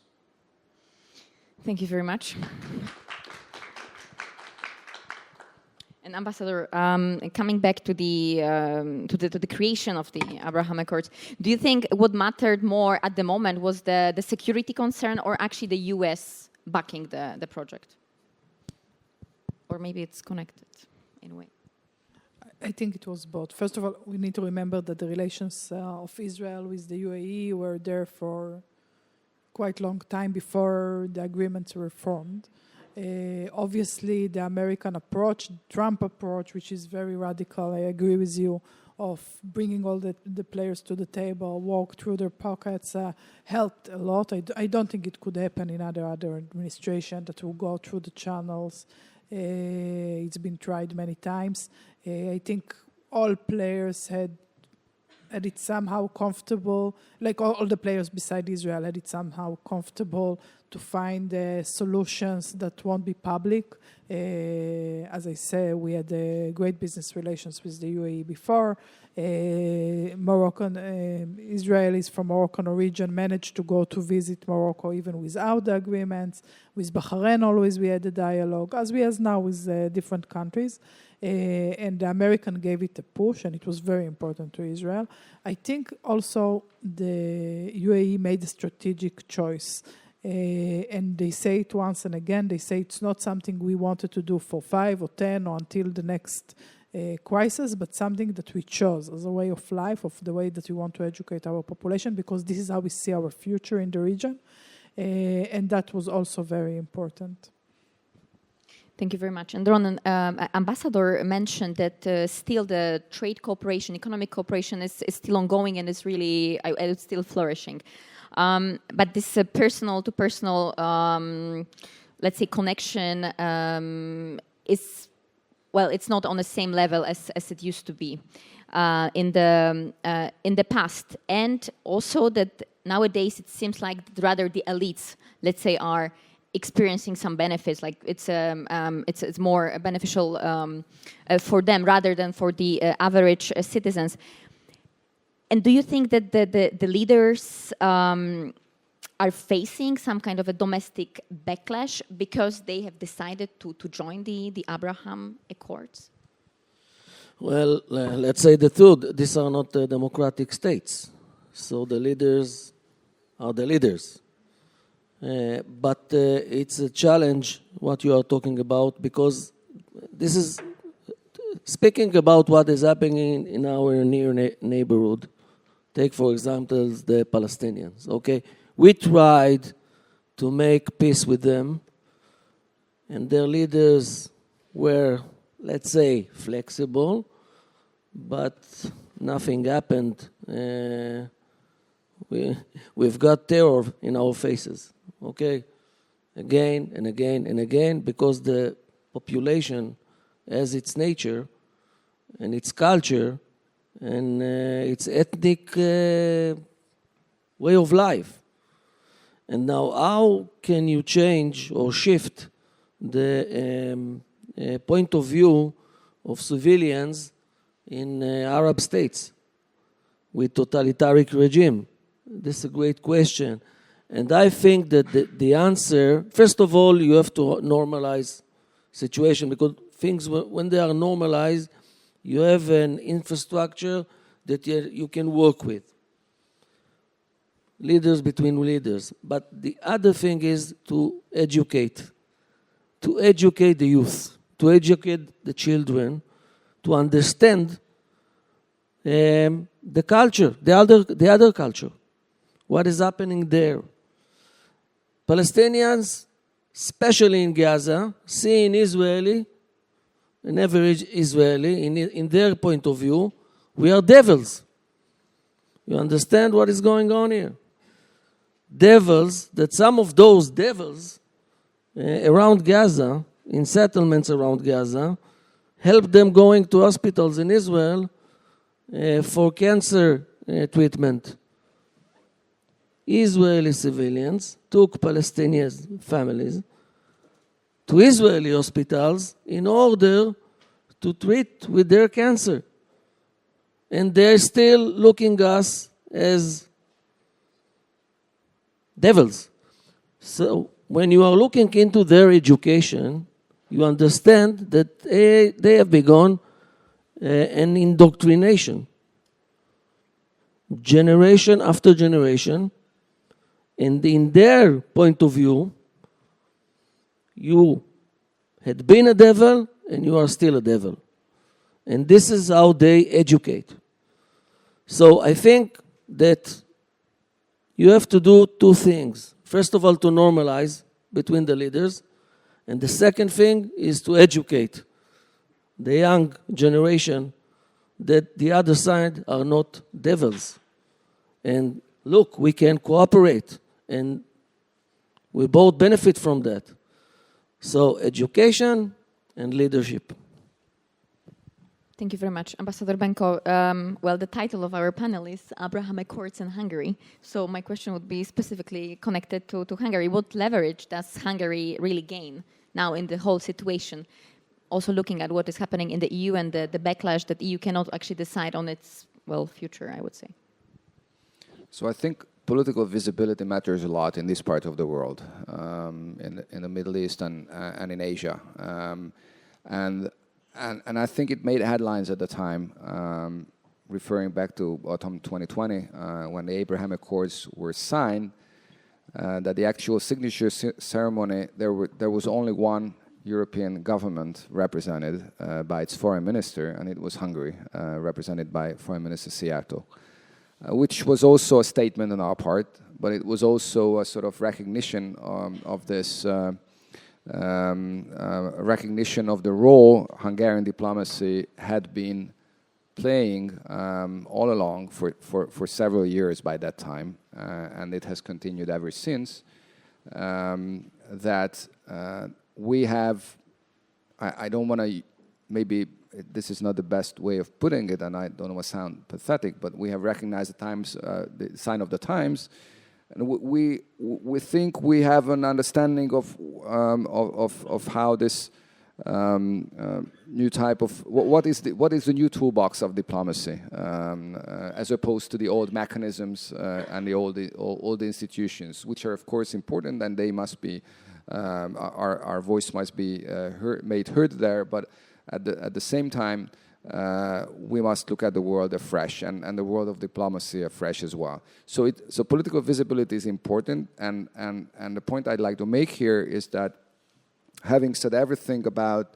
our steadfast support to Israel in the diplomatic arena, in international organizations, and our support, this does not mean that we have downgraded our relationship with the Arab world or the wider Muslim world.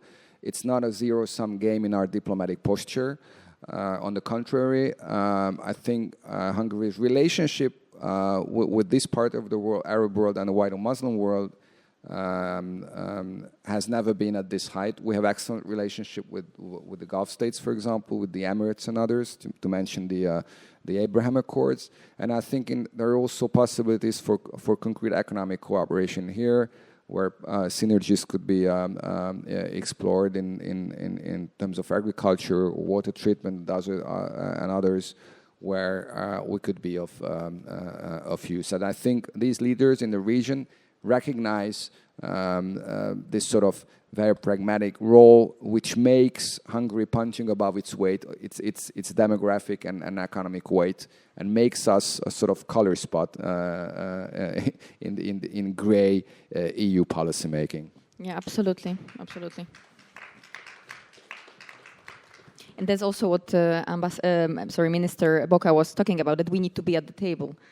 And we should be the shepherds, of the faith. I'm sorry, I'm constantly talking about the shepherd's quote of Or, but it really made an impression on me.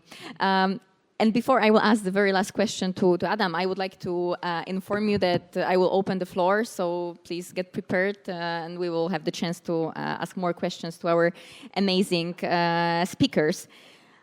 Ambassador mentioned IMEC. So my question would be, do you think the IMEC question could be resolved in the near future? Would the EU change its approach? Where do you see it going? Well, I think IMEC, the India-Middle East trade corridor, is absolutely crucial for the future of the region, but also for the future globally, because the Abraham Accords can be an intrinsic part of that, because they're locking in Israel, the Emirates, India, all the way to further countries. Kazakhstan, which already had good relations with Israel, has said it's going to join the Abraham Accords. So I think the two are very much entwined. And also the whole, beyond the IMEC, the way that Israel and the Emirates are thinking strategically, one development which got a lot of publicity in Israel but wasn't that widely noticed outside was the recognition of Israel of Somaliland, which, let's be honest, a lot of people don't know where Somaliland is or think it's Somalia, and it was a surprise to learn, with all respect to Somaliland, that next door to Somalia there was a functioning country with control of its borders and a moderate government and a functioning democracy, although not perfect, but still in a completely different league to Somalia. And at the same time, the UAE has a base in Somaliland. So it's IMEC, absolutely, but it's also going in the other direction as well. This strategic thinking about arcs of influence and the need to control things like the Persian Gulf to ensure that that ships can go through, to ensure that those trade routes remain open. So I very much hope that the European Union can understand about that and get on board with that. Thank you very much. So I'm opening the floor. Do we have any questions? Maybe let's see first if there's any other question. We will not skip it, but let's collect them. I'm not canceling the question. We have free speech here, so yes, please. I think Adam, you will go right with the question. I think so. Hi, my question is to Madam Ambassador about Abraham Accords. I'm from Azerbaijan. It is something we discussed in Azerbaijan as well because Azerbaijan was also invited to that accord. My question is, for example, Kazakhstan signed it, joined the Abraham Accords, but we don't know how it changed Kazakhstan's relations with Israel. Are there any projects being discussed? What comes with Abraham Accords? And the question many people in Azerbaijan ask, why should we join it? Because we have already good relations with Israel. How it is going to change our relations? Thank you. And let me just see, we have maybe third question. We have third question, and let's just collect them and we will then answer. And thank you very much for the question.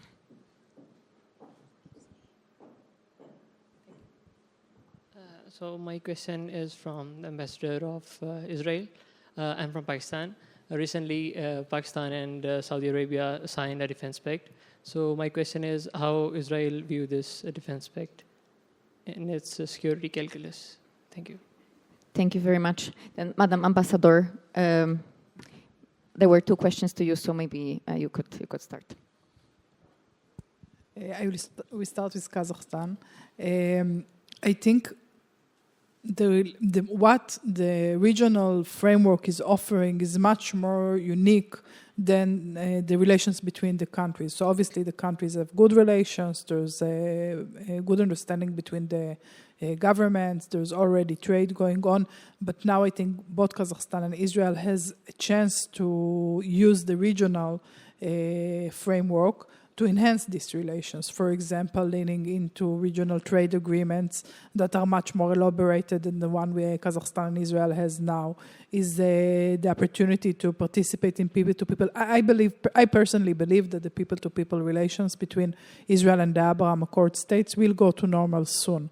Because we saw how fast, for example, the flights came back, and now how often we can see positive stories in the media that you couldn't see during the war, also in Bahrain and Morocco. The change is much quicker than what people thought. So I think this project of people-to-people will also come to the table. It gives young people in the region an opportunity to create a dialogue and education, as you said, to meet each other and to be part of something that is much bigger and shape how we see reality.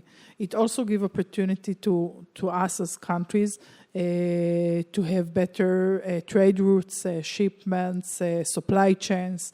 And I think that's the leverage that joining the Abraham Accords are different from just having a good relations with Israel. So I hope that answers your questions. Pakistan and Saudi Arabia. Look, the relations between Israel and Pakistan are not there yet. Same as with the Saudi Arabia. I do see the potential with Saudi Arabia to join the Abraham Accords and to change the reality. I think that once Saudi Arabia will join the Abraham Accords and have relations with Israel, that will open the gate to many more Muslim countries to have relations with Israel. Hopefully Pakistan will be one of them, as long as other countries in Asia. And I don't think that the Pakistan-Saudi defense pact is, I hope that it's not against Israel, but a cooperation between the countries.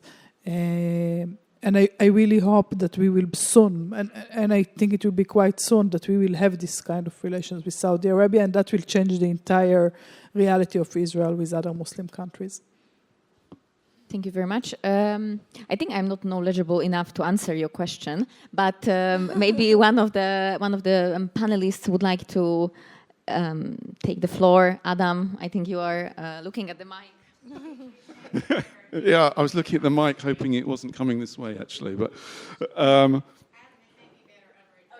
Yeah, okay. But I just did want to say one thing about the EU. Having been critical about the EU, let's also recognise the key role the EU played in the early 1990s in the transition period of providing a democratic framework of locking in the countries that were formerly in the Soviet bloc into the broader European structure, which we all take for granted now. And that wasn't a given at the time. That was a process that could have gone differently. So we must give credit to the EU for that, while still being critical of their slightly wrong-headed approach at the moment in terms of Middle East policy. That's it.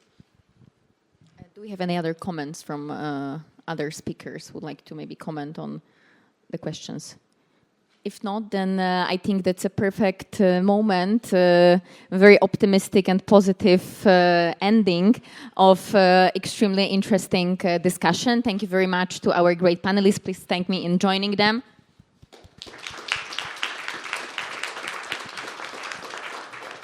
And I will give the floor to the master of the ceremony. The floor back to you, dear Liliana. Just briefly, thank you very much, dear audience, for being here. And on behalf of my colleagues in events management, Katya, Adam, and Zoe, and on the great AV team who made sure all the graphics came up in time, thank you very much. Now, our partners, obviously, for this were Liliana Smeech of the University of Public Service and Orya Sakar of the David Institute. Oh, and thank you, dear speakers, if I haven't said that. We have most amazing speakers today. But Liliana, if you'd like to come up and have a few remarks, and then, or if you will follow her. That's a surprise. I was not prepared, but... Well, I will be very brief because we had a very long day. So first of all, I would like to thank our partners for the cooperation. It's not the first time when we are organizing such an interesting conference on this very, I would say, important topic, pivotal year ahead of us. And once again, thank you very much. And I will probably give the floor to Or to end it with some particularly inspiring quote, because you are very well known for doing it. And thank you very much. Thank you.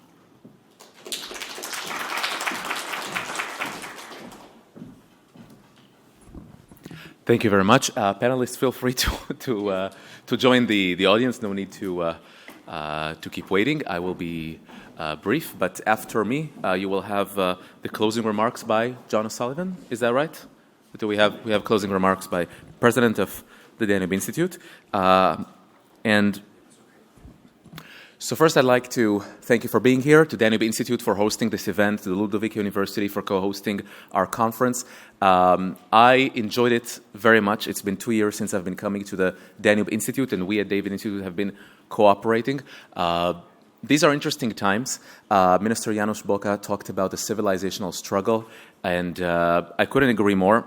I think when we talk about what's going on today in the world, and we spoke a lot about this civilizational struggle, I'm reminded of when I went to Washington, D.C., and I went to the Library of Congress. And if you go to the Thomas Jefferson Hall, built in the late 19th century, you have a mural on the ceiling of that library representing 12 winged figures, each representing a different historical culture and their major contribution to human knowledge. So there was Egypt, of the written records, Greece, philosophy, Italy, fine arts, England, literature, and there was also, I wish they had Hungary there, but they didn't.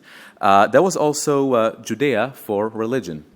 I would like to connect it maybe to the three hills, the image of the three hills of civilization that we were raised on as the foundational tenets of the Judeo-Christian civilization. That will be the Acropolis in Athens, representing philosophy, reason, and democracy, the Capitoline Hill in Rome, representing law, republic, and administration, and the Golgotha Hill in Jerusalem with the Temple Mount, representing monotheism, ethics, and revelation.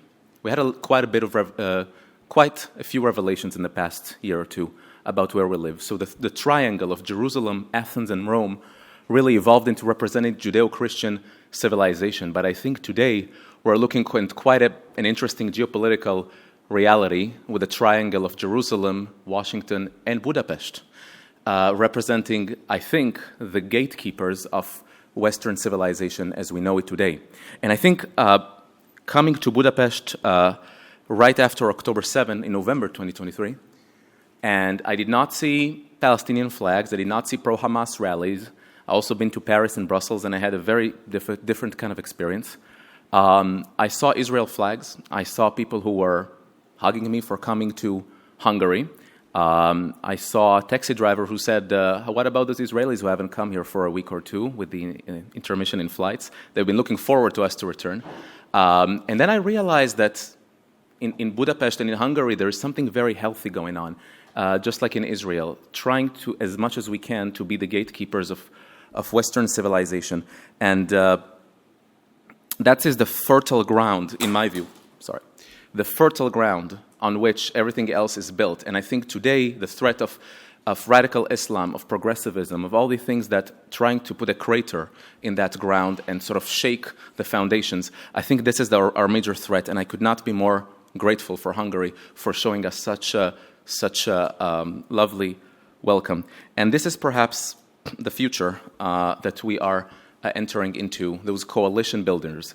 I'd like each and every one of you maybe to take one insight from this conference today, whatever insight you heard in this room, and there are many great insights of them. And maybe I'll go back to what I said yesterday that Liliana so graciously repeated, that the world today is divided into trendsetters and followers, those who set the trend and put on the light and let everyone know what light to follow, what lodestar to follow, and those who are the followers. And we have a special responsibility as men and women of letters, as people who write, as people who affect public opinion. We have a special responsibility in lighting the right light. And I just hope that in a world where we see so much darkness going on, we have the wits and we have the courage to light this darkness. And in the choice between being a shepherd or being a herd, I hope we'll all choose to be the shepherd in the story. So thank you very much. Thank you for coming to this conference. And I will give President of the Danube Institute, John O'Sullivan, the closing remarks. Thank you so very much.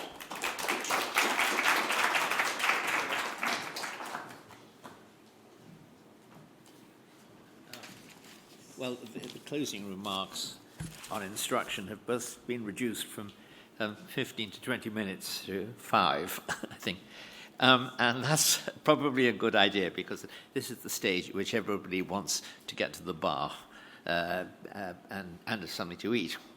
Well, I would say this has been a phenomenally interesting conference from the standpoint of the audience because I was a member of the audience and I thought that I learned a great deal about it. I want us just briefly to set it into an international and historical context. Obviously not just the conference, but the events which it's discussing. And I would say we've grown used in recent times to classifying different ages, the age of the Cold War. We pretty well reckon that started in 1947, 48, and came to an end in 1991. And then we then have the age of the post-Cold War world. And that seemed a relatively stable order, known as the rule of rules, the international liberal order, until it started to break up quite soon. It starts to break up, I think, in 2008. With the combination of the invasion of Georgia, and secondly, with the fiscal crash, which leads to considerable loss of self-confidence in the Western world. And we then enter what I think is something like the age of transition. And the age of transition, or chaos, sometimes is said the chaotic move to transition, is obviously heading in a certain direction. And we can't give it a better name because we don't know where it's going to end up. I would say the chaotic aspects of it climaxed in October the 7th, just a few years ago.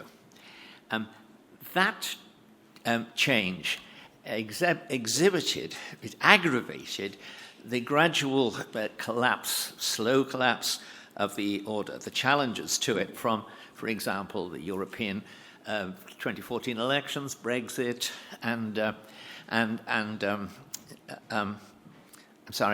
Brexit and, Trump's election. Things were breaking up. But they broke up in a very dramatic way, it seemed to me, not only with October the 7th, but with the international reactions, the global reactions to October the 7th. In our thinking, let's find the short piece here. We know that this is the problem with shortening. It takes such a long time. Yes. What the world's reaction to the Hamas attack has made something horribly clear, and that is demonstrated by the way international arguments are framed. The principle that nation-states are legitimate, as inter alia, the foundational order, was one. Now, the open aim of Hamas, defined in its documents, was to destroy Israel as an independent state with a Jewish core. Thus, or so the argument went, whatever is done to attack an illegitimate state, an apartheid state like Israel, must itself be legitimate. That doesn't follow, actually. Just war doesn't justify war crimes. But the entire subversion of Israeli legitimacy was attacked as fraudulent in recent years. Of course, that hasn't stopped yet. But what that demonstrated was its vulnerability, and I should move on. I'm sorry, I have lost my place here. So, what do I think happened today, or what we discovered today about the way in which the world is changing, is that so many of the things, so much of the support for the anarchism between states, the willingness to accept institutions which are not well rooted in democratic and classical ideals, has come up in the last few months to a series of choices in which we see a restoration to some degree, I think the beginning of a restoration, of some more plausible systems of arrangement. Now, I will say just very briskly what they are. The first, as I've said, is this set of countries, the Visegrad countries, and have emerged as not just part of Europe, but as a functioning part of Europe, which in its relations with Israel, but not only with that, its relations with Israel are showing a revival of classical nation states and democratic systems of government against the gradual erosion of those values. And this is creating a somewhat different form of the Council of Europe. Secondly, the role of international bodies, of international courts, and of the NGO revolution, which is very much their kind, very much assists and are used by in global bodies. That has come under increasing skepticism, and so it should. The revival of the nations, of the value of the nation state, began actually before Brexit and Trump in the European elections, which saw the resurrection, so to speak, of what I call a traditionalist conservatism or a nationalist conservatism, which is now the opposition, so to speak, in Europe, but is engaged, but is growing in strength, and in this region may become completely dominant. This is welcome in relation to the shredding of the influence of international bodies, which we've just seen. For this reason, international bodies are supposed to be the agents of nation states and governments, democratic governments. That's what they're supposed to be. But they have increasingly wanted to force nation states and democratic governments to become the agents of international bodies. And that means that the basis for there's no democratic basis really for many of their actions. And the role of NGOs, not much discussed, but I think very important, is this: they have two flaws which are vital. One is that they have no real democratic roots. Nobody votes for them, and nobody can throw them out of office. And the second is, and this is where governments and political parties come in, is that NGOs cut the necessary link between raising and spending money, and between between reconciling with what a government spends with what it raises. You might say that NGOs, particularly NGOs founded by international bodies, are a system for maximizing indebtedness and government spread. Finally, the division between Europe and the United States, which is emerging, reflects real differences, it is true. But the value of the link in NATO and between NATO bringing together the United States is extraordinarily valuable to both sides, and that is going to mean a great deal. Furthermore, the United States now clearly has areas of Europe which are much more understanding of what the United States is doing, and much more willing to consider, and to revive, to protect, what I'd call traditional ideas of free speech, which now come under attack from institutions of government in Western Europe. That is an extraordinarily important element. Well, I would say now thank you. I'd like to thank, as others have done, the organisers. This has been an extremely valuable conference.